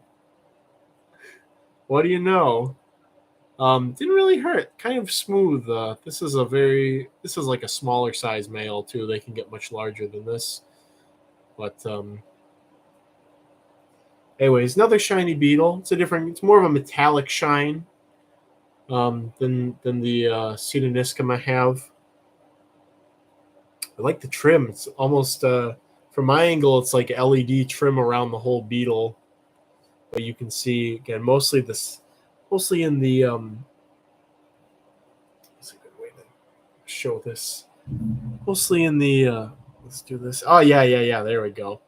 Mostly in the center of the wings, you can see the reddish coloration. Kind of looks like an oil slick.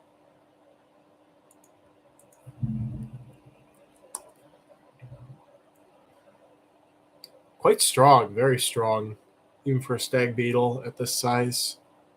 Oh, there you are, Beetle Pixel. There's the X for bidding.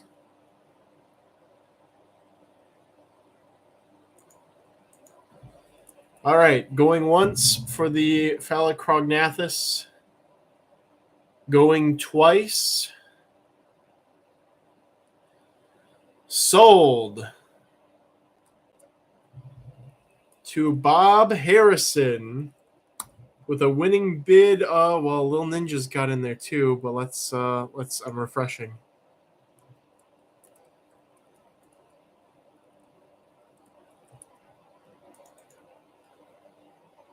With a winning bid of $48, very close. All right. I love you, buddy. You're very clingy, but you must go back in the container. It's very good strategic grip here. Okay. All righty. Bob took it.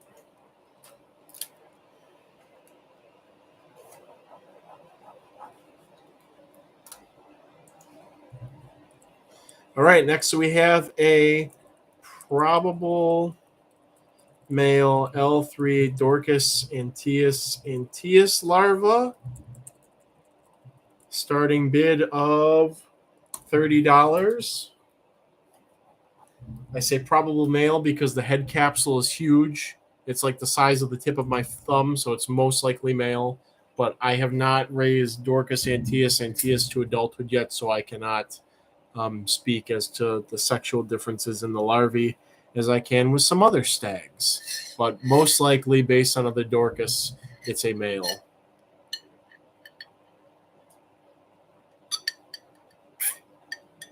Got to hydrate up in here.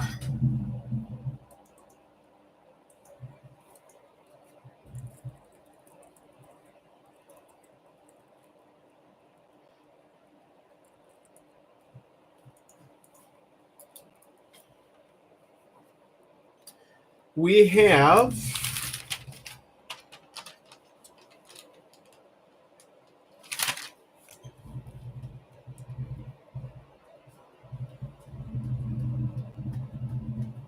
about 30 things left to go through, everybody. We're in the semi-home stretch. All right, here's an X. Actual has placed a bid, $30 for the Dorcas anteus larva. Going once. Going twice. Sold to Actual with a winning bid of $30, uncontested. All right. All right. Here's a species I have really fallen in love with in the last 8 months. Started by my friend's obsession with them. We have a group of 3 L2, L3 larvae of Tropoxylus dichotomous, produced in-house at Roach Crossing, CF septentrionalis. Starting bid of... Where did I just cancel it out? $70. This is the infamous Japanese fighting rhinoceros beetle. I'll just get a picture up here in a second.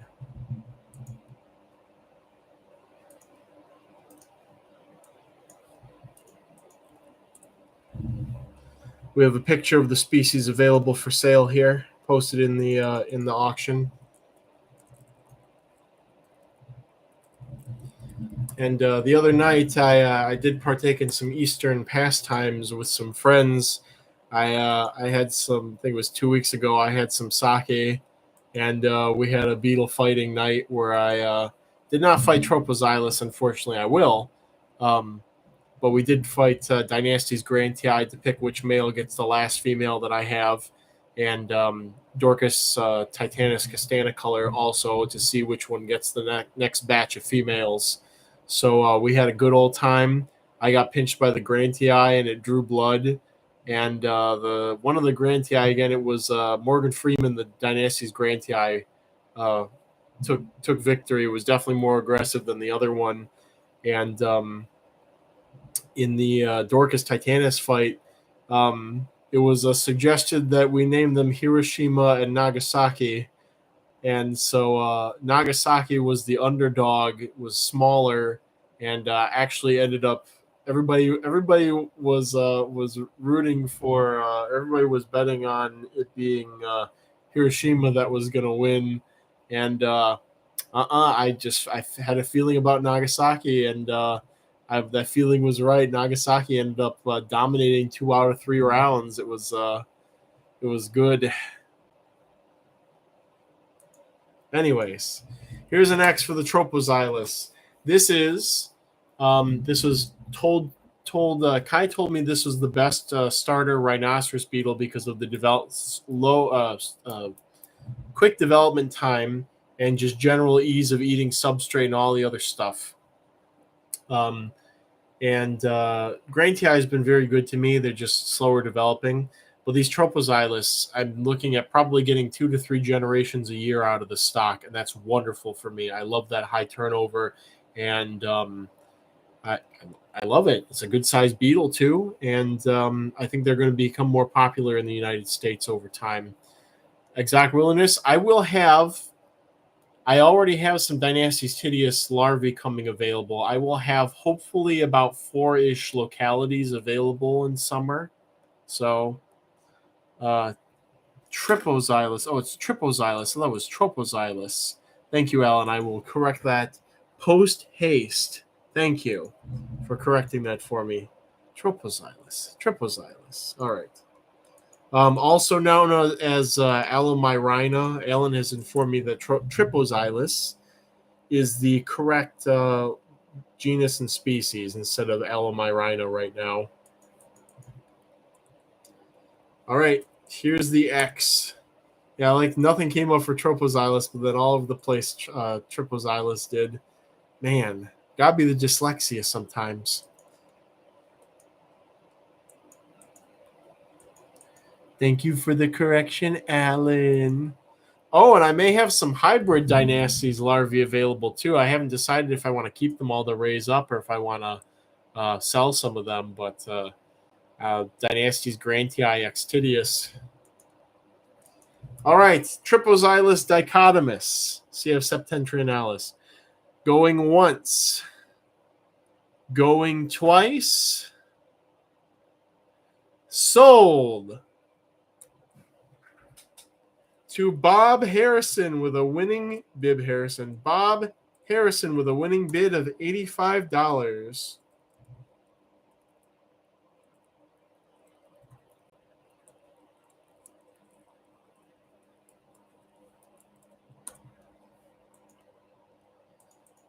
All right, then. Get some nice Heracrosses.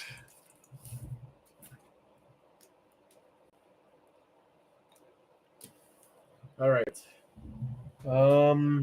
We have a crowd favorite from late last night, the other auction of a group of 300 mixed, and they're mostly adults. Cytophilus granarius, starting bid of $1. Oh, starting bid of exclamation point.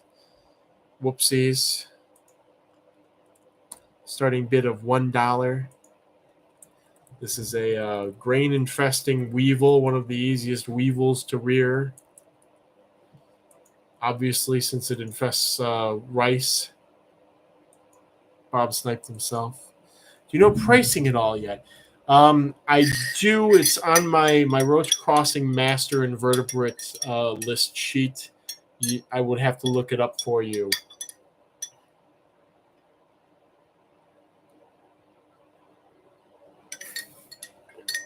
By the strain also, since I do have a couple of strains. Guys are really fighting over weevils. Okay, here's an X. I'm putting a stop to this right now. Going once. Going twice. Sold. to Ectrol, winning bid of $15. Do not fight over grain weevils, guys. Please don't. My Asian sense is tingling and I'm hugging my rice jar, says G. Oh, beautiful.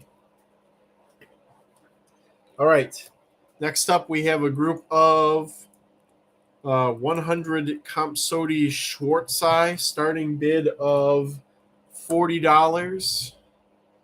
I should put mixed. It's mostly large. An excellent tiny feeder. The Dart Frog people, the tribe of the Dark Frog people have been obsessing over these tiny roachy boys. This is one of the species somebody must have made a big post on it on Dendroboard about how it's the perfect thing to feed your frogs, and so a lot of people have been clamoring for them. Knives Out, it's pest time. Pest, that might have been the only grain pest. There's going to be a lot more grain pests at the fall auction this year, that's for sure. Got a lot of stuff getting ID'd, too. I just sent a box full of grain pests out to a contact who can identify them all. And it's only 10:35. God willing, or not willing, we will probably be done by midnight. Huzzah! I can watch a couple episodes of King of the Hill before I pass out. All right. Here's an X for the Compsodi Schwarzei. Schwarzei.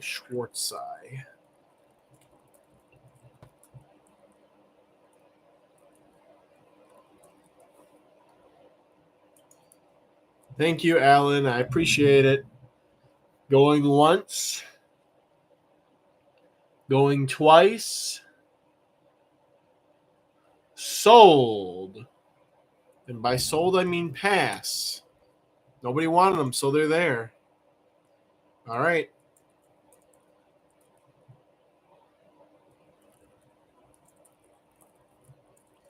Next up, we have a group of 20 medium to large Luki Hornetica. Enunciate. Luki Hormetica subcincta, starting bid of $40.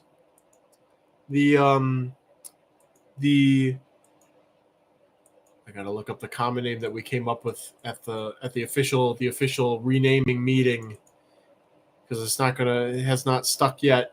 I have been forced to use it.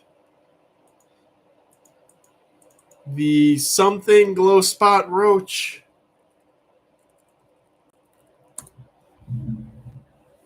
The wreathed. I was gonna say wreathed. I'm pretty sure that's what we had settled on, but I hadn't clicked yet. The wreathed glow spot roach, Luki Hormetica subcincta. If you auction off any Hormetica stromosa, Kyle, I will forever have issues with you. No stromosa today. It's okay. You can rest easy. Any fire brats get auctioned up. I need that. We do have some silverfish coming up for auction soon. But right now we have the wreathed glow spot roach.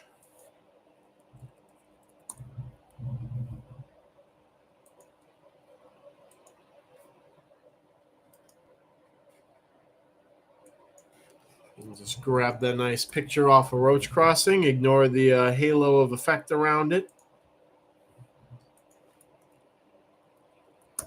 All right, Mystic Mantids USA has claimed the Compsodis. Winning bid of $40. Mystic Mantids USA. A reminder that Megaphasma are still unclaimed, too. The cedar-eating Megaphasma dentricus are unclaimed. Luch comes in with a bid of $40. Let me help you out there, buddy. Here's an X. But yes, the only other thing that's unclaimed right now is the Megaphasma, which is shocking. Thought we agreed on Princess Diana.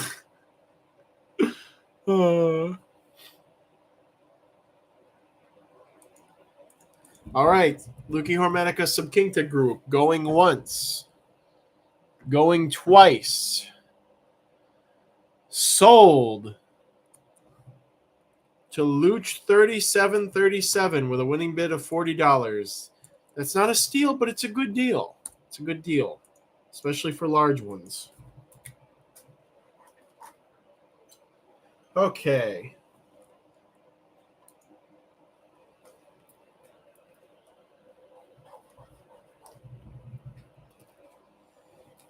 All right, now we have a group of 12 adults, wild caught as bolus verrucosus, starting bid of $50. The blue death feigning beetle. This is the only group of these going up tonight, by the way.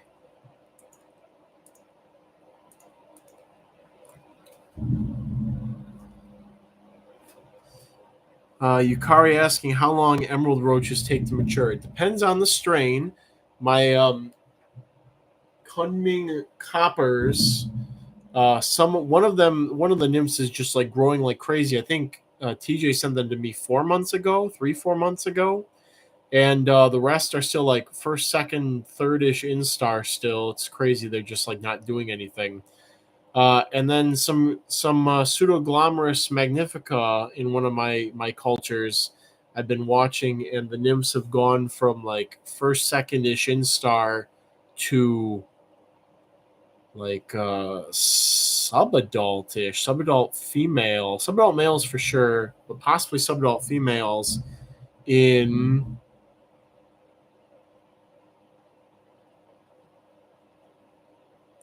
trying to think about the time frame.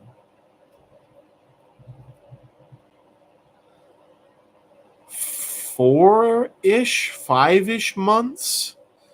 So it seems like 6 months from birth to adulthood is pretty reasonable under ideal conditions, but may take longer for Kuk Fuongs.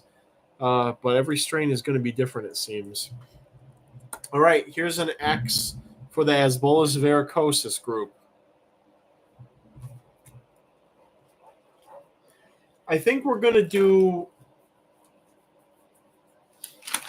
some lightning round stuff here soon. We're going to do a little bit of it.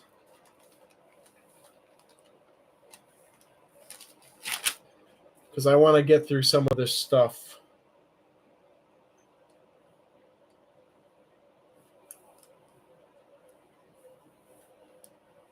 So I think we're going to do that pretty soon. All right. Asbolus verrucosus. Going once. Going twice. Sold. To Sleeve McDykel with a winning bid of $60.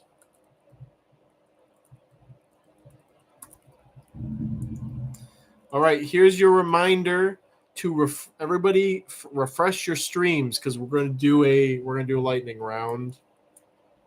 So things are going to go fast and loose. All right, everybody get a chance to refresh. I'm going to post a notification that we're doing night lightning rounds. Everybody refresh your stuff here, refresh your Discord, get comfortable, get your fingers all loosened up because we're going to go through some stuff fast. All right. We got a group of 30 mixed Eublabrus, Distanti, Ivory, starting bid of $1. You guys basically have the amount of time that it takes for me to go in and add the species to my Excel sheet. Here's the X. Going once. Going twice. Sold. To Orang Mango, winning bid of 18. Very good. All right. Next up, we have a group of 12 mixed larvae, Ambaphion, Muricatum. Thank you for the meme. Ambaphion, Muricatum, Mescalero, Sand Dunes, New Mexico. Starting bid of $1. This is one of the pie dish beetle species. This is like the pie dish beetle.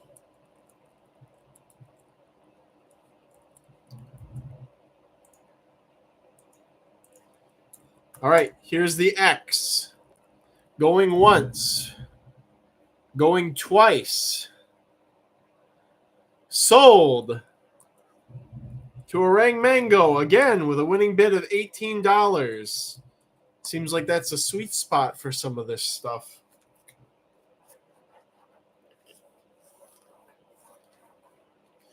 All right. Devin Noname, if you're here, this is going to look familiar to you. We have 20 medium to large Armadillidium Espagnoli, starting bid of $1. These were also called marbleized or CF Espagnoli. They have been completely identified as Espagnoli now. Ta-da. All right, here we go. Here's the X. Going once. Going twice. Sold to Arbs with a winning bid of 19. I love those little guys. I think I put them as one of my favorites on the Roach Crossing info. Stella, you're missing the pods. We're doing lightning rounds right now, and there's some pods. We did a lot of pods earlier, but all right. 15 medium to large Troglodillo species soil, starting bid of $1. This is one of the species where I was like, this is dumb. I hate this species, blah, blah, blah. And then I actually got some. Then I was like, you know what? These are actually pretty cool because their antennae are such a contrast from their body color, and they're pretty easy to take care of too. So I like that. All right, here's an X. Going once, going twice, sold to Apples with a winning bid of 20.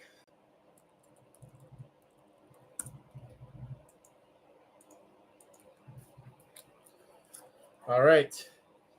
Here we have a crowd favorite. We have 3 Loxosceles reclusa, starting bid of $1. The infamous Browned the Clues.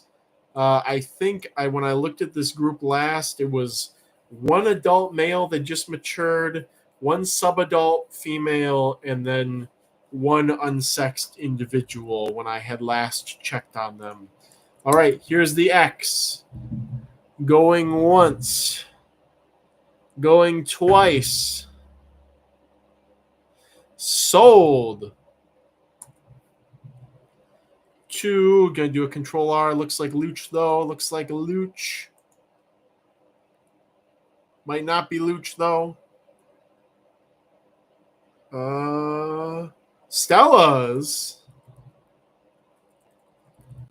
Stella's got it after the refresh.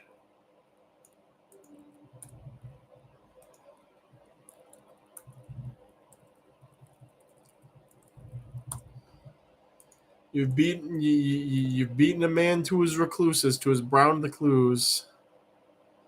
Devin, I hope that those Espagnoli prove out. That would be really cool. Neat would be a neat mutant of a neat species. Okay. More lightning round. We have a group of 20 medium to large Archimandrita.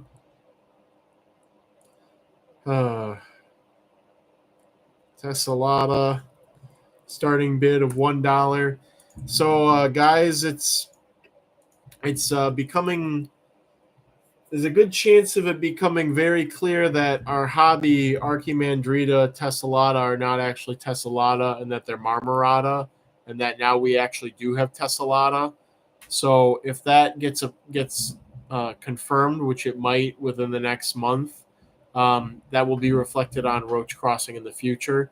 But basically, the hobby stock we've had for years is a very, very high chance of being actually marmorata, and this new stock from Panama is probably actual tessellata.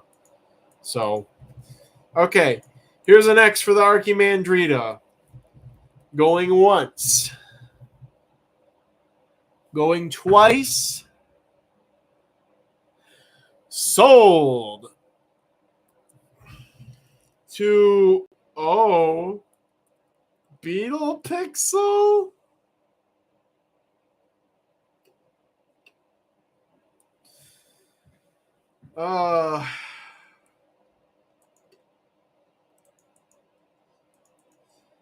It's there. I understand. I can understand if it was a misplay. We can discuss the Archimandrita situation. Well, that's what it says there. So I'm just gonna acknowledge it there for $201.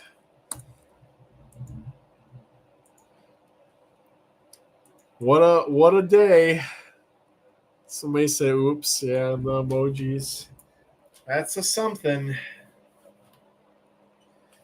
Careful with what you type, everybody. But I understand. Beetle Pixel, we can discuss this situation. I am not looking to get far above retail for these from you, so we will discuss something about that. But for now, it must go in the records as you did blow everybody else out of the water. All right. Lightning rounds. We have 70 mixed Eublabrus biolii, 6 spots. Starting bid of $1. These are currently they're classified. They were originally classified as a different species, and then they were subsumed into distentae, and now we know that they're geographically separated and they're reproductively isolated. So they should be 2 separate species. So it's just a matter of somebody going back and saying, I think it was Roth who synonymized them. Basically, somebody going back and saying, like, yeah, Roth, you were wrong.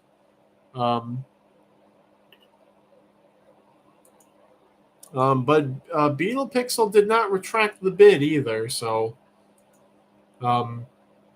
it is what it is. I'm going to put an X here for the biolii. Going once for the 6-spot roaches. Going twice. Sold to Hakulani. What are you doing here? All right, you won.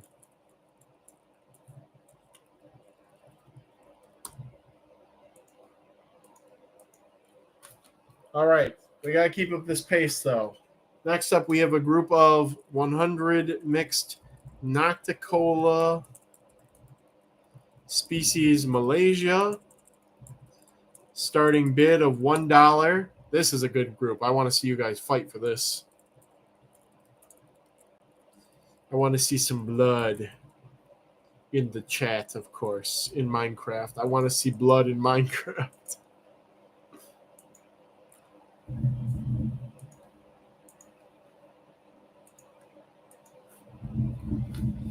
All right, perhaps you need to have a fire lit under you. Here's an X for the Nocticola species Malaysias. Beetle Pixel actually meant 301. Malaysia, Nocticola species Malaysia is not Florida legal, but there is a Florida legal species of Nocticola, which I do have, but will not be putting a group up for auction. You can purchase them separately. All right, going once for the Nocticola species Malaysia. Going twice. Sold to Ice Beam with a winning bid of $31. All right, come on. We've got a group of 30 large, 201, too late. 30 large Pseudomops septentrionalis from Tulsa, Oklahoma. Starting bid of $1.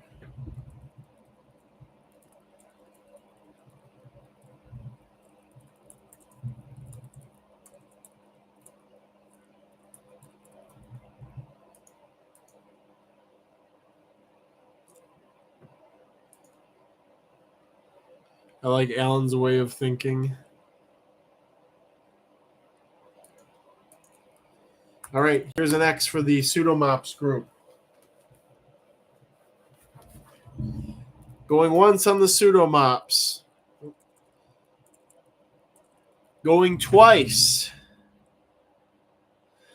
Sold to Phoenix, Arizona with a winning bid of $20. A snipe. That's a good deal on that group too. All right. We got a couple more left. We got a group of 30 mixed Cubaris, Murina. I can type. Come on, Kyle. You can type. Anemone, starting bid of $1. I do really like this line. I'm curious, the longer that I have it, if it was actually proven out. I'm wondering if there's a blend of features in the colony or not. If I'm what the extent of the fleckling and whatnot is supposed to be. They look very calico-y to me. So I'm not sure. We'll see over time. I may try to pull something out of the line too. All right, here's the X. Going once for the Cubaris Marina Anemone. Going twice. Sold to Arbs with a winning bid of $32.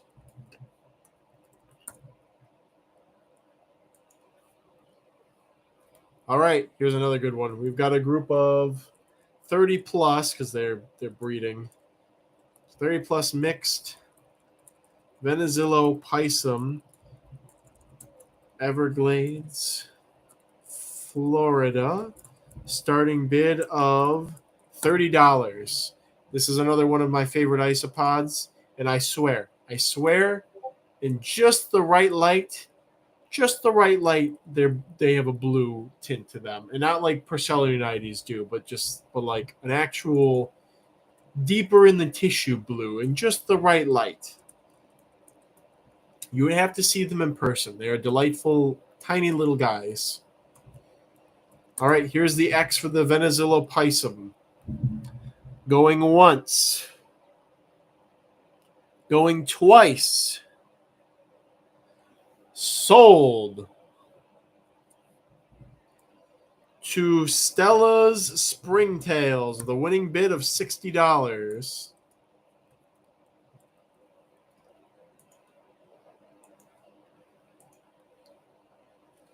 Okay, we're not over yet, though. What is that supposed to be? Oh, okay. 60 plus mixed reductoniscus tuberculatus, starting bid of $1. The Borneo alligators,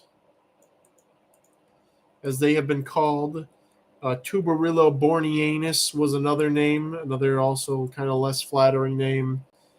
One of the tiny spinies. I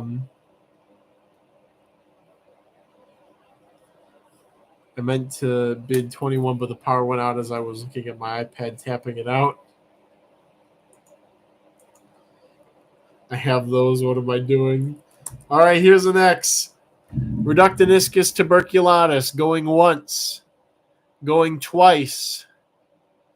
Sold to Lil Ninjas 18 with a winning bid of $43 and some vulgarity before it.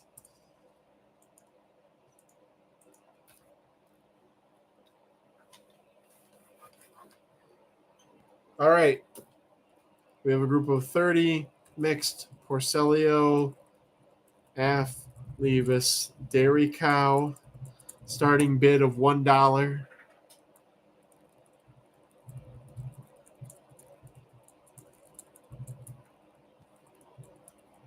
Just your dairy cows, people.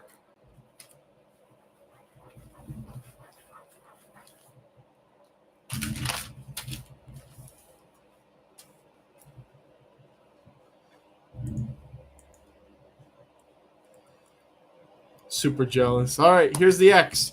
Going once for some dairy cows. Going twice. Sold to the Blue Peed. All right, winning bid of $6. Hey, some people need dairy cows. You need them, you need them. All right. And finally, our last lightning round thing, we have a group of 12. Medium to large, Cubaris, Benetensis, Yuma, Arizona. Starting bid of $30.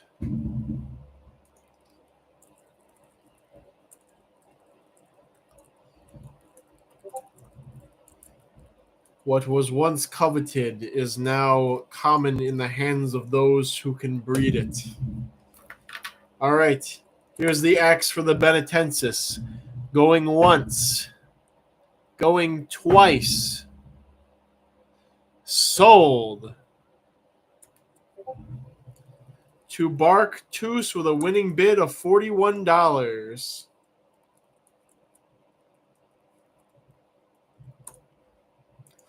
And with that, we end the lightning round. There we go. Lightning round end. So, all right, with an S at the end. We're back to standardized bidding, everybody, just in time for 11. You're fooling us with the price difference. Do we have more isopods?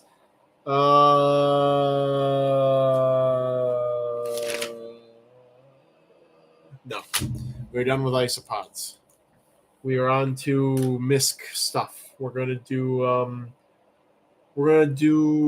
a group of 30 medium to large Para Nophyta lirata. Starting bid of $40. The Lyrate Assassin Bug Mimic.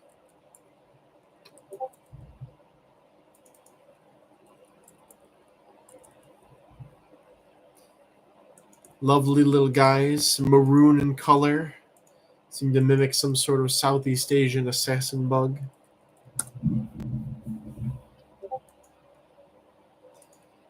I still need to send the colony of these to Mr. Chris Sniper after the last auction. They crashed right at the end of the auction. I was able to pull them out of it, and so now there's a bunch of them, and thus somebody else can buy them. And hopefully we do not perpetuate any sort of curse where I go to put them up for auction and the colony crashes. Do everything in my power to prevent that.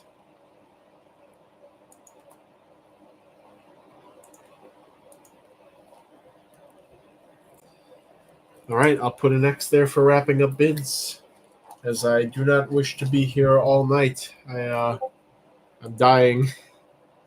I need sleep and rest. It's a very pretty roach, everybody. And the nymphs are black and orange, too. Maybe I should have used that as the picture for those. But anyways, all right. Para Nophyta lirata. Going once. Going twice. And pass. Nobody seems to want them. That's okay. All right. We're going to do a group of 5 medium to large. Mastigoproctus giganteus, El Paso, Texas. Starting bid for the group is $60. If you'd like to try breeding Mastigoproctus, here's a good opportunity. I'm going to run to the bathroom as I have to piddle.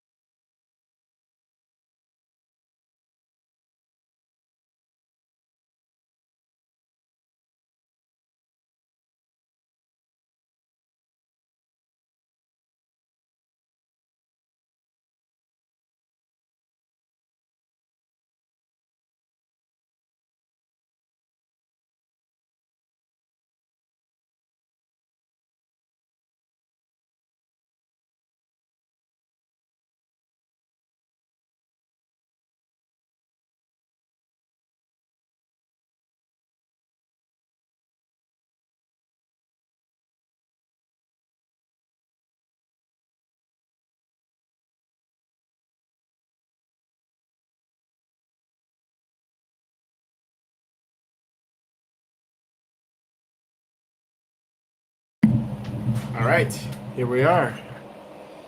Here's an X for the Mysticoproctus giganteus.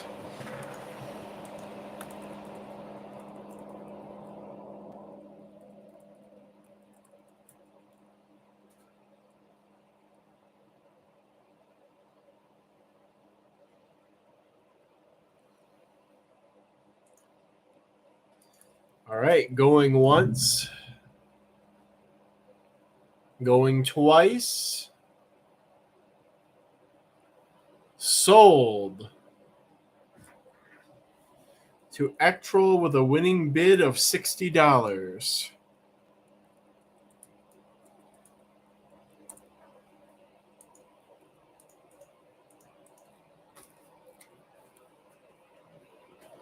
All right, now we got something real nifty up next. We have a group of 6 mixed. They might probably going to be huge by the time I go to ship them. Belocallus and Gustapes with a starting bid of $30.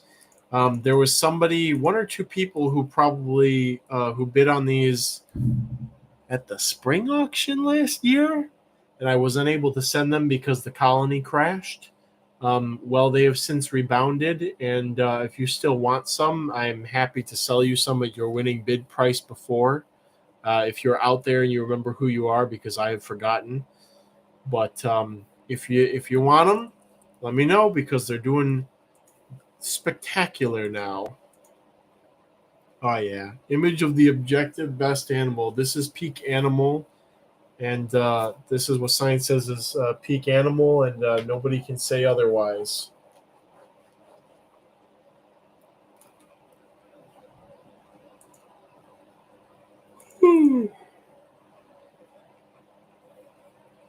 Do the roaches mimic the assassin bugs, or the assassin bugs mimic the roaches? How fast do these mature? Yukari, I'm sorry I didn't catch that in the live stream fast enough to answer your question on how fast something matures, whatever that species was. Mr. Crossing, will there be a pass list? Insect Central, the pass list so far has been Paranophyta lirata and Megaphasma just those 2. Mr. Crossing. Please, Mr. Crossing was my father's name. All right. Here's an X for Belocallus angustipes, captive bred and as inbred as screwing yourself can get, I suppose. They got both parts for a reason. That's all I'm saying. Very easy. They will eat dog food. Just the most important thing, they do like ventilation too. A lot of slugs and snails do like ventilation. A lot of these flat slugs like ventilation, but they do like their calcium too. So I mix the lime into the substrate and I sprinkle some of it in the corners and stuff. And as long as they have that, they're pretty much good to eat almost anything you give them. All right, going once for the Belocallus. Going twice. Sold to Orang Mango with a winning bid of $45. All right. We have a group of 60 small to medium Deropeltis paulinoi. For those who've been observing, I am having a good hatch right now. And thus I should spread them around while I can. We have a starting bid of $40.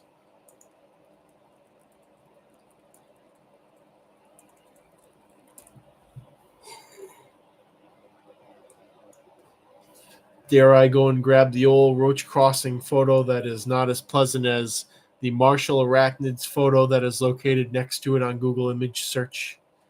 I'll use the old Roach crossing photo, of course. I would not dare step on the toes of the mighty Marshall. Oh, wait, is that you guys?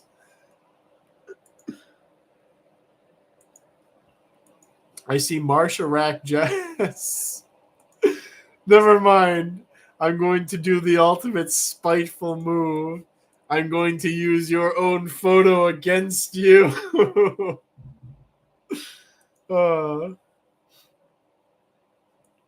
I cannot be stopped.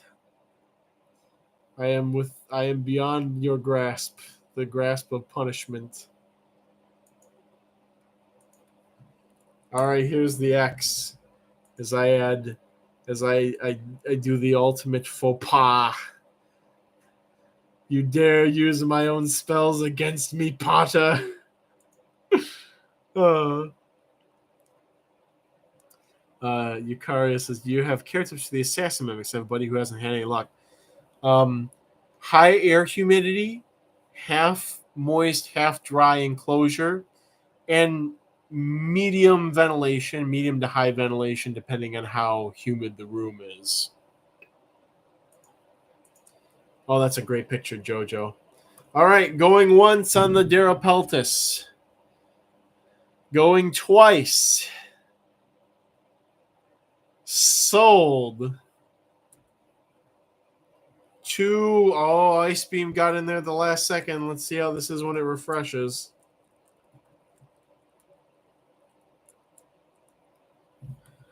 Let's see. Oh, that's Marsh Iraq Jess.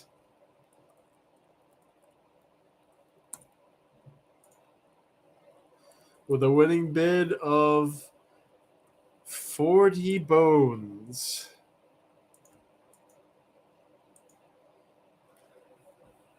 What do you feed? Same as always? Yes. Fish flakes, dog food, apple, and now I've been working fruit jellies into things, and that's all. That's basically all that they get. Thank you for all the wonderful photos, Jojo, by the way.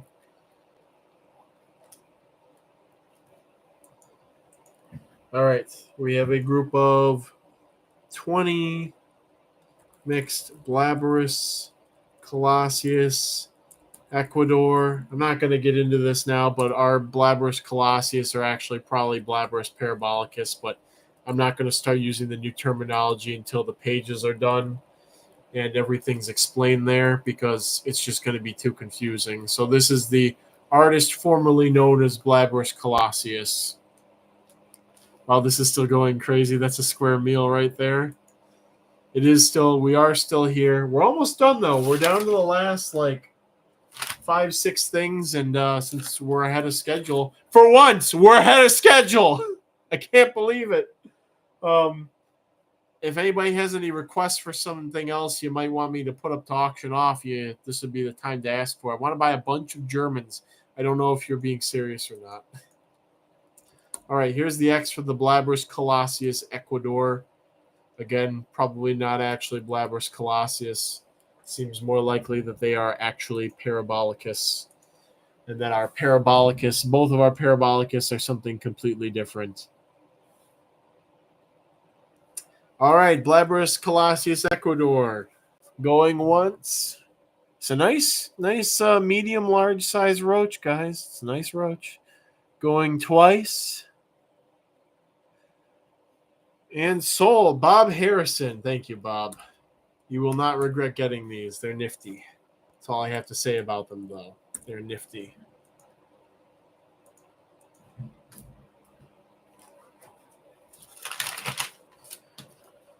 All right, next up we have a group of 5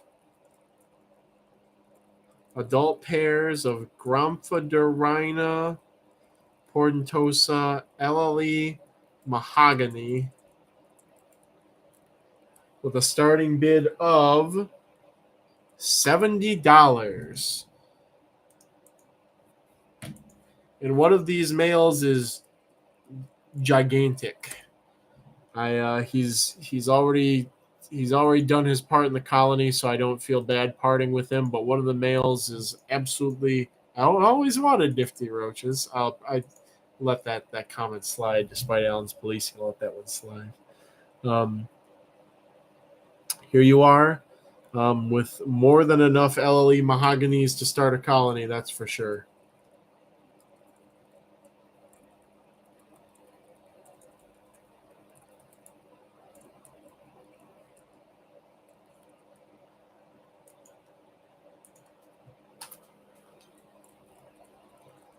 Gonna do some assassin bugs next.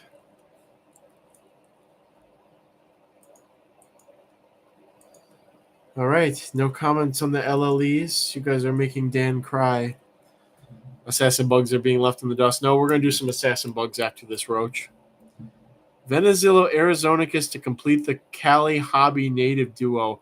You know, I don't think Arizonicus is actually native to California. I think that's too far west. It's Arizonicus seems to be restricted. Let me check INAT. It's pretty easy to tell the two of them apart. Might be on the wrong side of the Cochise filter. Yeah, so there's some pictures of debated identity from California area. You know, those sure do look kind of like intermediates. I have to see them in person. San Bernardino County, California, from April 2017. Oh, yeah, that'd be a nice thing. Nice locality to go and collect. That's very isolated.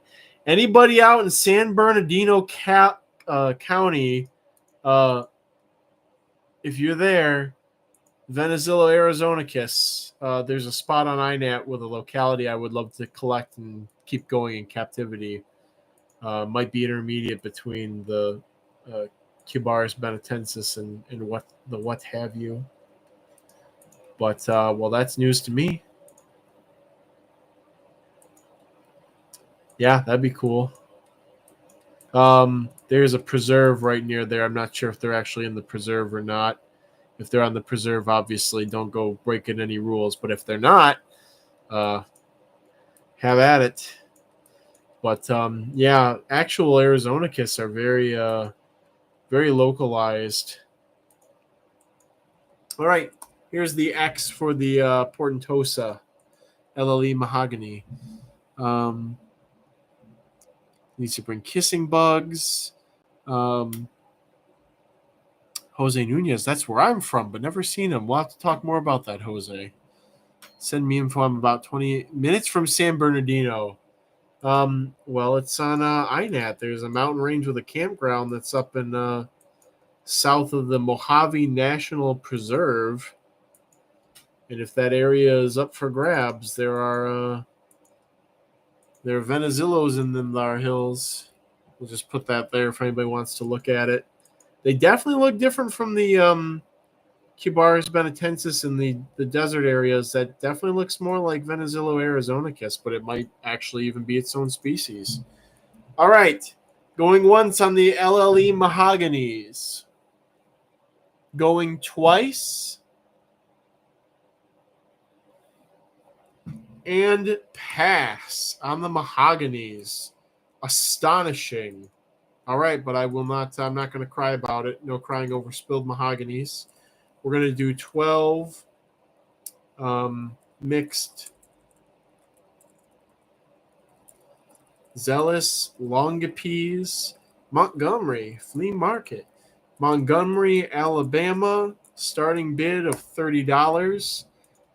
This is not the sexy white striped legged form, but they are very easy to care for. You can feed all life stages on fruit flies if you want to.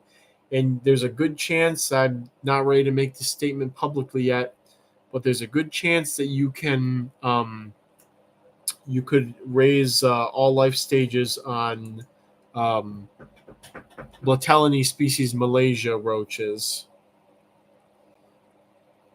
There's some iNaturalist photos. Again, this is not the sexy white striped legged form. This is the solid black legged form. Maybe I will go and pull a picture from here. Crap. That was a bad screenshot. But I feel like I'm a little impotent. Actually, JoJo took some beautiful pictures of my Zealous Laridus.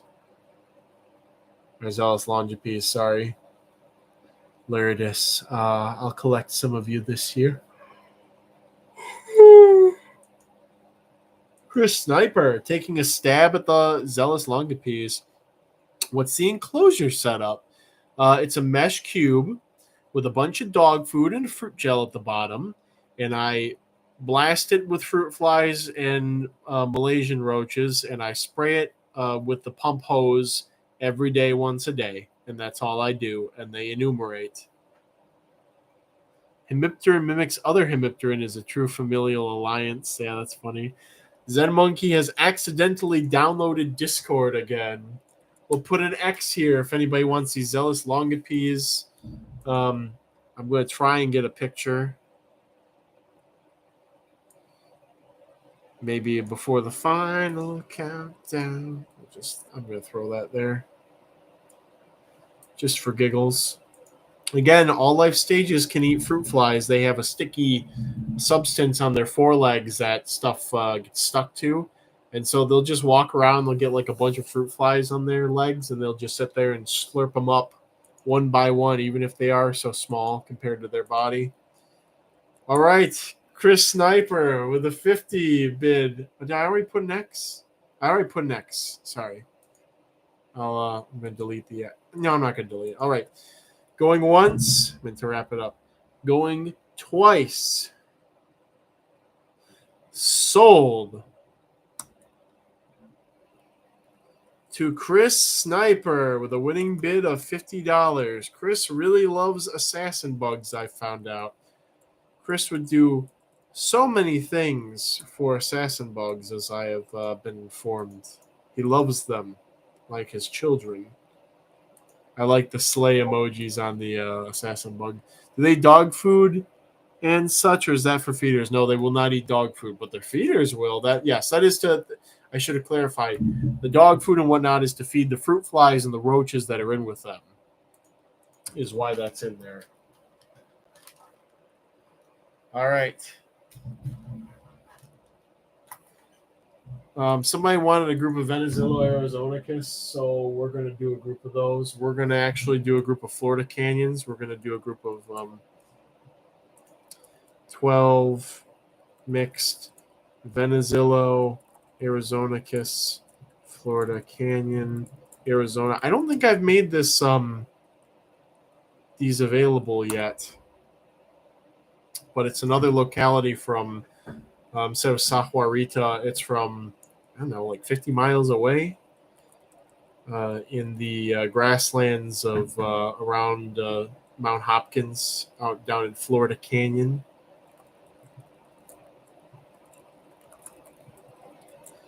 I can't really see any differences between them and the Sahuaritas, but genetically, maybe. I don't know. I don't do barcoding and stuff like that. We'll put an X here. I see a couple of people mulling it over. Exotic Wilderness is having some progress with Epilamprine species Coda Kinabalu. Should be about like a month to 2 months until you see babies. Sorry, I did not see it before. I was doing so well, I need to call my sponsor. Love them like my children. My assassins do not call me at 3 a.m. Funny. Any chance of Mammothus primigenius by the fall auction? I could only hope. Only hope. I think the world could only hope for Mammothus to be available commercially.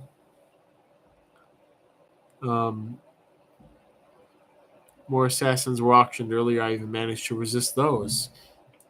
Any hoppers or katydids? We are past those now. We are in the end game. All right, Venezilla Arizonicus from Florida Canyon going once. Going twice. Sold to Phoenix, Arizona. The Arizonicus are going to Phoenix, Arizona with a winning bid of, drumroll, $41. Okie dokie. All right, let's do any other requests. If you have a request for something you'd like to see go up for auction, put it in the chat right now. Propose something you'd like to see. Crickets, Germans. Okay, a group of Germans. Anissalabus. All right, Flathorns. Keep that up, and I'll go back and look at that after I post this. We're going to do a group of 40 mix Cetenolepisma species Israel, starting bid of $30.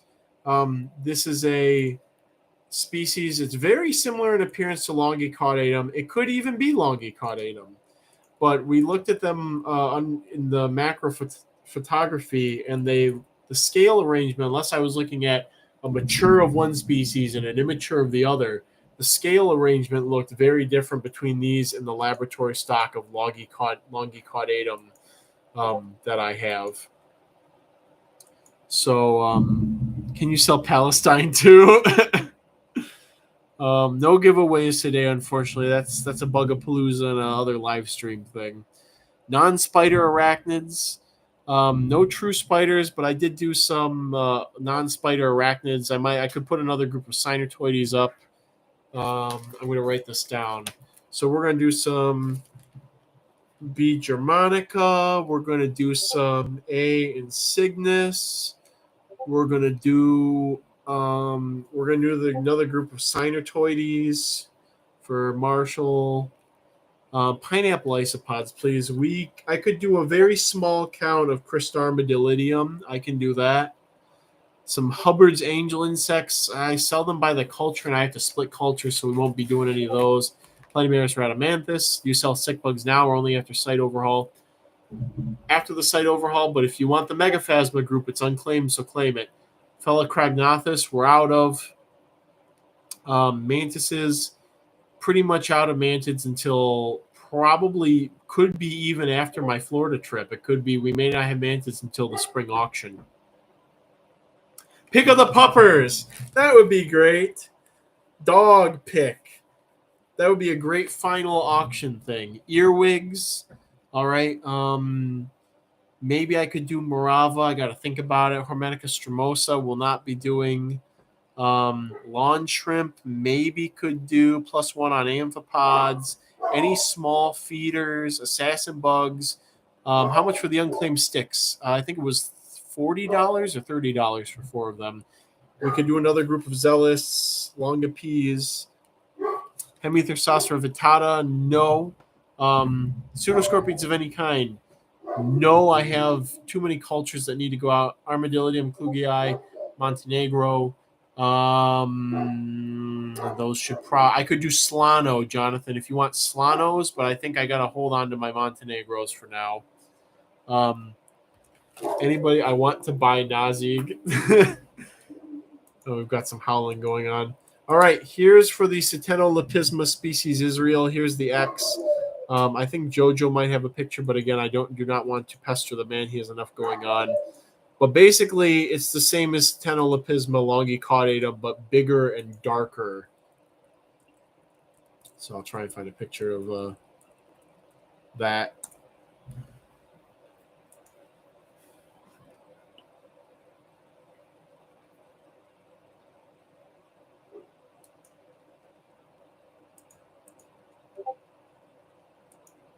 Oh, perfect. Jojo, you're a peach. So this is it. That's a Stenolopisma species Israel.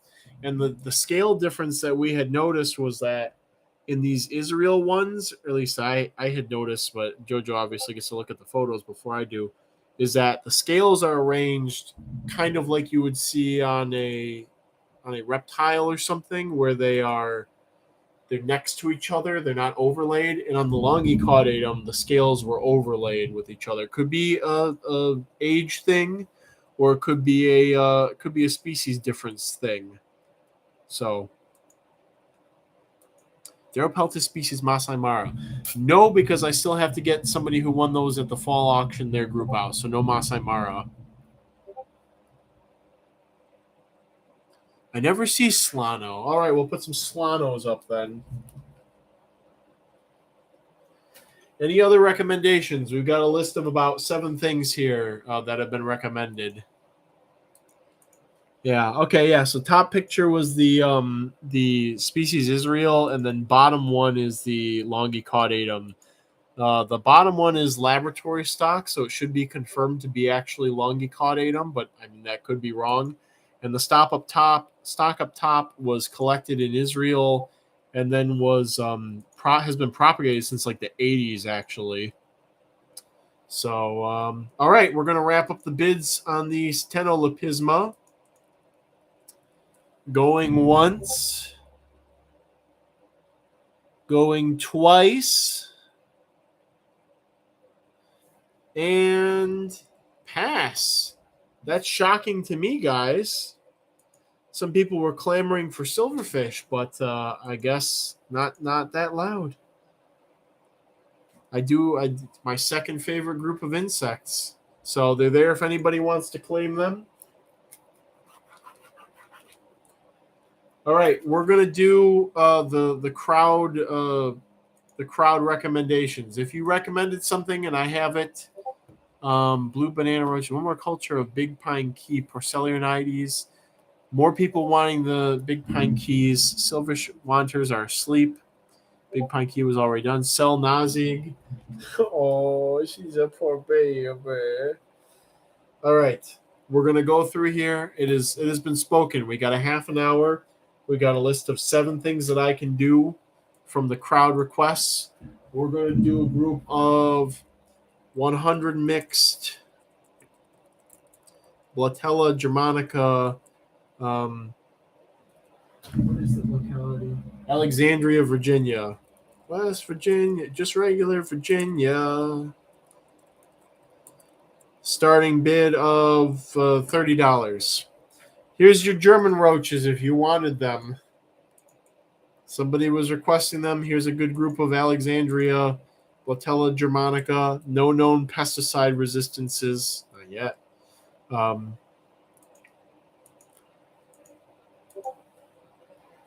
Phalacrognathus muelleri. I do not have any more rainbow stags available. Sorry, Kyle. Did I miss the fire brats? Fire brats! Fire brats. We'll do some fire brats. First, we're doing German roaches. Venom Americana. Sure, why not?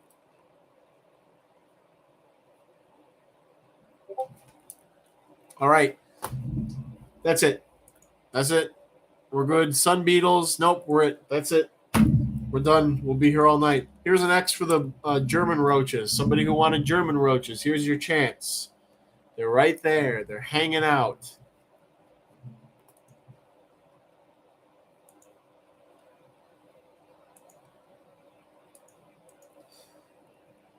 All right, going once. Going twice. Pass. I've ultra passed these, which means they cannot be claimed. Any of these things that people wanted here, if I ultra pass them, you may not claim them. I'm making up something now because I am annoyed with putting things up and people not being interested in them. So ultra pass means they cannot be claimed. All right, we have a group of 50 mixed Paraplaneta Americana Venom strain, starting bid of $30.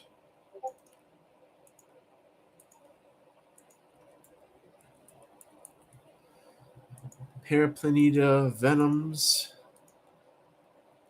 These are so close to home, literally. Jules reacts only. Oh, hey, Jules. I didn't realize you were JP. I forgot. Kyle, you could call it hard pass. But ultra pass is so much more final. I told you 10 times.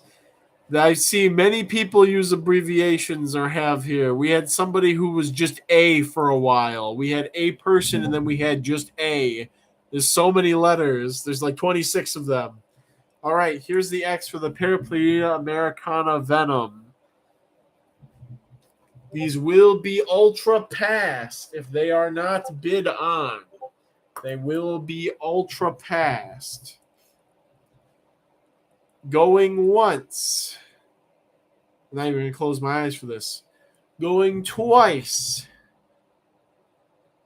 Sold to Chris Sniper. All right. No need for ultra pass.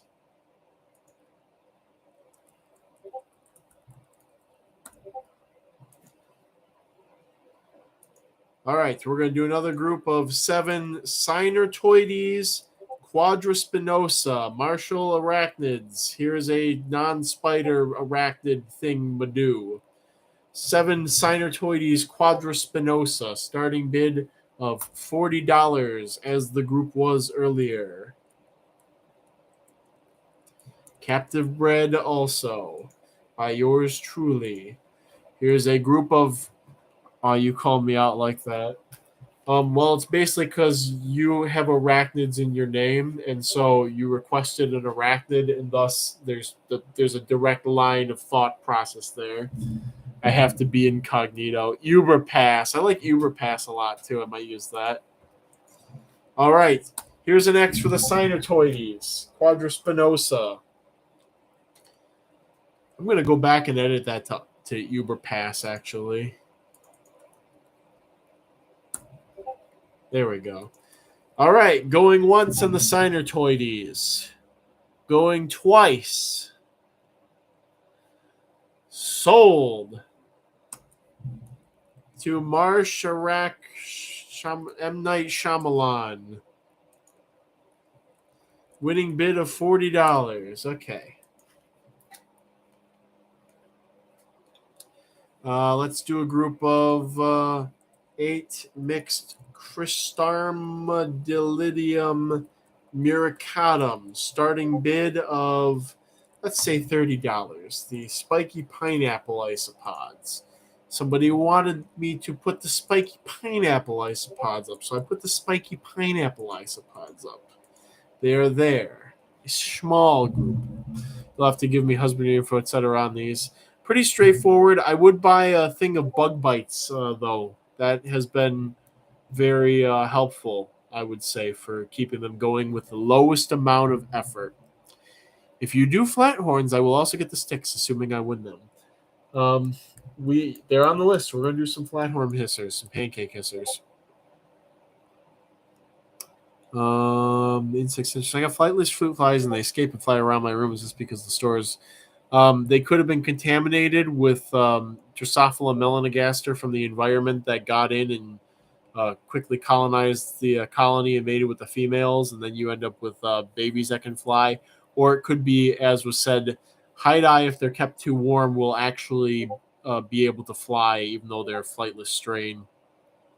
It's something to do with when they're turning from a larva to a pupa and they're developing. At cooler temperatures, they have a mutation that causes a protein in their wing muscles to stay curled up and incapable of forming the correct muscles for flying. And when they're kept warmer, the extra energy from the ambient air temperature causes that protein to unfurl and be normal, and so they're able to fly. So it's not genetic, it's environmental, as I was told. That is what I was told. How does eating fruit flies to make them fly again work for melanogaster? No. You can keep flightless melanogaster really hot and they will not fly. At least the wingless ones do. I don't know about the Turkish gliders, but probably not with them too. All right. Here's an X for the Cristarmadillidium, the spiny, spiky pinapolles. Going once. Going twice. Sold to Pseudoscorpions are best with a winning bid of $57. Okay, we're getting down to the last of the crowd requests here. Where did I put the Zealous Longipes? We're going to do another group of Zealous Longipes from Montgomery. Starting bid of $30. If you want an assassin bug, here's another assassin bug, another group of the Zealous Longipes, provided so kindly by Mr. Alan Jean and mass-produced by yours truly by flinging infinite fruit flies and Blatellini species Malaysia into the enclosure. It's gross. It looks like a lab insect colony, but it's working so well. How am I going to complain about that? Yes, they're very easy to culture. You just do what I told you to do. And if you're in Florida already, you may not have to spray them every day. The air humidity might be high enough as it is. I was trying to culture damselflies last year, and I really needed flying fruit flies. I can catch you some, for one. And for two, have you considered Turkish gliders since they jump and they spiral down, or did you really need them to be airborne all over the place? Oh, never mind. Insect Central. All right. We have interest in the Zealous Longipes. Here's an X for wrapping up the bidding. Next up, we'll be doing the Aileropida insignis, the flathorn or pancake hissers. All right, Zealous Longipes group from Montgomery, Alabama, going once, going twice, sold to Ice Beam with a winning bid of $36. A snipe. Ice Beam, you really get in on some of these last minute bids for the just kind of an odds and ends of stuff. I dig that vibe. All right. 100 mixed Thermobia domestica, and I can't remember the locality on these, but there is a locality now, so I can write it on the cup when I send them out. Starting bid of $10. The Fire Brat. The robe of the Fire Brat.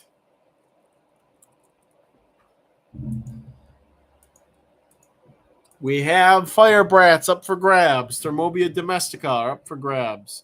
When the gliders fell, that is. It seemed like they need to be flying for a fair amount of time before the damsels went for them. When they fell, the damsels would only dive so far. Jonathan, that is a valiant endeavor, and I wish you the best of success so that I can steal your technique and raise them myself. I hope that's exactly what happens. I hope you have mad success with them so that I can swipe what you're doing and do it because it is cool as heck. So,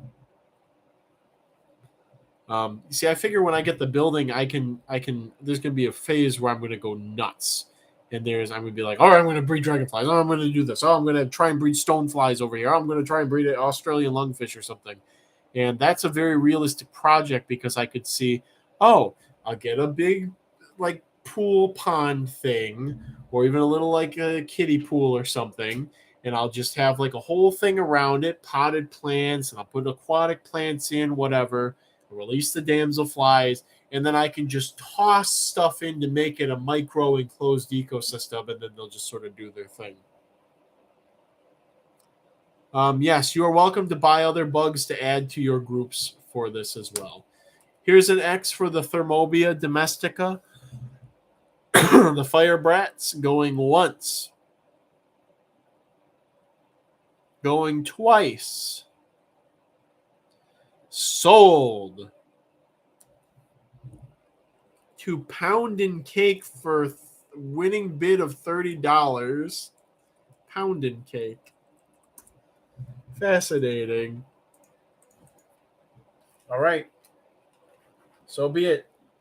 All right. We have a group of 20 mixed Armadillidium Klugii Slano. Starting bid of $30. This is pure original import stock as well. Acquired from Mr. Brandon Maines.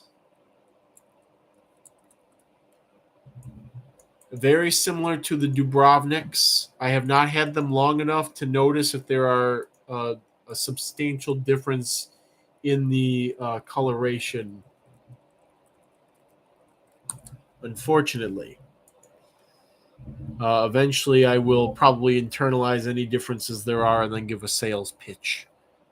From the pictures I'm seeing and from what I'm remembering in the colony, they do seem to be a bit creamier around the borders, but I'm in no position to oh boy, I'm going down a rabbit hole.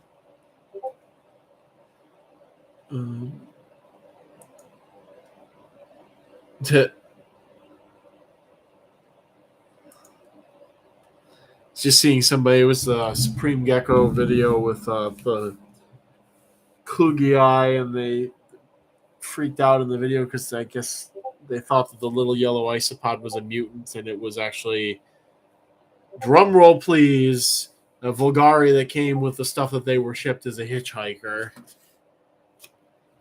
So, all right, here's an X for the Klugii Slano.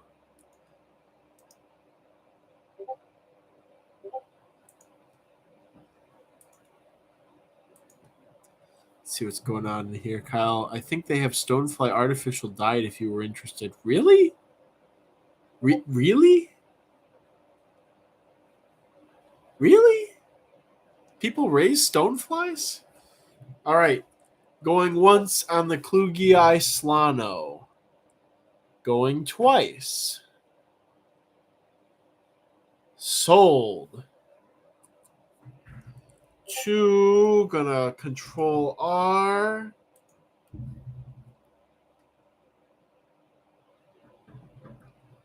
Devin No Name with a snipe of $37.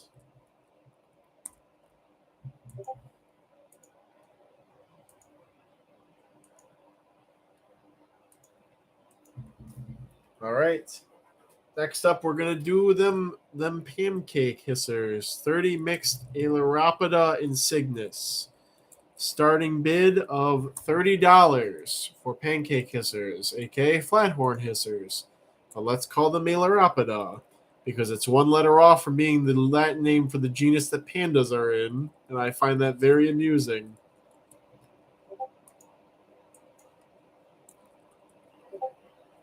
And have always found it amusing.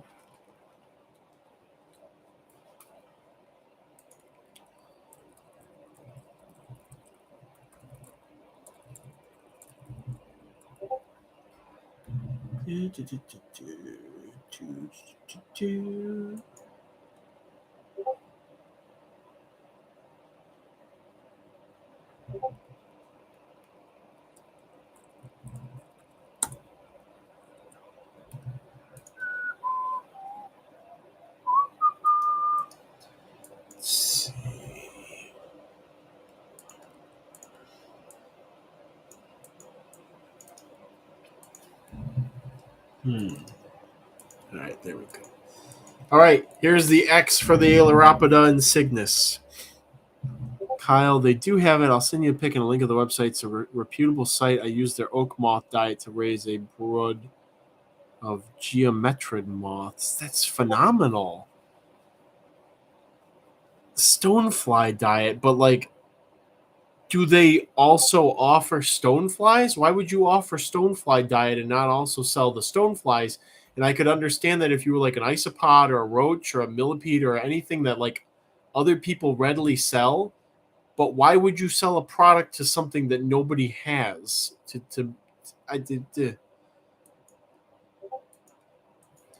All right. Flathorn hissers going once. Going twice. Sold. To Ryan's Peter. Winning bid of $43.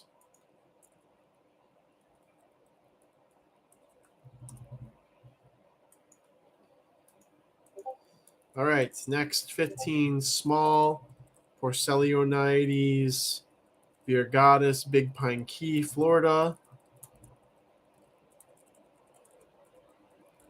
Starting bid of $40. We've done this song and dance before.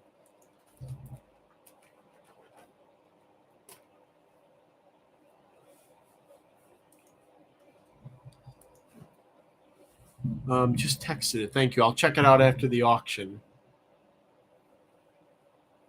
But they don't sell the flies themselves. I don't understand. Like, you sell a diet for stoneflies. People don't usually rear them. People don't rear them commercially. People don't raise them for personal use. People don't raise them for laboratory research or anything like that. Who is buying stonefly diet? The Bug Bros, there will be a list for the unclaimed, but it is basically, let's see, I can list you off what's unclaimed. The Megaphasma dentricus are unclaimed. The Cetanolapisma species Israel are unclaimed. The Paranophyta lirata are unclaimed.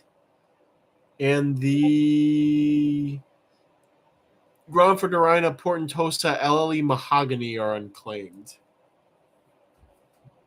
Could it be that this diet is actually made of stonefly larvae?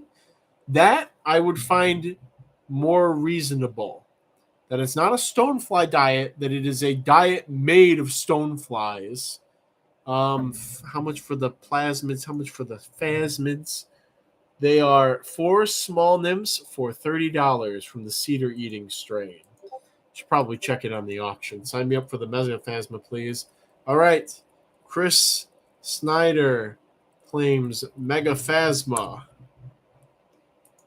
They have been claimed. Megaphasma Cedar Eater. Chris, these are perfect for you. Go out this year and plant buy 5 arborvitaes and plant them, and just don't harvest off of 3 of them, and just use a roadside arborvitae. You use a roadside red cedar for this year, and then next year start harvesting off of them, and you'll be set for this is the Chris Snyder stick bug. Did I say X for the okay? There's the X for the big pine keys. If someone figured out polychaete husbandry, would you want some? Oh yeah, freshwater ones. I don't want saltwater ones. I'm not working with saltwater until I'm 60, probably. I'm not working with larger saltwater seps until I'm 60. That's an old man thing for me, if I even get into it. All right, big pine key isopods. Going once. Going twice. Sold to Captain H with a winning bid of $60.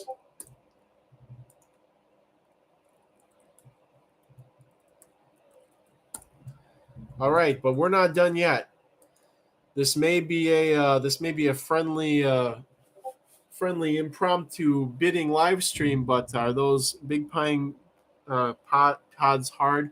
Not really. They just like more ventilation, and I say this having bred hundreds of them and then crashed them, and then bred hundreds of them again and then crashed them, and then crashed them so hard I have to go beg Alan to send me more, and then breed them into the hundreds again. The best they ever did was when they were eating nothing but Peru phasma poop. When I kept them in with Peru phasma and it just rained poop, I had so many of them. So, all right. Anyways, as I was saying, it's not an auction without some chaos. We have a group of 3 tiny Archispirostreptus gigas. Starting bid of $1. Let the chaos commence. This is the giant African millipede, one of the most demanded items on my website. And boy, that disabled male and that captive bred female are just going to town and producing me so many babies right now, and I appreciate that out of them. Jojo, did you need the site again? We're going to try out that Plectoptera diet with local species. It's the one that they sell on eBay. Oh no, Braden is here. LOL, I bet when you get babies, let me know. I would love to keep me posted on all the aquatic bugs stuff.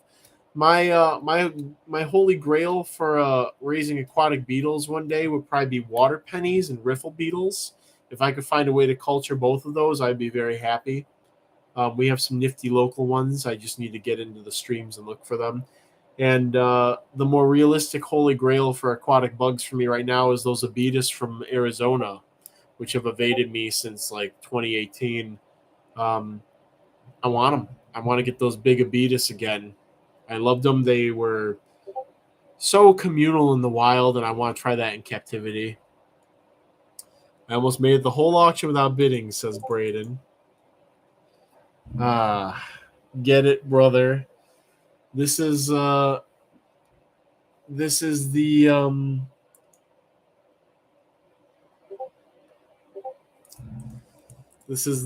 home stretch.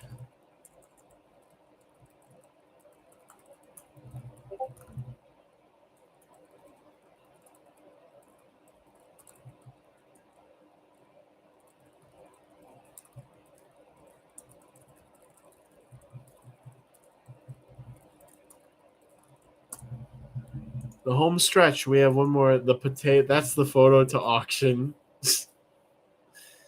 That is a devilish grin. Oh, I'm overtaken with Satan there. Put it away. I don't want to look at it.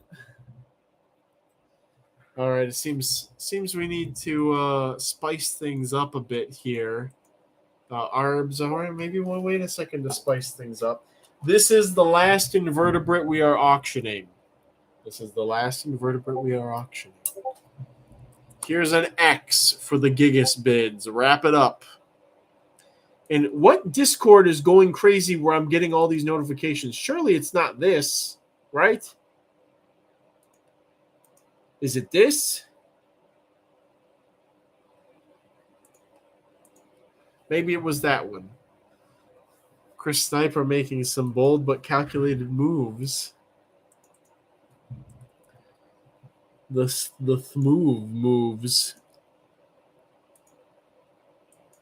Pops up next, yeah.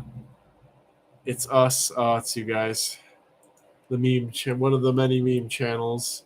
All right.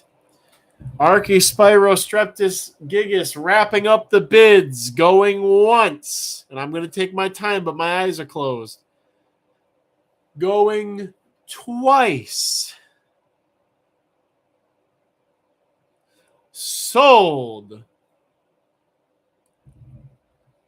To looking like an upset here. Looking like a big upset here. Let's see. I controlled hard. Sold to Love with Scales with a winning bid of 130. The hugest steal, getting 3 Gigas babies basically for the price of 1. This is insane. Even Braden and Chris Sniper today were not willing to become too entangled in this process. Thank you for your bug bidding, everybody. You definitely turned this day from being of uncertain origins into something else. I don't know if I'm going to regret this later or not, but if I don't think once I get to my vacation next week, I'm going to regret it because it's definitely paid for now. But the work's going to be a pain. Let me see if I can find a dog picture to auction off in my many pictures here. Let's see, dogs. Got a couple of Doge memes here.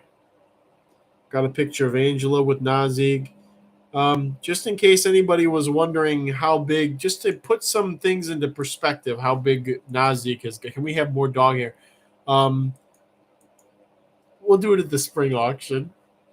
If anybody was wondering how big Nazig was, if you need some perspective, here's a picture of Nazig and Angela from, is this Christmas?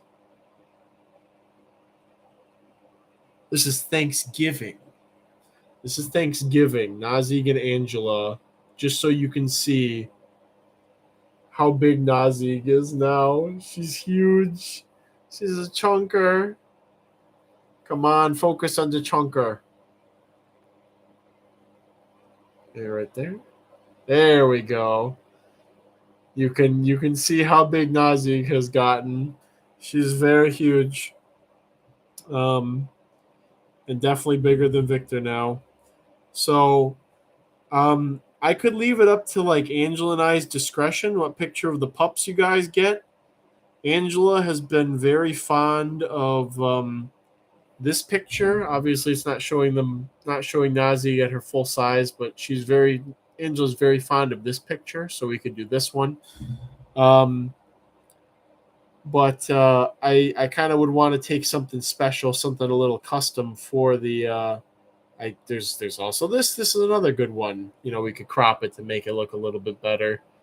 That is a good one. But so I guess the exact picture is TBD. I wonder if in Alabama, I wonder if it's the same person or related to the person. No, it's probably not because Heather's in Georgia and the woman who was watching Nazig's mom is in Mississippi. So, you said last invertebrate to be auctioned, so dogs are still on the table. Yep, that's Tribble Hill. That's the farm that produced Nazig. That's them. Zmir and Tig were her parents. So yeah. All right. So I'm gonna put the last item to be auctioned here as a to be determined. To be determined. Framed photo of Victor and Nazig. Starting bid of $1. Can also put ships when ready.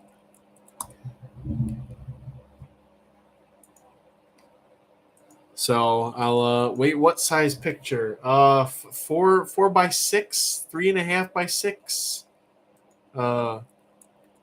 Size of frame TBD. Whatever we can blow it up to a reasonable size at, basically, and keep it looking nice. And yes, Tribble Hill. Yep, again, that's them. Yeah, it's mirror. So I think it's okay. So Zmir is from Tribble Hill Farm, and I think she's on loan to somebody in Mississippi, because Zmir is Heather's dog, but she lives in Mississippi at Tribble Hill Farm. You'd have to ask Heather for the exact logistics of everything, but yes, that's the same. It's the same. That's the group of people. That's the whole thing. So, Yakushin Laika. Don't know what that is. Oh, that's a pretty dog. So, and Marshall Arachnids, if you're patient, Victor and Nazig will be when she's 20 months. So she's going to be a year old in 2 months. And so not this summer, but next summer will be Victor and Nazig pairing. So Victor has gotten genetic testing. We haven't done hips, elbows, all that stuff, but that's on the table for the next year. Supposed to do it after the dogs are 2, and he's 2.5 now, going on 3. So, but I have a suspicion that Victor's excellent across the board because his body conformity is perfect. There's no rocking, there's no nothing. He moves like a wolf, and that's kind of what they want Gompers to be like ideally. Nazig, there's the problem is Victor's got that nice slim body type, and so he carries his weight very gracefully. He moves very gracefully. Nazig, at slower paces, moves very gracefully, but because she's larger, she does have more of that rocking motion to her body. And I think if out of the two of them, which one's going to could have problems later in life, it's going to be Nazig, because she's a bigger dog. She's bulkier, she's wider. But I can guarantee Victor's going to go in. He's going to get flying colors across the board because of his body composition. So I am a little worried about Nazig, but there are plenty of Gompers that I looked at that have similar body types that still had good scores for hips and elbows. But I have no concerns about Victor at all. Genetically, they're both healthy. Nazig has 2 copies of that liver enzyme allele that causes her to have lower, I think it was lower liver enzymes, a certain type of lower liver enzyme, not associated with any health conditions.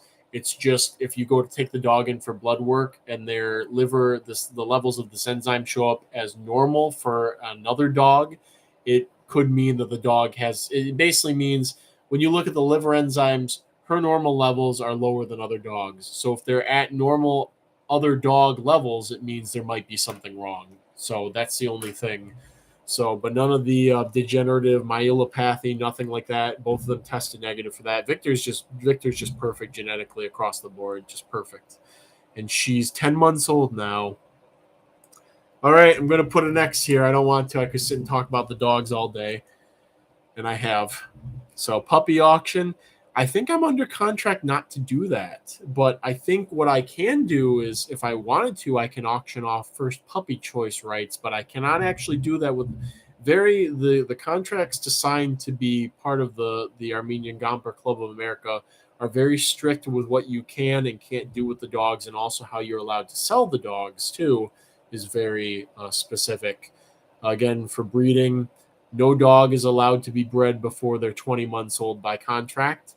And ideally, you get them all the extra testing for extra credentials. It's not necessary, but it is important because you can catch genes like degenerative myelopathy, which is really the only genetic illness that Gompers can have or are recorded as having.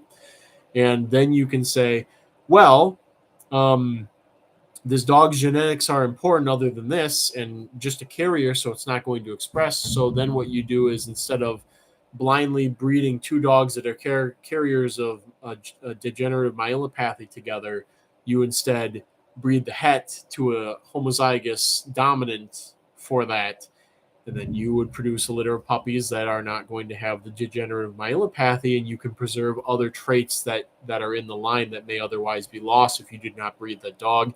If they were not an at-risk breed for if they were not at risk of extinction and other problems like that, they probably would advise against breeding two dogs together. But because there are so few of them, keeping as much genetic diversity is important, and so there's breeding two carriers together is discouraged. We're bringing a carrier to a non-carrier is fine. Of course, we have the tools to do this. You pay, I think it was $70 to $100 for a DNA test. You send it in, they send you back everything, and you got it right there. You know everything you need to know right up front. So how do you stop them from breeding before then? Yes, they will need to be separated during Nazig's first heat cycle, which is coming up. And it could happen when I go to Florida. It's entirely possible she could go into heat when I go to Florida. But thankfully, I have enough people in my life who are willing to, Angela's willing to take her, or at least help to figure out with that. My parents are willing to help out. They may take Victor. They may take Nazig. So we have protocol we're ready to deal with that when that happens. But it could happen. It could happen any day now. She could go into heat next week. It could happen. She's coming up on the time where it could happen, where it can happen any day. So, Mom, I want Kyle, but we have Kyle at home. Kyle at home. I love that. All right. Perfect. I see the bids have gotten larger. I'm gonna pin that image in the main general. We're having fun now. I think I double posted. Yep, I double posted. All right, we're gonna delete one of them. We're gonna pin this one for posterity's sake. Thank you, Exotic Wilderness, for that. Thank you very much. I appreciate that. All right, final bids on the pupper picture of Victor and Nazig. Going once. Going twice. Sold to Chris Sniper with a winning bid of $55 doll hairs for the picture of Victor and Nazig. To be taken, to be determined exactly which one, but we're going to work on getting you a really nice one. So, okay, everybody. We're past midnight, but it's okay because we got into the fun stuff, the more chill stuff before then. So thanks everybody for popping up. I'll have to settle for my own videos of just Victor. Teary eye. I'm going to get some more of them playing and stuff. We really want to get them out to Angel's place because of the huge pasture and they can run around in. Nazig's fine. I'm worried about Victor running off. That's my main concern why I haven't done this already.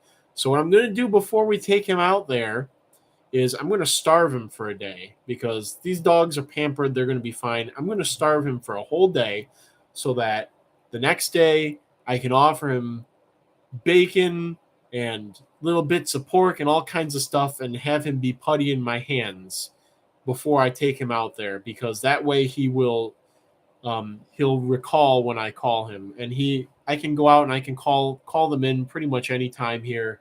He listens 99% of the time, but that's in a fenced-in yard. And if there's something that catches his attention, like a deer or a coyote or whatever, he's going to go after it. And I need to have an extra layer of assurance that I can recall him when we're out there. Nazi, she's fine. And as I understand it, with dogs, that's kind of how it is.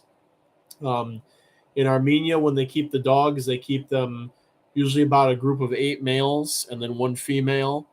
And I talking to Heather about this. They would have all males if they could, but the thing is, the female keeps the boys around. That's why the female is usually there, and of course, if they need to produce puppies, the female is there for that. But they run a group of, again, about 8 male dogs and 1 female, and the female is more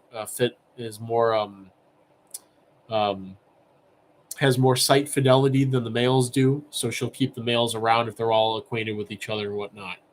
So again, that's my hope. It's a new place. We're going to try it out, and it may end up being their final place. So we got to get them used to that. And I'm dying to let Victor run in that much space, because I know he will just love it, and he'll be tearing circles around her. She's a big dog, and she goes fast, and she can keep up with them when they're playing. But in an open field, she is not going to keep up with them. That dog is bottled lightning. And there was a time last November. Oh man, that was a year ago, about a little over a year ago now, or maybe it was January. It was cold. It was cold and windy and blah blah blah. And Victor was out in the yard, and the gate blew down, and Victor took off, and I had to chase him down, and he ran straight across Middle Belt Road, which is it's not a freeway, it's not anything like that, but it's a busy road, and the speed limit's 40, 45. He ran straight across it. I had no hope of keeping up with him. He just booked it. That dog can run like no other. I would say run like a greyhound, but it's not even. He can run like a wolf. It's just he's off, and he will be gone in that situation. And so he'll have plenty of room to run. He'll have Nazi and I to call him back, to bring him back in if he does wander off. But I want that extra layer of assurance, because it's new to him and it's new to me. So get that boy a 50-foot lead. Yeah, I could do that, but that's not going to be – that 50 feet will be nothing in a blink of an eye with that dog. And he respects leads. He is excellent on a leash.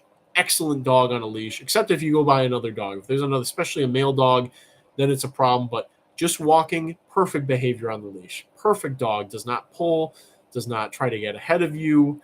Just right there, very respectful. But again, it's 50 feet is not enough for him. I need to let him run. I need to let him out in that space, and I need to learn how to work with him in that space too. So, but it's scary because it's a new thing. So,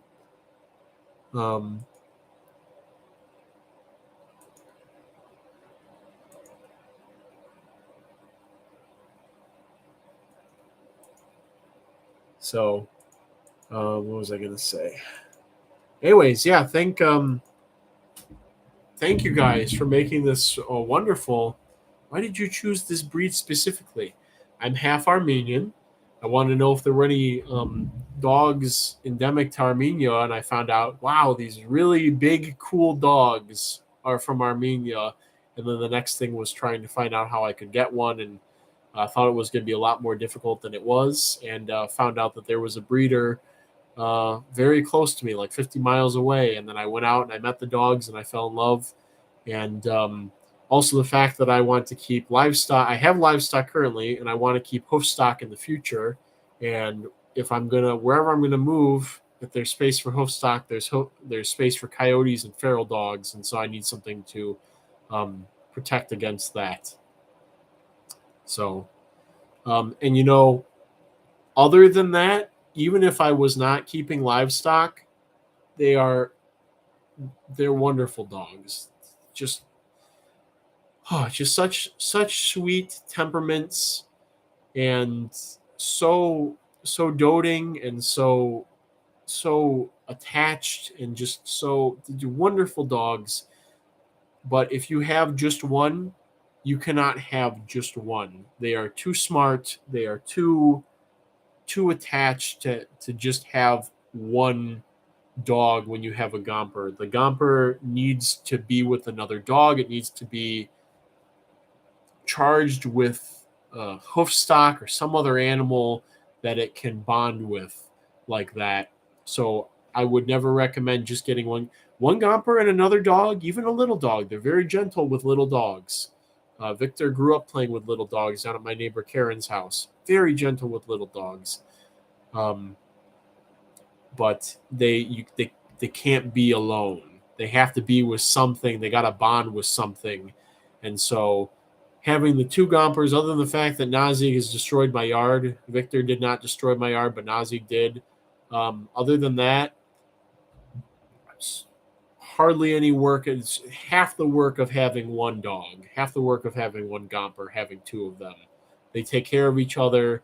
They spend time with each other. They play with each other all day. They get all kinds of exercise. It's perfect for them. So if you're going to get a Gomper, it needs to be working with hoof stock that it can bond with, or it needs to be around people 24/7, or it needs to be with another dog. Doesn't matter the breed, just needs to be with another dog. And that's that. Thank you for coming to my TED Talk. So, but again, I will never not have them in my life. Wonderful dogs. And this is, I mean, I only had a yellow lab before, and I've fondled many a random person's dog of this breed and that breed. And there's something different about these guys. They're great dogs, but they're not for everybody. You maybe hear that about other stuff. People say that about things like even Shibas, Chow Chows, Great Danes, other large breed dogs, dogs with other behavioral like a dog for everybody is like a lab, a retriever, like a Yorkie, things like that are dogs for everybody, I would say. But Gompers are not for everybody. But if they are for you, you're going to be hard pressed to find another dog that stacks up to them. Jonathan Green, I've been another dog that I have thought about working with, and I need to go out and experience, and then I need to think about, if I bring this home, how do I introduce it to these other dogs without them killing it? If it's a male, specifically, if I'm going to keep an intact male of another breed, and if I want to breed another breed of dog. But the Carolina dogs, the Carolina Dingoes was another dog that I had read about and thought, wow, this is fascinating. And so maybe we're talking about the same thing, but that's another thing that I another dog that I'd like to look into, and I need to have. That would be that's going to require something else. I don't think I could keep them with. I don't think I could keep a breeding pair of Carolina Dingoes with Gompers, because with intact male dogs, there's going to be dominance skirmishes, and I've accepted that. And it's how things are in Armenia, and you don't see the dogs. You don't see the dogs out there killing each other or anything like that, because they get into dominance hierarchies. They've been in it since the puppies grow up amongst the dominant males. Everybody accepts their place. You don't have as much of an issue as, oh, let's just take two random dogs and throw them together. So you have a culture built up in those situations, and I plan on doing that with my Gompers. But then let's throw a smaller dog that is not built for the same thing, throw that into the equation, in this culture that's already developed, and it's a recipe for disaster, I feel. And so I'm going to need to accommodate them separately. But anyways, yeah, I would like to work with Carolina Dingoes. I wouldn't mind working with actual dingoes. I don't know what the they go back and forth on the taxonomy there. And Michigan's a stickler state for large mammals like that. But many places do accept like Australian dingoes as dogs, because they can be, if you raise them from pups, there is some component of domestication in their genome, and they do live with humans. They can be acclimated to that very easily. It's just a matter of what does the state legislation say on that, because especially for mammals, I am at the mercy of that sort of thing. So Carolina Dingo is a dog. It's an AK. I believe they're AKC registered even, or there's a kennel that works under the eye of the AKC. And so there's a strong argument against state legislation that, oh yes, this is just a dog. So So yeah, that's I would love to work with dingoes. And if I can't work with dingoes, or if I look into it and say, oh boy, it's $50,000 to get a dingo, I'm going to say no, and I would go with the Carolina dog. If I can find a good, reliable breeder of Carolina dogs, I will look into that eventually. I'm here for all the dog talk except for the smashed and slammed toad line genome bulldog. Yeah, those. Boy, I've gone on my ethics of domestication talk before, and ultimately, in an amoral, godless vacuum, it's why do you care? They're breeding. That's what life cares about. Doesn't matter if you're suffering. Doesn't matter if you're having C-sections to give birth. Doesn't matter all the stuff. It just sort of matters about persisting from an evolutionary perspective. That's why there are all kinds of weird Myrmecophilous organisms that cannot survive outside of ant nests and have all these unique modifications that make them basically powerless outside of the domain of the ant. And that's basically what some of our domestic animals, like the dogs, have become. Is there are myrmecophiles. Basically, they're so dependent on us for every part of their life cycle that they don't really exist outside of that. So that's in a godless, amoral vacuum, but at the same time, yeah, I don't know. I just looked the toad lines up. Mr. Bufo smashed and slammed toad line genome.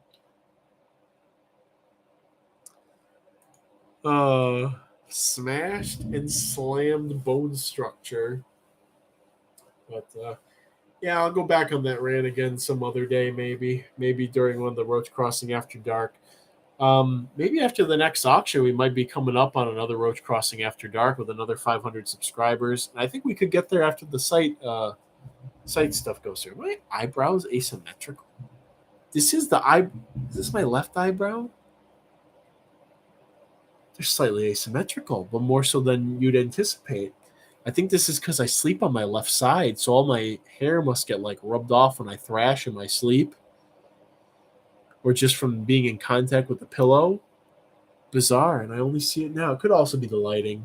Maybe I'm looking too into this. Anyways, thanks everybody for making this a phenomenal auction. Everybody, you need to make sure you send me your auction emails. It is in the rules. I'll go up and pull up the pin thread. You got to contact me within 48 hours with your name and blah, blah, blah, auction winner. I will get you your lists. Monday, I need to plan out my Florida trip, the Florida trip in March. That's what I'm going to be doing Monday, so I'm going to be at the computer, and that's taking priority. And then after that, on Monday, I will likely get to emails and or on Tuesday. Depends on how the flow of things go and how easily everything is. So expect your responses then. And I will get everybody your quotes and your totals and blah, blah, blah for everything. I forgot to include your zip code. So if you are hearing this, please include your zip code so I can get you your shipping estimates for this stuff. And then I hustle the rest of the week and get everything out on Monday before I scurry on off to my week vacation and then scurry on back to hitting the bricks again. So, thanks everybody. This is again wonderful. That's all I have to say. And now I'm gonna go eat some popcorn, watch some King of the Hill, touch the dogs, and go to sleep. So thank you guys, and may your cultures new from the auction, new and old, ever be bountiful. Thank you, everybody.